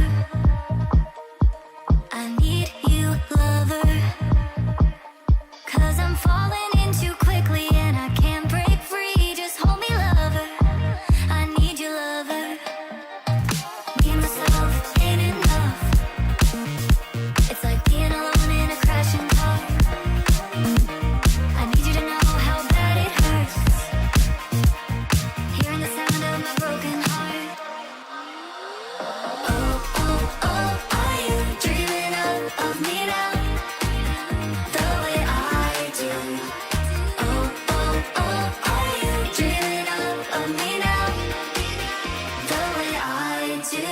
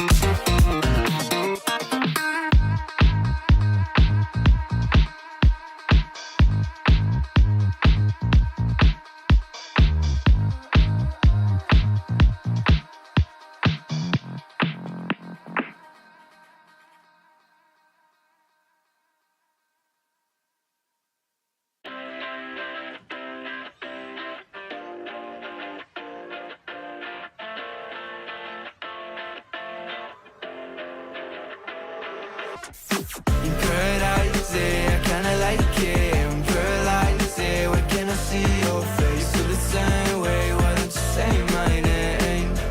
Yeah, yeah, yeah, yeah. In paradise, I kinda like it. In paradise, where can I see your face? You feel the same way, why don't you come my way? Yeah, yeah, yeah. I think I might get bored. It's like we met before. I always get ignored, I don't exist. I'm sick. It's alright, I'm fine, I'm just passing the time. I need you in my life, when I'm with you I can't move, it feels like I'm losing my mind. Yeah, I kinda like it. In paradise, I kinda like it. In paradise, where can I see your face? Feel the same way, why don't you say my name? Yeah, yeah, yeah, yeah. In paradise, I kinda like it. In paradise, where can I see your face? Feel the same way, why don't you come my way? Yeah, yeah, yeah, yeah. I don't know how to feel when you wake me up at night. It's only you and I. Yeah, it's only you and I. I'm lost and I'm found, yeah. I feel like October. I just need some peace of mind. I don't need to be sober for us to be lovers. I don't wanna love anybody like that. I just wanna feel your body like that. And say the things that gon' feel like, yeah. In paradise, I kinda like it. In paradise, what can I see? Last game did not go how perhaps Resolute&Capable wanted. They were mobbed the floor with, you know, they simply could not do much against the onslaught of Bullet Force's rounds, attacks and kills. But perhaps this next upcoming game is a little bit different because we have an interesting one. We definitely have an interesting one. It's going to be Revile GG versus Heavenly Spirits. Now, this is another one of those tales where both teams really need this victory. Heavenly Spirits are so far finding themselves in the same situation Resolute&Capable were finding themselves before the last match. They are 2 games down, and if they want to have any chance of actually making it through to the playoffs, well, they have to win. They have to win. 3 losses, and even though you might still have a small chance to make it, you know, it's not exactly that big. And then the other side of things, well, we have Revile GG, and even though they opened up the group stage great, they beat Horizon, which is, you know, an achievement that many can't really boast. Yesterday's game wasn't really that bad, that good, as they got destroyed by Bullet Force as well on Sandstone, but now is their chance for retribution. Perhaps, you know, it's their chance to get another 3 points on the board, get a bit closer to those playoffs. If you win 2 out of 3 games, that's a great start to the group stage, you know? You still have plenty of chances, 2 that is, tomorrow and on Wednesday, to actually get 9 points and pretty much secure yourself a spot in the playoffs. But if you lose, well, it's going to be a shaky one, you know? You don't want to be in a position where you pretty much need to win your last 2 games to make it to the playoffs. So the odds are pretty high, you know, for both teams. The stakes are pretty high, that is, and we'll see how it goes. Let's take a look at the teams first, DB. So we have Revile GG with Kuba, Flodzor, Seijuro, Arventi, and Skill, and yeah, Revile GG haven't really performed their best recently. All of these players individually are well below a 1 KD and 1 rating, and even though they're historically a great team, you know, led by Skill, one of the greatest in-game leaders of Standoff 2, their recent results, you know, showcase something else, and it's definitely not greatness. They lost to Bullet Force yesterday. Yeah, they beat Horizon, but they also lost against STREETEIGHT and Bullet Force once more, almost a month ago. So, you know, they do have 2 victories under their belt in the previous 5 games, and interestingly enough, both of them are against Horizon, which is an opponent you would not expect them to beat if they lost to these other ones. But you know, it's kind of been a little bit shaky, and I think they're trying to establish themselves once again as one of the greatest teams of Standoff 2, and will they definitely have a chance to do that because they're up against Heavenly Spirits, and I think this should be one of their easier games of the group stage because Heavenly Spirits, will take a look at them right now, even though they look promising in terms of the roster and in terms of like the recent results, their, well, most recent results in the minor have not been the best. Again, they're on 0 points in group, so it could be a little bit hard for them to take it over the edge, DB. Yeah, at this point in time, this is another one of those matches I would rather not predict because there's no telling what'll happen. Because you got to remember, Heavenly Spirits here, their stats do look better than Revile. But as we all know, when we're actually in game, them stats don't mean much. I'm actually surprised to see Flaffy up there without a at least 1 point for KD.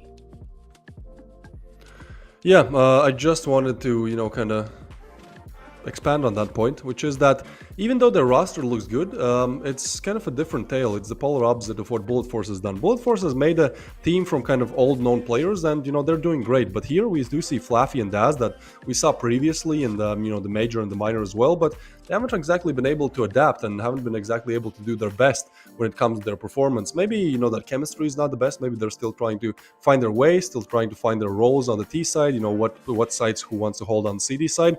It could be true, but unfortunately for them, they don't really have many chances to work on it, because this is a do or die game. This is a game where if they lose again, there is a small chance that they can still make it to the playoffs, but more often than not, they are just going to go down. So this is a must-win game for them, and I feel like this could be a pretty close game. Like, even though Revile are a little bit better of a team just from their performance in group stage so far, I do feel like Heavenly Spirits kind of understand how high the stakes are, and probably they're going to take that one final attempt at still clutching at least a spot in the playoffs. So we shall see, as the map ban is going to come up any second.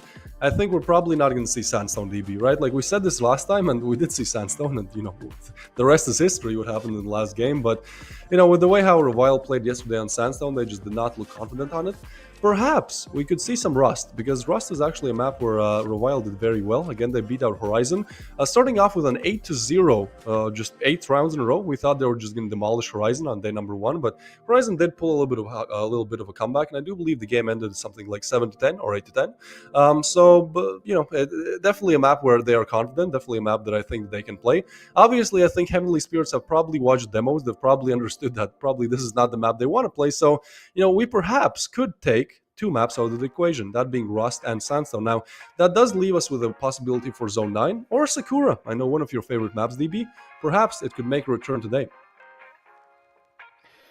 One can only hope, but I'm actually suspecting either Zone 9, Rust, or maybe even Breeze for some reason. It's just, I would love to see it.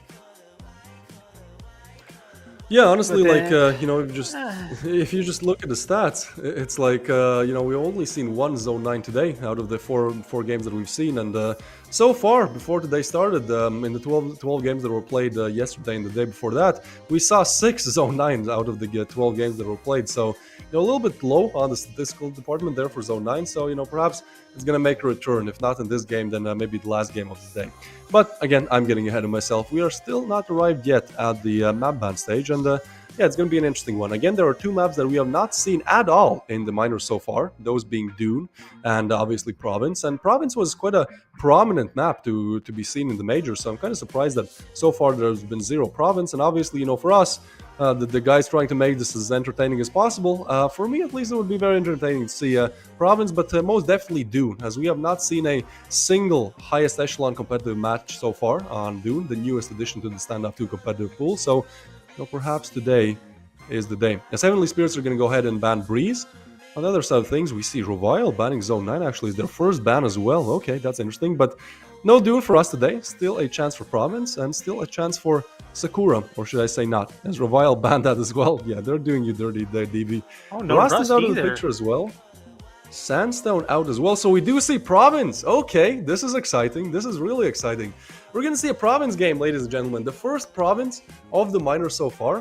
One of my favorite maps to watch. I think it's this beautiful kind of mountain castle, perhaps somewhere in Switzerland or in the Alps. It looks beautiful, and it's definitely a nice beauty to play on as well. Very well made in terms of the competitive play. So yeah, Province is going to come up any second, and I do think that Revile are quite good on Province, at least what we've seen from them before. So this could perhaps make the advantage for them even bigger, as well, we haven't seen Heavenly Spirits play on Province, but Revile have definitely established themselves as a good team that can perform and that can compete on Province. So yeah, pre-game predictions, perhaps I would go towards Revile. I would go towards them getting those 6 points.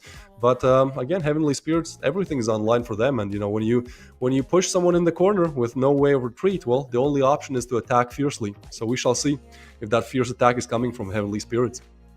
Yeah. In all honesty, the mentality of I gotta win, we gotta win this, or all is lost, is not the best of mindsets to be in when it comes to any type of gameplay. But then again, if you also take that into consideration, the desperate plays you can make will come out of left field, will not be suspected. We've seen it before. The whole concept of one person goes to the A bomb site while the bomb goes to A site while the entire other team hits B is not something that's normally done, but we could see it in something like this where it's all or nothing.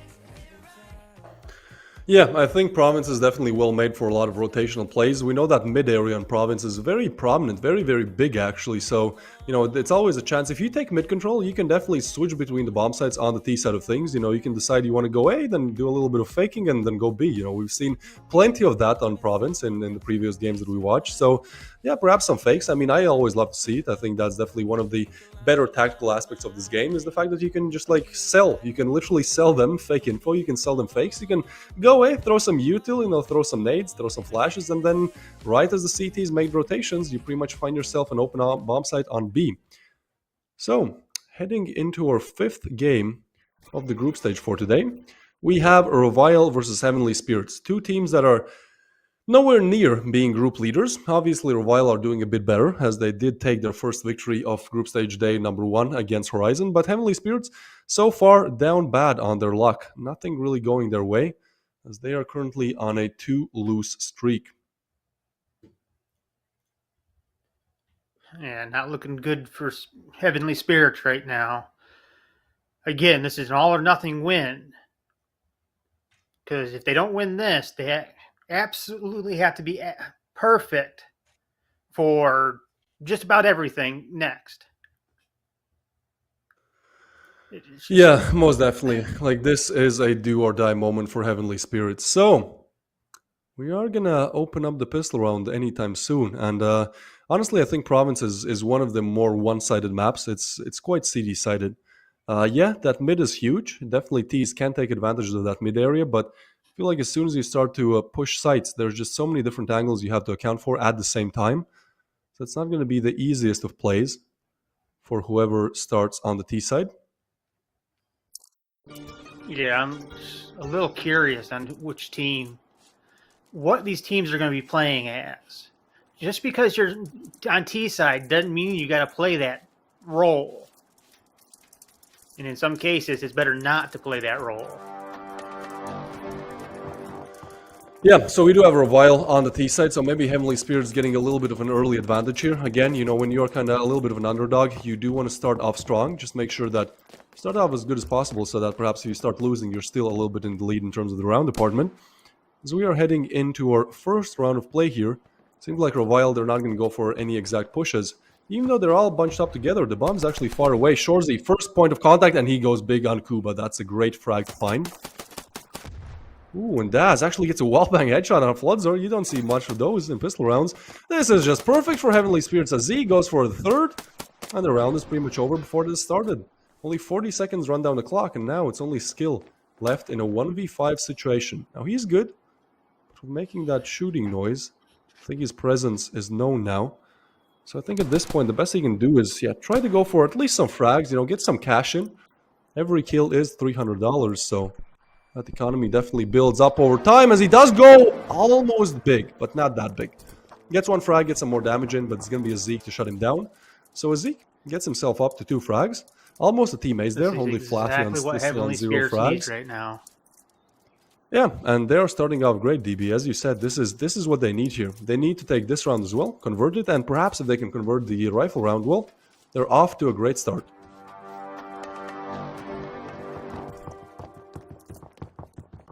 Yeah, well, like I said, though, a lot of times it's not the best of ideas to play the role you're given. It might even be better to just, like I've said before, and I'm sorry for phrasing it like this, but go out and search and destroy. Go out for the kills. That might just be the way to win matches. Or in some cases, get a double for comment. Quick, composed, good at what they're doing. Heavenly Spirits starting off great, showing us that perhaps if even they lost the first 2 games, they are nowhere near out of this just yet. They still have 2 and a bit more games remaining. I mean, 2 actual games and then this one, which is underway. But in this one, at least, they're making a very valiant effort of getting a nice win. But the curse is still alive, DB. You know, we see a lot of teams Yeah, win the no, pistol, just win the mention the consecutive, curse. and then lose when it comes to rifles. We'll see if Heavenly Spirits are able to do anything against that. Because I've actually not really bought up anything. Ooh, I like this. Look at this. This is some nice That is plays what- coming in from a nice. vial. Yeah, walking on the edge there, but Heavenly Spirit's not really looking to make many mistakes here. So, ooh, perhaps Shorzay. If Shorzay peeks, I'm sure that he goes down. But I think that Heavenly Spirits, they're, you know, not that emotional. They're not like, oh, we won 2 rounds. Great. Let's just push everything. It's going to work. No. They're still going to stay composed. They're still going to make sure I that think they someone just clear their took a angles. pot shot at him, so they had to bail.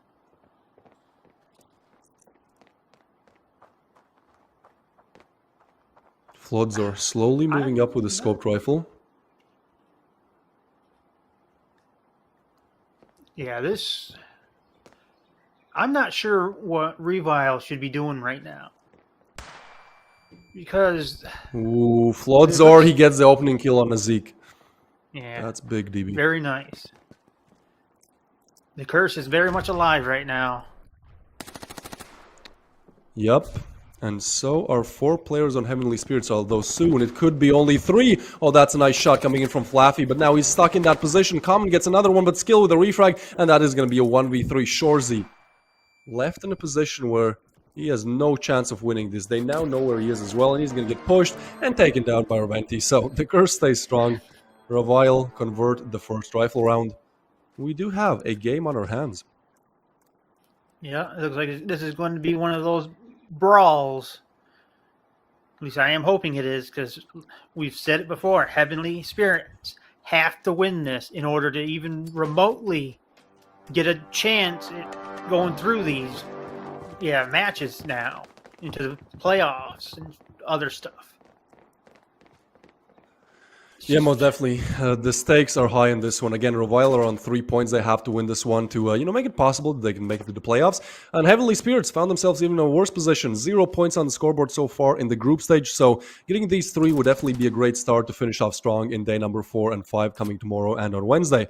And those boosts are still strong coming in from Revile, but Heavenly Spirits, they're playing this one very slowly. They are very precautious. They're not making any crazy plays, any gimmicky plays, any pushes perhaps to surprise the T side. No. They're just going to hold angles, and I mean, so far, they've been good in the aim department, so I feel like that's something that they know they can rely on, especially when Flaffy can get a headshot on Flodzor like that.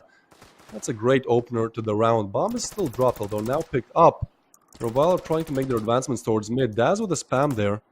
He's quite far away. Flaffy's position is now known, but so is Revile's.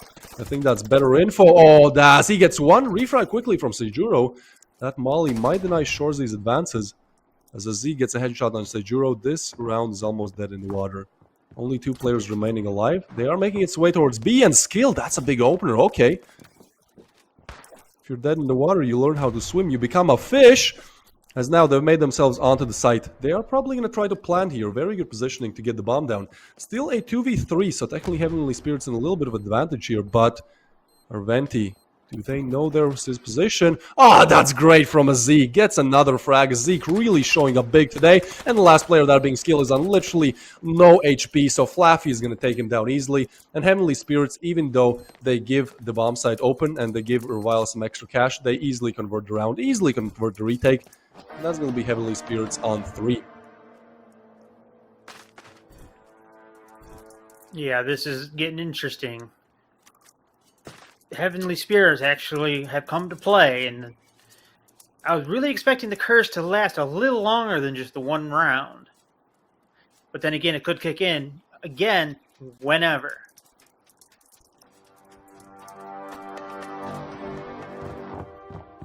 Most definitely could.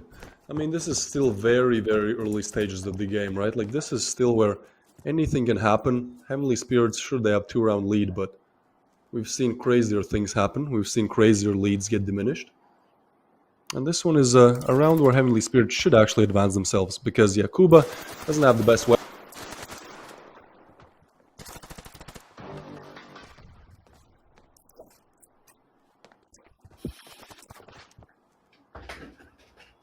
All right. Well, it seems like we're having some technical difficulties. It looks like it's a 1v3 skill. Could be coming back. Well, let's see. 1v3 for skill. I mean, he's known to convert some crazier rounds, but this is still a huge ask from him. Does have the bomb. That's something going his way, and with 1 minute on the clock to play with, could try to start isolating some of these gunfights. Now, Heavenly Spirits, they're not going to try to make any mistakes here. I mean, they're just going to try to hold angles, make sure that they're doing the default stuff that works. Even setting up for some refrags here is Comment. Ooh, but now he's spotted, and yeah, that's an easy frag for Comment. Very good positioning there. I like that there's 3 alive, but they all play off each other, right? Like, they're all in positions, especially Comment, where if it goes A, if it goes B, he can really go to that site, refrag immediately. So yeah, Heavenly Spirit showing us a different masterclass here. Something completely different. In the first 2 games, in the first 2 days, they looked a bit shaky. Sure, they had a little bit of tougher opponents, but didn't look like they had much prepared. On Province, though, seems like Revile have gone wrong with not banning it. Because even though Revile are known to be good on Province, we can see that Heavenly Spirits have practiced. They have definitely practiced, and so they've gotten themselves that early advantage that you most definitely need in a situation where you are deemed the underdog. Say, or they might have taken a playbook, a page out of your playbook. Practice on one of the maps they hate, so they're good on it no matter if it's picked. That's certainly a possibility, and it could be true. As Province has not been played yet, this map could come as a little bit of a surprise for both teams. And obviously, when you're surprised, it's better if you've come prepared. Seems like Heavenly Spirits definitely have. In this round, though, going to be very slow advancements. A minute already run down the clock, and no engagements exactly just yet. Oh, a Zeke. Yeah, he's holding this one. I think he can even spot the little hand there. Can he? No, he can't. Okay, now he can. Now he can spot the head and get a headshot on Seijuro as well. That's a big find for a Zeke. Now, the execute will come in on A, but rotations are coming in from Heavenly Spirits as well. And for a while, they're going to struggle to take this bomb site, especially with the Zeke playing as well as he is, getting another frag. This round's almost dead before it has started. Daz is caught in a little bit of a predicament here, so Kuba is going to take him down, but still such strong defense on the bomb side of things that, yeah, it should be a shutdown, and a shutdown it is. Only skill left alive. Once again, finding himself in clutch position, but this time an even harder one. A 1v4, that's one more player, and not exactly any time on the clock, or the ability can get a headshot there. So, it's going to be 5 for Heavenly Spirits. Man, again, our predictions are not the best here, DV. We predicted a close game. This is Heavenly Spirits. I mean, at least in the first half, things just running away with it. I mean, sure, we do know this is a CT-sided map, but 5-1, it's not exactly that CT-sided. Can't exactly write it off on that. Heavenly Spirits performing heavenly here. Trying to ascend to that heaven, or should I rather say playoffs. Yeah, this is absolutely surprising to me. I expected at least a little closer before the switch. And not so much gung-ho. Oh no. Not again. Not one of these anti-eco rounds that they'll lose. 3v3, but Daz is getting isolated on the side. He will get rushed. He will get mollied out of his position. Tries to smoke the molly. Meanwhile, Zeke is going to find one single-handedly trying to save his team. But Arventi and Seijuro now picked up rifles. So this is an equal 2v2. Sure, Seijuro is low, but still. Revile have made a great attempt at this one. Oh, he's so lucky. Flaffy to finish it off. I mean, Zeke, fair enough. He gets flashed. He just spams the angle. That's smart to do, but still. I feel like that's a little bit of a freebie there for Heavenly Spirits, you know. Revile made a very good attempt at converting that, but still, they're staying strong. They're on 6 rounds, and even though their economy gets damaged a little bit, because they've won 6, it's not really in shambles just yet, so even if Revile win a round now, in these last 2, they'll pretty much have to play against fully armored rifles either way. Actually, I said it earlier. With your blind firing, it only takes one mistake on the other enemy player's front to accidentally go into your spray. And I think that's actually what happened there. Yeah, that's true. Maybe some unlucky timing there. Definitely don't want to run into a spray of bullets, and that's exactly what happens. So Zeke, this guy's playing insane. 11 frags on the board, and we're not even at the side switch. He's looking to extend himself to 20 bomb here.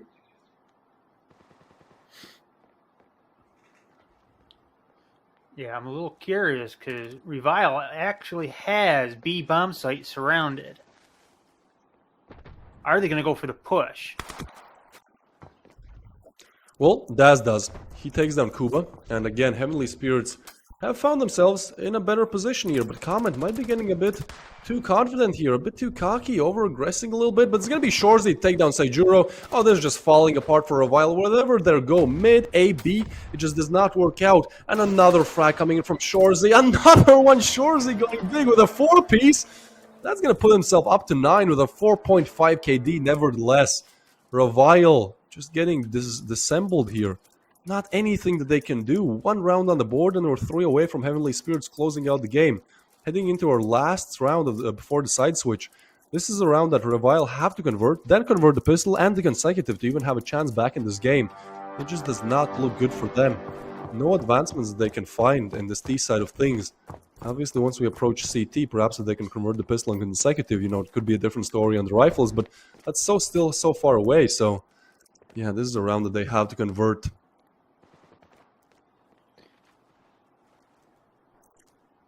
There's a lot of wallbang headshot going on. You really wouldn't expect so much. Jero would This is one of those rounds that Revile could actually close. Finally, they'll find themselves in a position where they can convert. Flaffy left in a 1v3. And he only has 6 frags on the board. I mean, Heavenly Spirits have been playing great, but individually, Flaffy, you know, maybe a bit more was expected from him. So this is a perfect chance for him to redeem himself. Oh, or not. That's just in the wrong direction. Masterclass there from Seijuro. Yeah, perfect positioning. Expecting that play. And so Revile, they do find themselves the second round. That's still a very little on the scoreboard. You know, that's definitely not the start that they wanted. But, you know, in this point, you can't really turn the pass back. So... Can't change it. All you can do is look at the future with a bright outlook, and I mean, I think that's what they're trying to do here. If they can convert the pistol, perhaps we could see a 4-7. Still, they would be 3 rounds behind, but at the same time, this is a CD side of the map, so I can see the comeback is possible. They just need a little bit of luck on their side and, you know, a little bit of skill as well. And they do have skill. Yeah, although in this game... This is anybody's game right now. I'm a little curious how Heavenly Spirits is over on T side. I am as well. Mainly Seems like what they're their not going to go for a strategy side stack. Ooh, skill. What is this? Pushes through the smoke. Gets one almost. A second. Shorzy quick on refrag though. 4v4. And the B bomb site is not under attack. It's going to be a dash to get Flodzor. And Shorzy with another one. Heavenly Spirit seems like they're going to keep on their winning ways. Denying Revile a chance in this round. A 2v4. And although Kuba spots some players, he's spotted as well. And that's definitely not what you want in a 2v4. You want to surprise them. No surprises left for Revile, as they're going to get taken down one by one, eliminated. Great plays here coming in from Heavenly Spirits. And, you know, on a map that's one-sided, you have to get the pistol to make it competitive. And with Heavenly Spirits getting just that, it does not look good for a while. But what does look good is this code on screen. If you're quick enough, go in Standoff 2, punch it in, go to shop, you know, punch it in there, and you have a chance, if you're quick enough, again, to win yourself some rewards. So, you know, make sure you screenshot it, do whatever you want, maybe keep a second device open, as there are going to be codes tomorrow and on day number 5, last day of group stage as well. And yeah, that's just an extra gift from Standoff 2 community, from the devs, I mean. Perhaps give you some nice skins in the game. But we're approaching what could be the second last round of this gunplay, of this round. As, yeah, it's just going to be Heavenly Spirits getting a double here. Seijuro, Arventi, and Skill still alive, but only pistols. Oh, Arventi, okay, can you connect a headshot? You can you get the double? No, you can't. Denied by Shorzy. A 2v3 still. We're making this round a bit more doable than it looked at the start. I mean, no weapons retrieved, but Seijuro and Skill, they could definitely pull off one of these unicorn rounds where they shouldn't win, but with good positioning, again, some luck, some skill, it's possible. Although now, Shorzy take down Skill, and this is a 1v3 for Seijuro. 5 kills on the board, looking to extend it to 8, but he's going to have to do it against rifles. That backstab is coming in nicely, though. I'm not sure if they're going to watch it. Bomb is planted now. He could get like 1 kill just off his positioning, catching somebody off guard, but I feel like after that, it's still a 1v2. Yeah. That's very hard to convert here. The moment he opens fire on the first one, the other 2 will probably take him out. Or they'll just take him out. Yeah, looks like there's going to be no opening fire for Seijuro, as Heavenly Spirits after plant positions are simply better, accounting for all angles, all backstabbles, all backstabs, not backstabbles, all possibilities. So they take themselves up to 9, and it could be one of the quickest games today, actually, because the last game that we watched was Bullet Force against Resolute&Capable, but Resolute were capable to get 3 rounds on the board. Well, so far only 2 for a while. And this is their last chance of making it equal with Resolute&Capable. Their last chance to keep themselves in this game. And, no mistakes to be made from this point on out. They have to convert 8 rounds, which, to me, seems impossible. We've seen some crazy upsets, but this would just be cherry on top.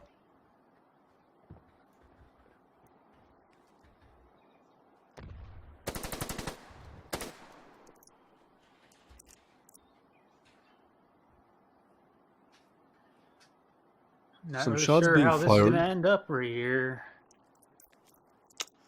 I understand why they're firing like that, but it never made sense to me because it almost never actually works for baiting Oh boy, switch Floods are over there. everywhere. When you think it could not get any worse, it does. Floods misses a shot that he 100% should have gotten a kill from. And now, even though it's a 3v5, I don't think it's possible. Seijuro unskilled, last 2 left alive to keep the dream alive winning this game. And seems like Heavenly Spirits, maybe a slow start to the minor, but finally they've found themselves a winning way. And with that, they've actually found themselves in a very good round balance as well. This is going to be a +8 if they convert this round. +3 points on the scoreboard as well in the group stage. Heavenly Spirits surprising me quite a bit here. Love to see it. Another team making a move for making it to the playoffs. As they do win out, Heavenly Spirits closes it out 10-2 against Revile. What we expected to be a close game, what we expected to be perhaps a victory coming in from Revile Gaming, well, it's turned on its head. It is going to be a 10-2. And so Heavenly Spirits get their first 3 points, and now actually they're equal in terms of points in the group, same as Revile. So both these teams will have 2 more days to kind of make their advancements towards the playoff stage, but I wouldn't be too surprised if these 2 teams actually get left out, which is kind of crazy to say, right? Like Revile Gaming, one of the most notorious standoff to teams. Sure, they might have had their struggles recently, but I feel like still people expected, at least I expected them to make it out to the group stage, but so far not looking the greatest, and that's off of winning against Horizon in the first day of the group stage, an upset that many did not expect, but kind of falling flat in these later 2 games. So yeah, we're gonna see how they do tomorrow, but obviously before that we still have a lot. Before tomorrow comes, we still have the highlights coming up, we still have the MVP, and we do also have that last game that's gonna come up after the highlights and the MVP. So I think so far has been a day of quite big upsets, DB, quite big interesting matches. We did have Saints beating out Anable 1-0. Also NOOBS winning out STREETEIGHT, which is something that maybe many did not expect. Then pepes won out Enthusiasm 1-0 as well. Obviously, all of these are best of ones. And then Bullet Force just mauling over Resolute&Capable 10-3. And now we have an even worse scoreline for the losing team, which was, what we just saw. Heavenly Spirits winning 10-2. So, by the way how things are going, next match somebody's going to get 1 round only. And the next match is obviously going to be Horizon versus Necessary, but all of that's still to come up. What do you think about this game, DB? I think an upset again. I predicted Revile for it to be close, but for Revile to win ultimately. I expected a lot more out of Revile. At least more than 2 actual round wins. I'd expect at least 5. But then again, yeah, me too. It just wasn't their day. No, and obviously, every team can have their off days, every player can have their off days, but I feel like with Revile having 2 off days in a row, well, that doesn't leave any chance for them to have another off day, as, again, if you want to make it to the playoffs, you kind of need those 9 points. 6 is going to be very shaky, and especially with them now having a -8 round balance from this game, and, not performing the best yesterday either in terms of the rounds, it's like, yeah, even if you make it to the 6 points or even 9, it could be a possibility where you're just not able to make it out of the group, because obviously, if 2 teams have the same amount of rounds, the same amount of points, the one with the better round balance is going to take it. So, well, once again, here we can see how that -8 in round balance escalated for Revile. Heavenly Spirits starting off strong, doing what they need to do, and even though Revile might get their chances here and there was little and far apart. Yeah, I'm thinking the bullet spread is actually a reason why we don't see a lot more double kills, triple kills. The actual rounds are not going where the player has their crosshairs. which I've always loved in games. Yeah, honestly, I'm really surprised by Heavenly Spirit's performance here. It's not like Revile made that many mistakes, that many flukes, right? Like, it seemed like they were just trying to execute the defaults, both on the T and CD side. On CD Yeah. side, just hold angles, and on T side, try to go for normal side pushes. But Heavenly Spirits, man, I feel like they've been up all night just practicing because their aim was very, very good in this game, and also their team play. I love how they played on refrags. I love that even we saw that 1v3 coming in from skill where as soon as he engages one player, another one peaks. That's great to see. So, yeah, Heavenly Spirits definitely showing up as contenders. And oh, look at that, DB. 4.22 rating. I think this could be the highest rating of the group stage so far. To be honest, I think that might be the highest one in a couple tournaments. At least all of them we've been a part of. For Standoff, too. Yeah, Shorzy has a higher rating than the whole team of Revile Gaming combined. This man like single-handedly beats everyone on the side of Revile. That's crazy. Skill, still trying to lead his team towards victory, but unfortunately, it's not going to be the tale for the day, as he's only on 0.67 rating. And yeah, I mean, 4 players that is on the side of Heavenly Spirits above 2. Now Daz, interestingly enough, he has 10 deaths, so he died a lot in that game. But again, sometimes when the rest of the team is performing like they are, when Shorzy is getting a 4.22 rating, you can do pretty much whatever you want. You can run in circles. Shorzy is going to cover for you, and ultimately that's what makes up a great team. A team that makes sure that maybe when 1 or 2 players are having an off day, the rest are there to play. So with that, we do conclude our 5th game of the day, and we do have one little last surprise for you guys. We do have one little last game, and that's going to be Horizon versus Necessary. 2 teams that have been a bit struggling in the group stage, but still, finding themselves on 3 points, looking to extend it to 6. But obviously, before that, we have to take a little short break, and we'll be right back with our final game right after that.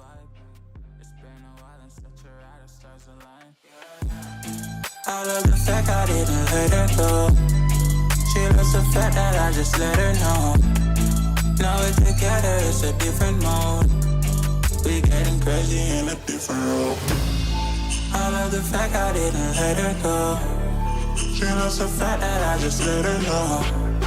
Now we're together, it's a different mode. We getting crazy in a different role. We getting crazy in a different role.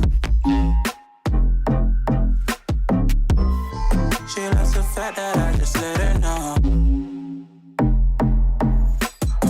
We getting crazy in a different role.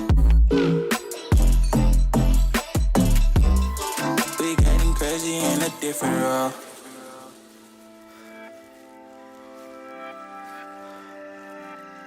She my do or die, my bona fide. My up when I'm down, she's always beside me. She makes me feel alive, I won't deny.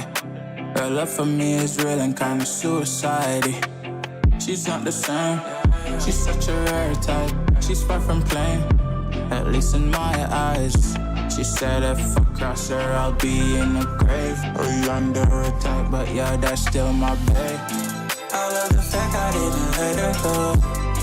She loves the fact that I just let her know. Now we're together, it's a different mode. We getting crazy in a different role. I love the fact I didn't let her go. She loves the fact that I just let her know. Now we're together, it's a different mode. We getting crazy in a different role. We getting crazy in a different role. She loves the fact that I just let her know. We getting crazy in a different role. We getting crazy in a different role. Getting crazy in a different role. We getting crazy in a different role.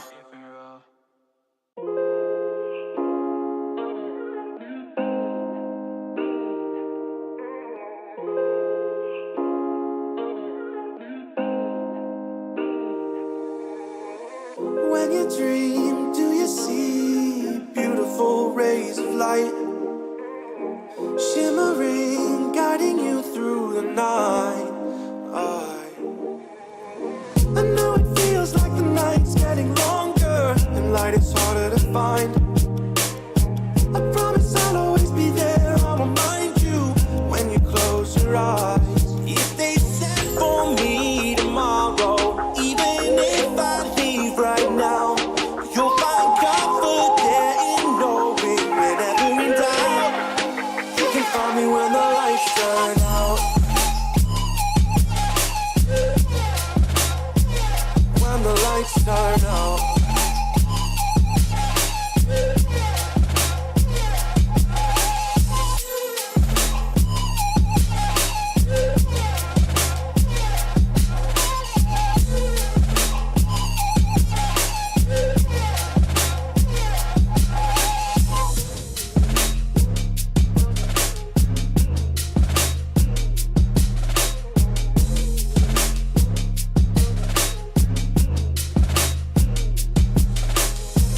Even now, laying down hundreds of miles away, I can see you and me like it was yesterday.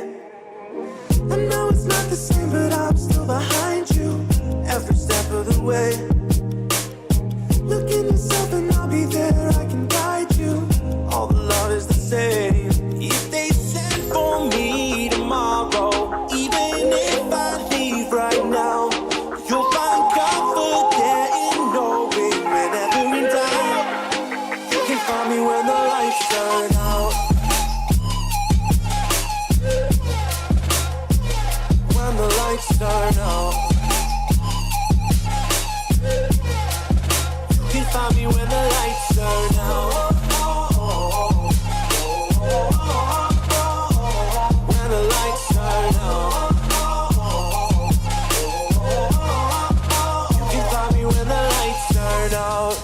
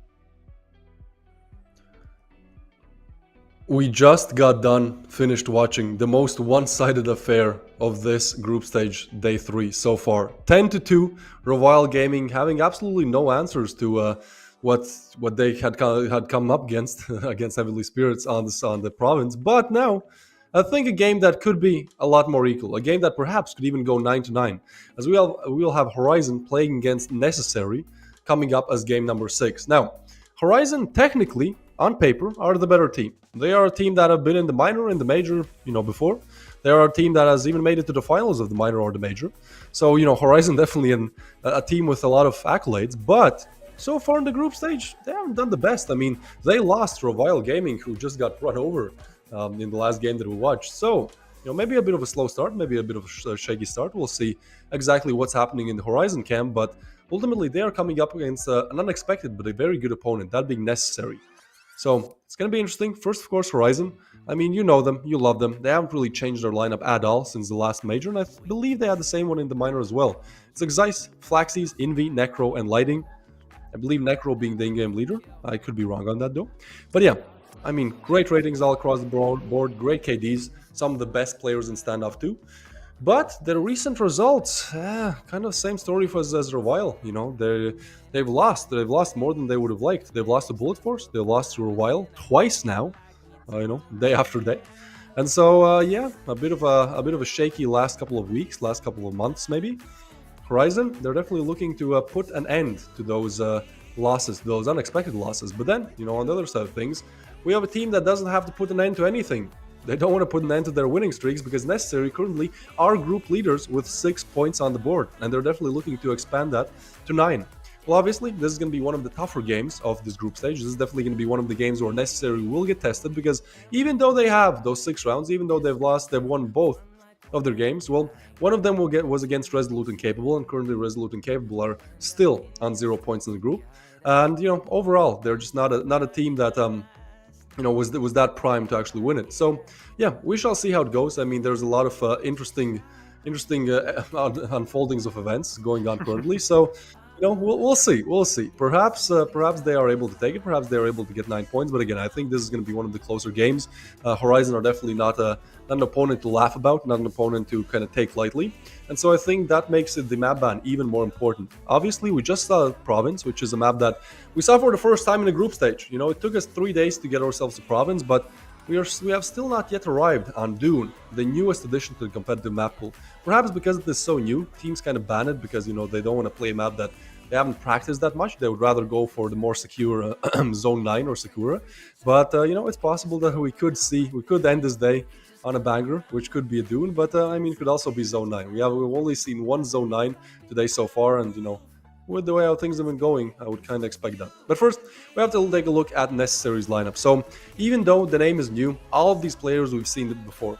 Deserve, SLV, Wordy, Not Toxic, and Vernus. Wordy being the only newer addition to the roster. I don't think we've seen Wordy in the previous majors or minors, but it's possible that is just one of those name changes. And he still boasts a very good KD and rating, still above 1 in both departments. So yeah, we'll see what Wordy is able to do today, as even though he's one of the newer additions, he was definitely, out there. He was definitely getting frags both yesterday and on day 1. Recent results, it's only W's. They are on the 5-win winning streak in their recent matches, in their recent, big matches. We're not talking about scrims here. Winning against Regicide, Heavenly Spirits, Absolute, and also winning against Heavenly Spirits again and Resolute&Capable. So, again, they're looking to just keep that winning streak going, baby. Get themselves to 6 wins in a row. And yeah, it's an interesting cocktail, right? It's one team that perhaps is is performing way better than expected. And then on the other side of things, we have a team that is performing worse than expected. And both looking to, well, either end or extend their winning streaks. So, yeah, let's see how it goes, DB. Yeah, I have high hopes for Horizon. Don't worry, I'm just not in the right frame of mind. But then again, Necessary is here to win, as we've seen with them being 2-0 so far with the actual scores, with the wins. While, yeah, Horizon's 1-1, Necessary's 2-0. I'm all kinds of screwy. But yeah, I'm just not sure what the mentality of these two teams is going to be right now. Yeah, I think one mental thing that, or at least Horizon have to keep in mind is that they probably want to ban Rust, and actually Necessary does them the favor, because Horizon lost on Rust against Revile. They obviously don't want to play a map that they're not that good on, but Breeze and Sandstone out of the picture too, so still, dude, as soon as I start hoping for Dune, it's always banned, so not gonna see Dune, we're gonna see Zone 9, ladies and gentlemen, you know it, you love it. This is what, like I think 8th time that we've seen Zone 9 in the 3 days of the group stage so far, so out of the 18 games that we watched, 8 have been Zone 9. Now, the stats are slowly going downwards, obviously in the first day of play we saw Zone 9 4 times. Today, only 2. I like seeing Zone 9, I think 2 is fine, but like, 3 times in a single day would probably be a little bit too much for me, but 2 is perfectly fine. We start with Zone 9, our first game today was Zone 9, and so, why not end on Zone 9 too? Yeah, I can agree with you there. One map played throughout when there's other choices gets old real quick. I'm guessing for even the teams, but if somebody picks it, you got to play it, so you just can't get over it. Yeah, and I feel like it's great to watch Zone 9 because it's almost like every time you watch it, even though it's the same map, there's just a completely different approach from different teams, from different in-game leaders. We see B bomb site oftentimes being attacked a lot. It's one of the harder bomb sites to hold, but at the same time, like in, I believe the last Zone 9 game that we watched today, it was actually the A bomb site that was under attack more often than not. So, I'm excited to see what kind of strategies, what kind of pushes the T side come up with on this map, but also the CD side holds, because obviously the CD side holds on the B bomb side of Zone 9 have been notoriously bad. It's just a side that's hard to hold. There's not many different angles you can hold, and even the angles that you do have, they can get easily mollied or smoked or flashed off. So yeah, I think B bomb side, if it is pushed by the T side, is still going to be a huge problem for the CD side, but obviously Zone 9 being a T-sided map, it's kind of all right. You can afford to lose a couple more rounds on the CD side, and once you switch over to T, it's once again almost a clean slate. So we're just waiting slowly here to get into Zone 9, which is obviously going to be our last match of today. But I think so far, DB, we've seen some great matches, and hopefully that continues as we head into our last game today. Horizon versus Necessary. Now, any predictions? I think this is a very hard one to call. I do think that Horizon, they don't want to be in a situation where, they've lost 2 out of their opening 3 games. So I think they're definitely there. They're more desperate, obviously, to win, with Necessary, being flawless right now. But at the same time, that desperation can really work out in their favor or do the complete opposite. When desperation sets in, sometimes you don't make the best decisions. So we'll see. I think Necessary are definitely approaching this game with a more cool, calm, and collected mindset. Yeah, overconfidence will lead to mistakes, which is not a very good thing. But then again, needing to prove yourself, say for Horizon there, is also not a good thing. It also leads to mistakes. So there's many things that can go wrong for both teams. Yeah, I mean, again, I do feel like Necessary are just like they're cruising. They're almost put in cruise control, right? Like they've won their last 5 games without, I wouldn't say big struggles. And so, it could work out in their favor. But again, sometimes you just start cruising and don't exactly kind of doze off. Don't see the roadblock ahead. So we shall see how it goes. We have arrived at Zone 9, ladies and gentlemen. It is going to be Horizon versus Necessary. We'll see which side, which team starts on. But if you start on T side, I mean, that would be great for Horizon. I do believe that Horizon, even though they maybe are a bit better on paper, their performance in the group stage hasn't been that good so far, and so they would definitely love to start on the easier side, build an early advantage, breed some confidence back into the team, and then, if possible, close it out on CT. Meanwhile, Necessary, I think they're more of a what comes goes type of team. They don't really care that much. Again, they're on a winning streak, so I think they're quite confident they can take this one as well. Yeah, I can agree with you there. But seeing how this is Zone 9, where I've said it before, and I'll say it again, anything and everything can happen. It's absolute chaos at times.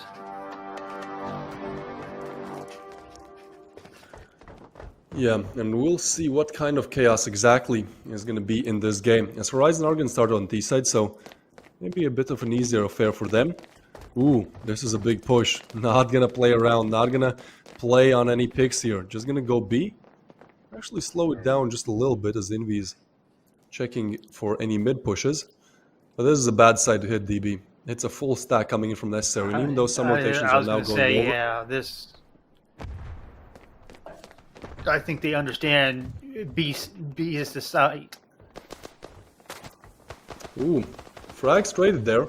4 for 4 as Horizon are trying to make their advancements towards the side. It's still going to be a close battle, 3v3, but then Vernus gets a double Envy with the refrag, but now he's found himself in a 1v2 situation. Already got one. Putting it down to a 1v2. Has to reload, but they know exactly where he is. Still connects a headshot, and I do think he knows where the last player is. Throws a nade as well. Oh, this is great from Envy, but does he expect the player to be on his right? No, he doesn't. Oh, and that's a perfect play from Not Toxic. Finding the perfect timing there to push up and just surprise Envy. So, a great attempt, but doesn't exactly get over the line. And again, with this being a map that's kind of T-sided, those CD-sided rounds matter even more. And so if the fact that Nest are able to convert it, and possibly this one as well, just means that it's going to be even harder for Horizon. Even if they make a nice comeback here in the next upcoming rifle rounds, it's going to be hard once they actually switch sides.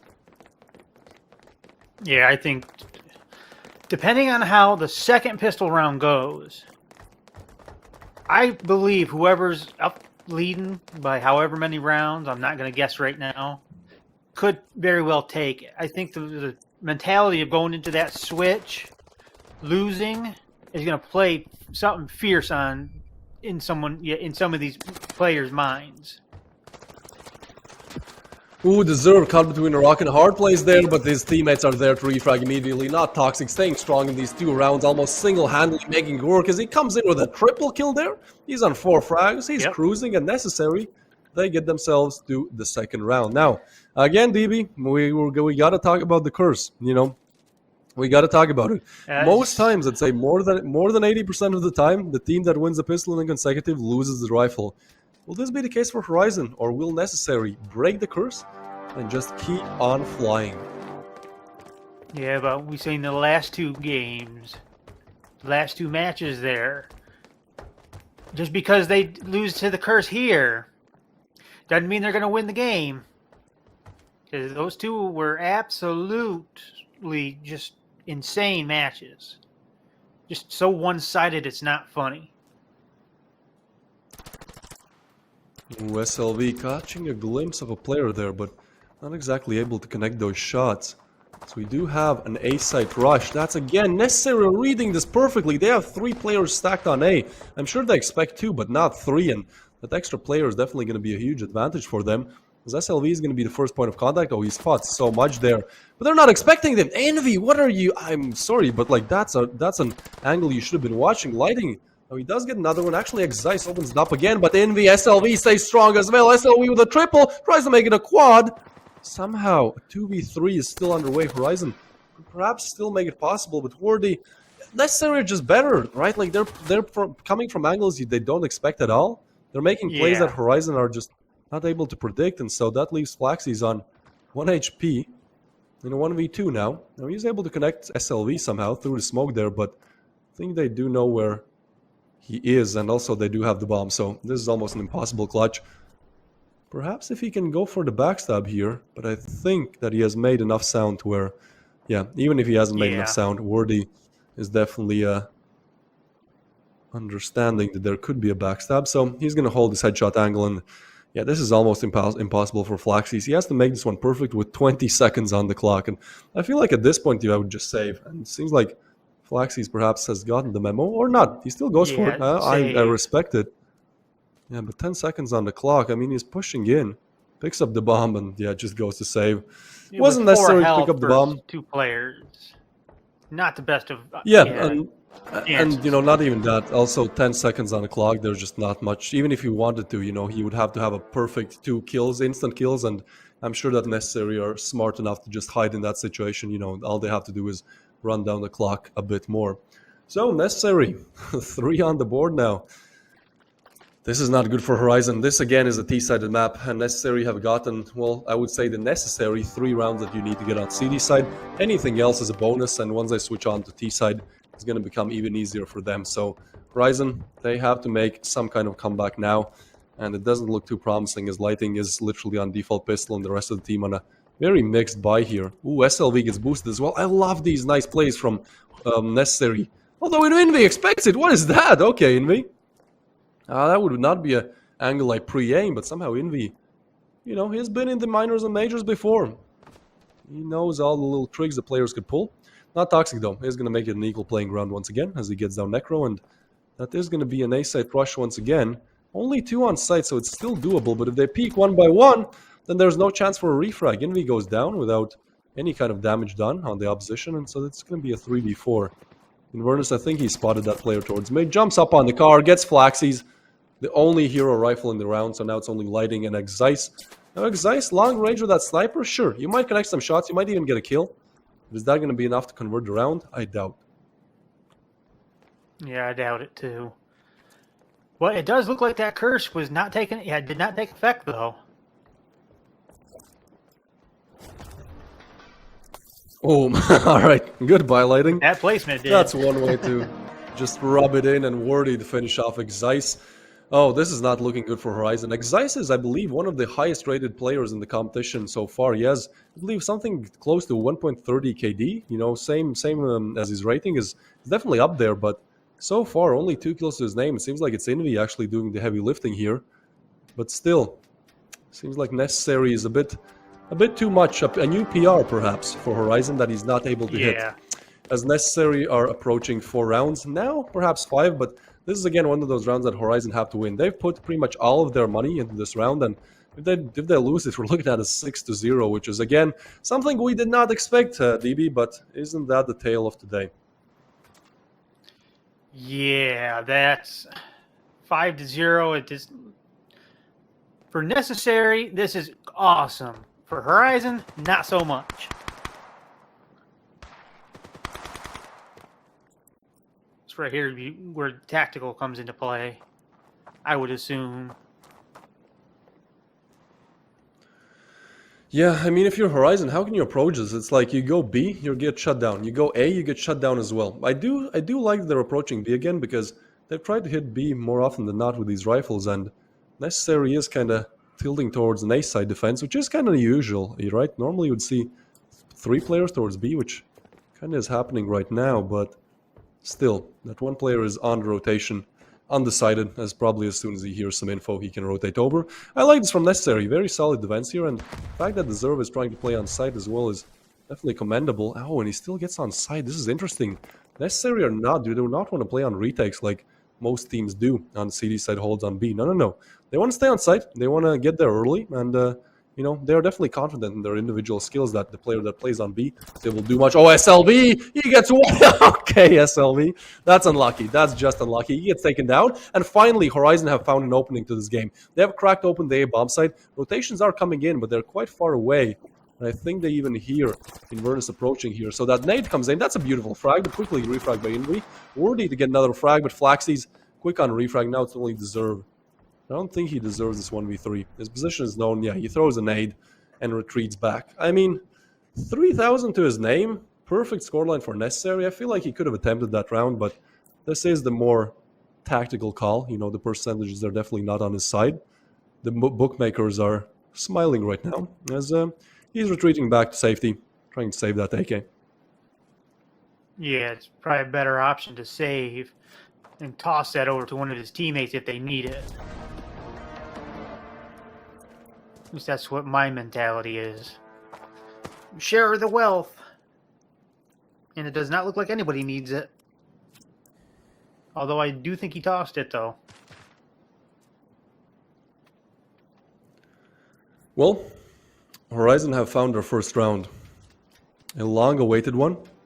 And still, in a position you do not want to find yourself in.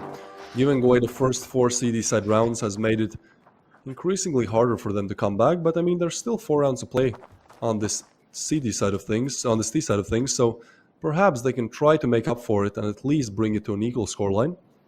That would require some tactical plays as well, as I feel like Horizon won that last round off of just individual prowess, mainly in the form of Envy, as he's gotten himself up to 8 frags. Envy trying to single-handedly lift his team out of the dump that they found themselves in.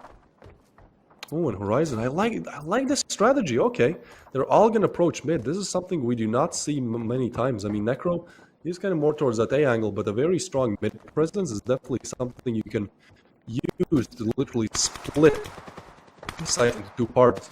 SL can be stronger, and he still stays alive. Doesn't go for just smart, you know, he's just gonna wait for his teammates to rotate over, but Zeiss, when he's not peeking, he just throw a couple nades.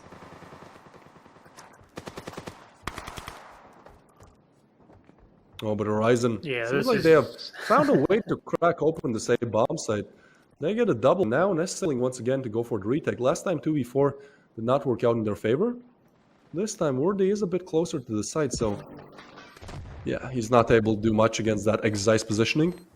Very good, and so it leaves Deserve in the 1v4. And once again, I think we might see a save call.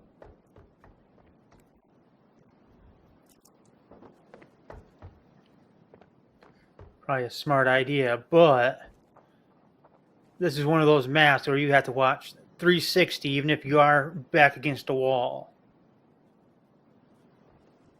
There's no telling if there's a wall near you that can be shot through. Actually, I'm quite interested in the economical department of Necessary, even though they win 4 rounds in a row. These last 2 losses have definitely made them a bit low on cash. Now, Deserve will be able to drop 1 weapon over. The question is, does he want to? Because Inverness, Not Toxic, are quite low on cash, and if they buy up, they can't really have a full buy. So yeah, it seems like they will have that Yeah, talking one about dropping AK. something. Right there's the code. Yeah, that's a good segue. So, perhaps you want some skins. Well, if you're quick enough, you can get one in Standoff too. Make sure that you punch this code in as quickly as possible, and you will be rewarded with some, I believe, gold, maybe some skins, you know. Only you will know if you're quick enough. But, talking about Necessary, they have gone for a bit of a force here. Hero Rifle on Deserve, SLV on a Sniper, Not Toxic and Inverness on Deagles, and a Shoddy for Wordy. So, you know, a different assortment here of different weapons. We'll see what they're able to do as Horizon are making a quick approach towards B. That's exactly where Necessary are residing, but seems like it doesn't matter. Finally, Horizon are making a comeback here, getting a triple there. Oh, and it's only Not Toxic and Deserve left alive, and I feel like at this point Deserve, yeah, he might just deserve a save once again. It's a 2v4, and with Not Toxic not being on the best of weaponry, I think this is a save call. Now, Not Toxic is on a Deagle, so he can kind of afford to lose it, you know, perhaps try to go for some exit frags. Damage Horizon's economy a little bit, as much as he can here, as it has built up a little bit, even though they lose those first 4 rounds. Now they've won 3 in a row, and Envy is, I mean, boasting 7k, which will probably turn into more than 10k after this round ends. If he doesn't go down, he'll be able to drop to his teammates until the end of the game here. Well, at least till the switch. Yeah, most definitely so. Well, Not Toxic has taken a nice position there. Seems like Necro doesn't want to test his luck. Doesn't want to take a chance in getting that kill, because that also means there's a chance he loses his weapon, and that's a smart decision. As Horizon are slowly clawing back what they lost at the start there. Only 1 round separates both teams now, and I really do feel like Horizon have cracked the case here. Definitely that A bomb site. We'll see if they attack it once again. Yeah, so far Horizon has just been rushing a bomb site. It has worked for him for the last couple of rounds, so they might need to stick with this strategy. Just switch up the actual bomb site they're rushing. That explosion was perfectly timed with the jump. Okay, Not Toxic. Trying to hold this here. We'll see if some util comes in. I like these double setups coming in from Necessary. Now, Inverness does spot a player towards mid. I feel like Necessary are extra careful about mid now, because they've let Horizon take mid control the few previous rounds, and that turned into a round loss for them. So obviously they're being a bit more proactive there. Throwing some smokes as well, just make sure that Horizon can't push up that quickly. But this is a slow one. Horizon, even though they're gearing up towards an A hit, they don't want to over-aggress preemptively here. So they're slowly trying to clear angles, perhaps waiting for Necessary to make some mistakes, which won't be made. What could be made here is an A bomb side attack. SLV is geared up so close here, ready to play off his teammate on stairs. As utility comes in, SLV spots some players, but that's great nade usage coming in from Necro, but they're not ready for Not Toxic. Now they are. Nice refrag coming in. Now it's a 3v4, where again, Necessary, they're just not ready to rotate. They're not ready to deny that bomb site entry, so does seem like the site is almost open with only one player being there. We really do have to see at least a double coming in from Inverness, and he's not even able to get a one there. So, again, a 2v4, and historically speaking, Wordy was in the same position, Exice as well, and last time Exice peaked and got Wordy. Let's see if history repeats itself, as it seems like this time Exice will retreat, but Deserve will go down. So, Wordy, I feel like he could try to save, but yeah, he's kind of stuck there, you know, as soon as he peaks, they might expect him.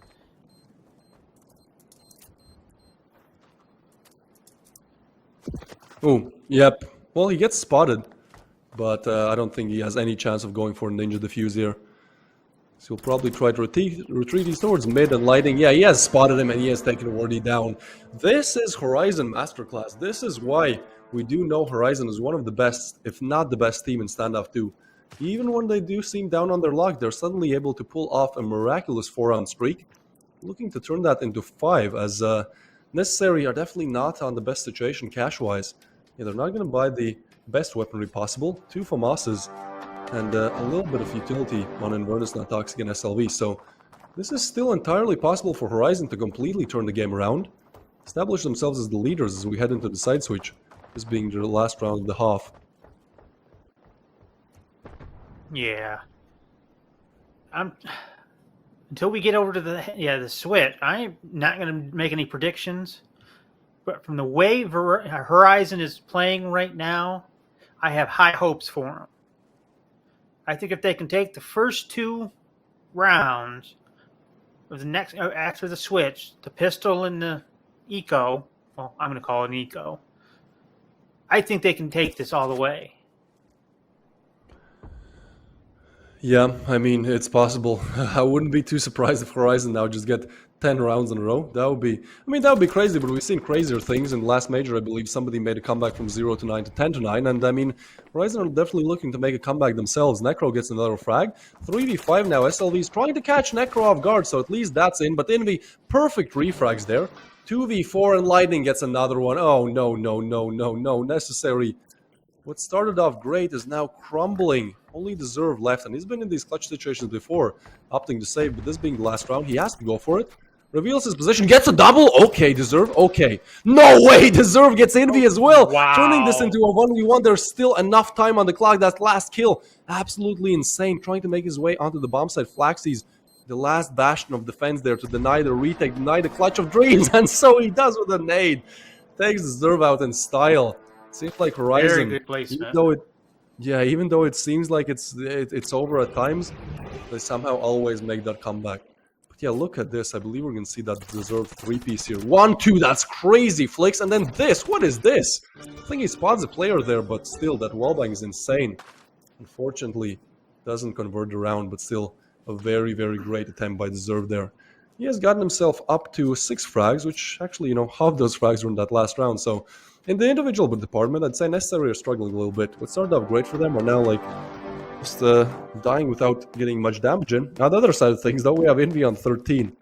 This is a possible 26. You know, if we go the distance, it's possible he gets, like, 26 frags. And I believe in the group stage so far, 21 is the record. So, Envy is only 9 frags away from making history, at least in this minor. As we approach a must-win pistol round for both teams.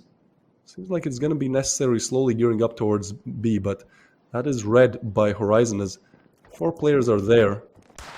Flashes come in. Envy fully flash. How is he still alive? Okay, Not Toxic finally doing what he should have. Oh, with a double as well. Not Toxic is so good in these pistol rounds. Necro to refrag, but his positioning is now known.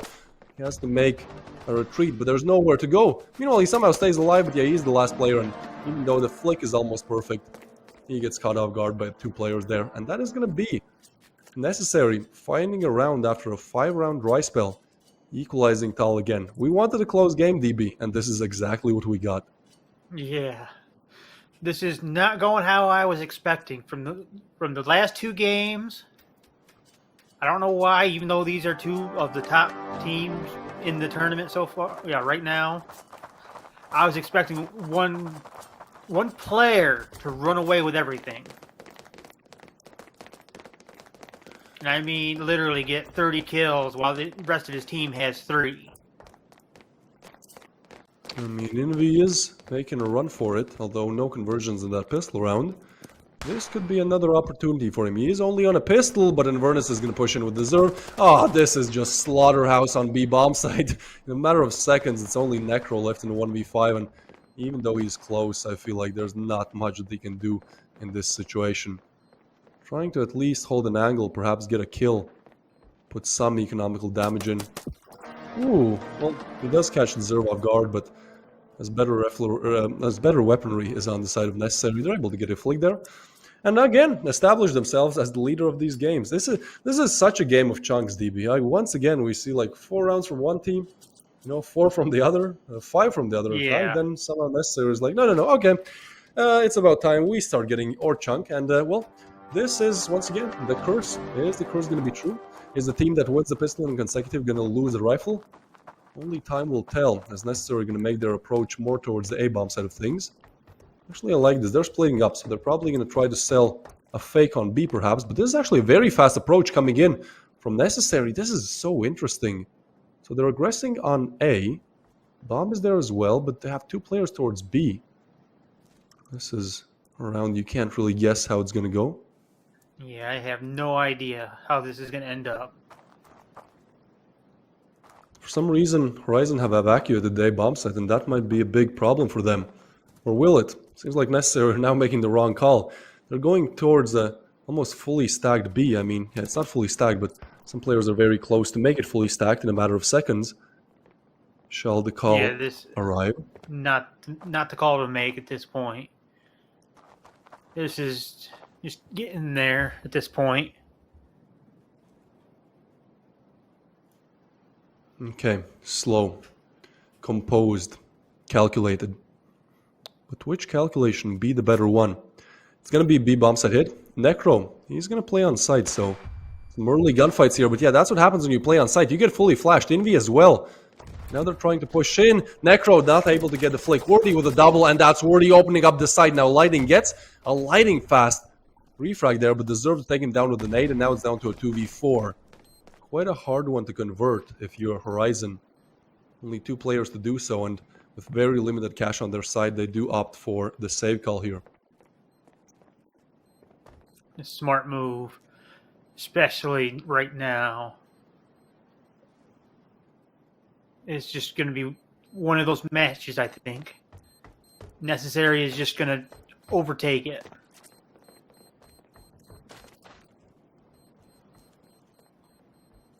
Could be the truth here. They've gotten 3 in a row, and I do believe this is a bit of a T-sided map, at least from what we've seen in the group stage. It almost always seems like the team that's on the T side gets more rounds. So yeah, Horizon, I mean, even though they make a 5-round comeback, once again, they found themselves in a pretty hard position to come back from. They have to figure out what to do, especially with this limited economy. It's not going to be an easy task. Yeah, it's still early because there's still 3 wins unnecessary to actually take this. So it's still anybody's game. But it's... Unless they Horizon changes up strategies and actually starts sticking to one plan, I don't see them winning.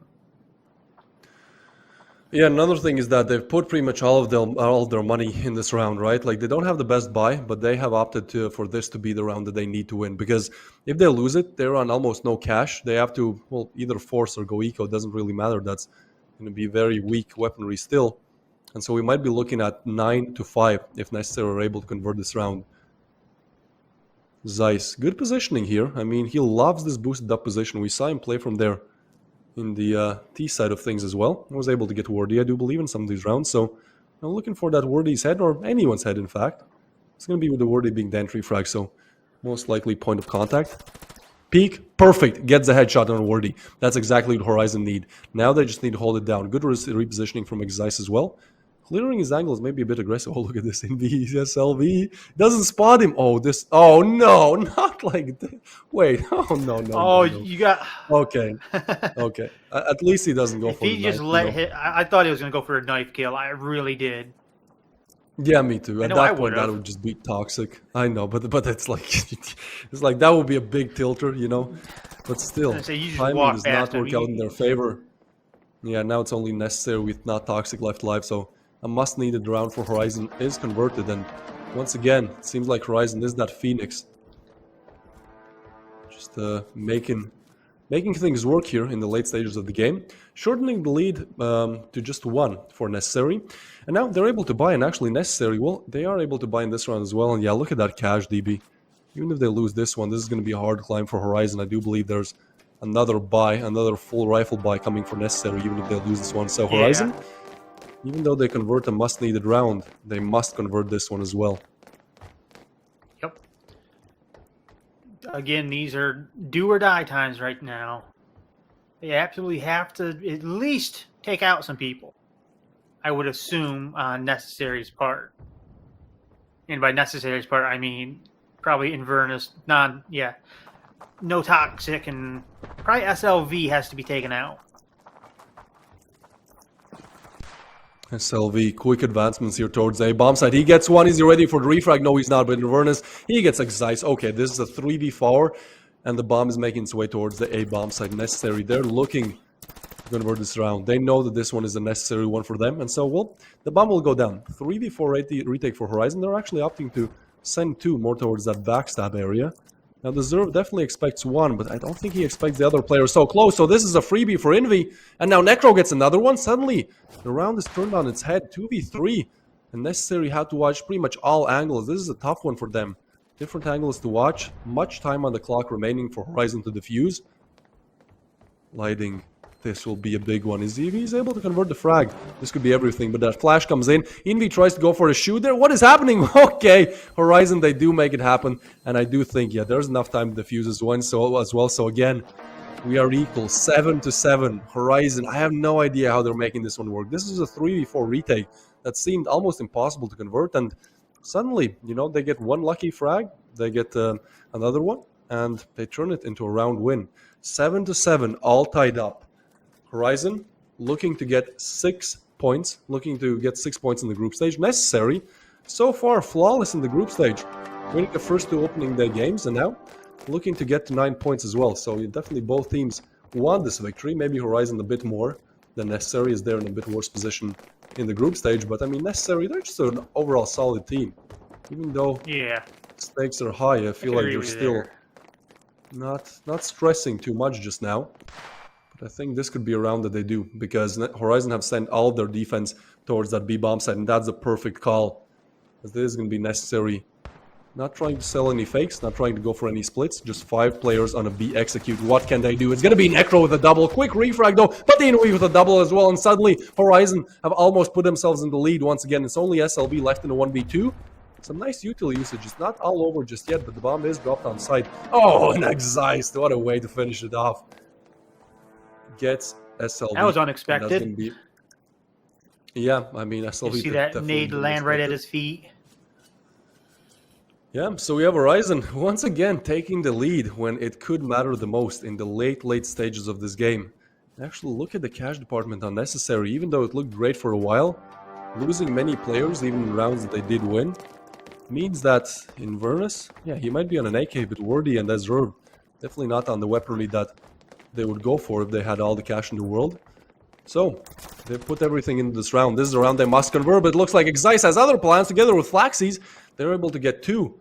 In a matter of 20 seconds down the clock, it seems like Horizon have already converted this round. Now, Inverness still has made his way onto the bomb site, and perhaps even a bomb plant is come into play here, but still a 3v5, and Horizon have all the util in the world. They can spam nades. That's exactly what happens, and Necro gets a headshot in Inverness, making it even harder for Deserve and Not Toxic to do anything here. It's only Deserve left alive. 1v5 for him, almost impossible, and it certainly is, as Flaxies going to give him no wiggle room, taking him down and making Horizon up on 9. Something we did not expect. Again, this was Necessary, up 4-0 on the CD side of things on the opening of this game. But somehow Horizon have made the comeback twice, and now we're only 1 round away from equalizing their points with Necessary, from getting 6 points on the board. But what you can get on the board, or at least in the game, is some nice skins, some nice rewards coming to you with this code. If you're Coconut, type it in the game, and perhaps you will get some nice rewards. This is probably going to be your last promo code of the day, so, you know, just make sure you're quick, make sure you utilize what is given for free to you. as Necessary looking to utilize the buy that they have string together here. Not really the best in terms of utilities. Many players lacking Kevlar or helmets, but it's their only chance to get back into this game. And it looks like B is going to be the side of contention here. Yeah, this is a true all or nothing round right now. You had to do a buy. You could not get past it. You had to have some kind of automatic weaponry. Oh, going back and forth, but suddenly they all fall as Lightning gets a double again. It's SLV, this time in a 1v3 clutch. Last time, 1v2 not able to convert, but this time I don't think they actually know his positioning. Oh, the timing there. Yeah, SLV is still alive, but also retreated to a position that is probably expected. That Molly comes in.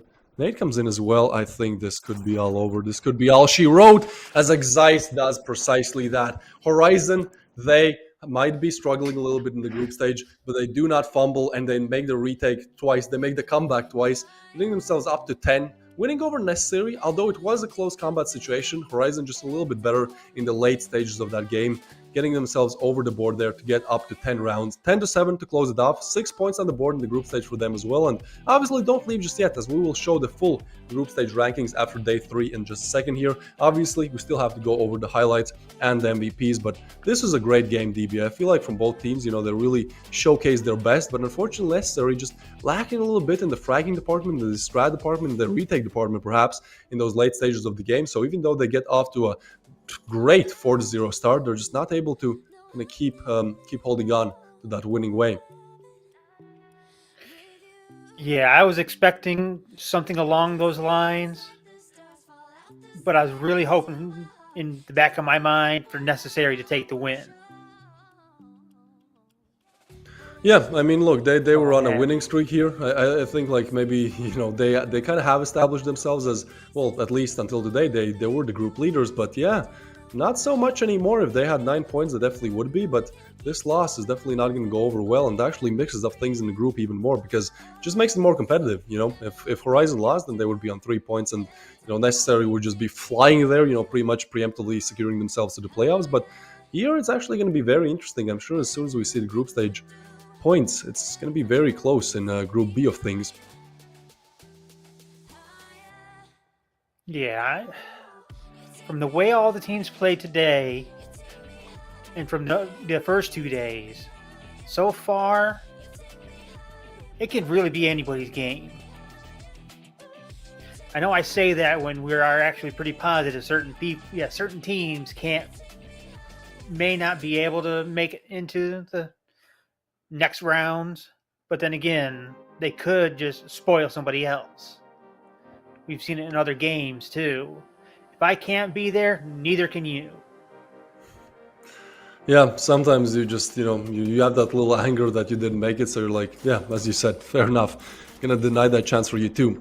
Well, it's actually Horizon denying Necessary's chances of equaling themselves in terms of points in the group stage together with Bolt Force, as Bolt Force is gonna have 9 points on the board, but Necessary not there just yet. They take a loss in this game, and so they're equal with Horizon, 6 points on the board. But this was a great game. I feel like it had everything. It had comebacks, it had almost an insane 1v4 clutch attempt that we'll see right here. 1-2, and then this wall bag is just a cherry on top. Unfortunately, Deserve was not able to close out the clutch, but still a great show of individual prowess. And so we went to a very close game here. I mean, Necessary actually taking the lead, you know, 7-5, but at this point Horizon was like, enough, it's time to win. It's time to show why people deem us as one of the best, if not the best teams of Standoff 2. And I mean, for now, they're definitely showing us why, right? Getting actually 5 rounds in a row here. I didn't even notice that. That's crazy coming in from Horizon, the fact that they're able to string together 5 rounds in the late stages of that game. And I mean, if you look at the ratings, it's actually quite one-sided for as close as a game as it was. Envy is really up there with 1.72 rating. We also have Necro, the in-game leader, Flaxy's, Exice, and Lighting, but on the side of Necessary, only one player above that 1 rating, that being Deserve. I mean, I definitely think he deserves it. You know, that 1v4 clutch attempt was enough for me to kind of stand by that point. Also, Not Toxic and Vernus Worthy in SLV, trying to do their best. SLV maybe having a bit of an off game, and could be one of the reasons why Necessary lost the game. But obviously, Envy, I do think he deserves this one. You know, 19 kills, I mean, again, almost getting himself up to that magical 20.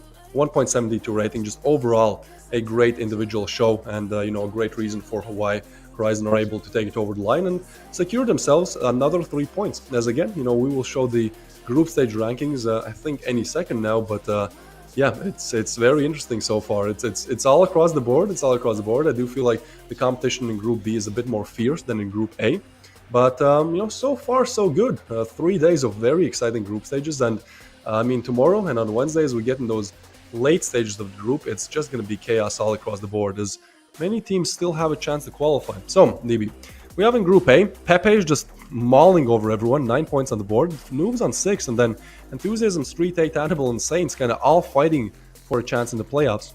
Now, in the Group B, it's actually 2 teams on 6, but then Resolute&Capable also, not also, but like almost, you know, getting out of the playoff chance here, because they've lost their 3 opening games, and even if they'll win the remaining 2, it's just going to be very hard for themselves to get back in the playoffs, or at least a chance, you know, to go there.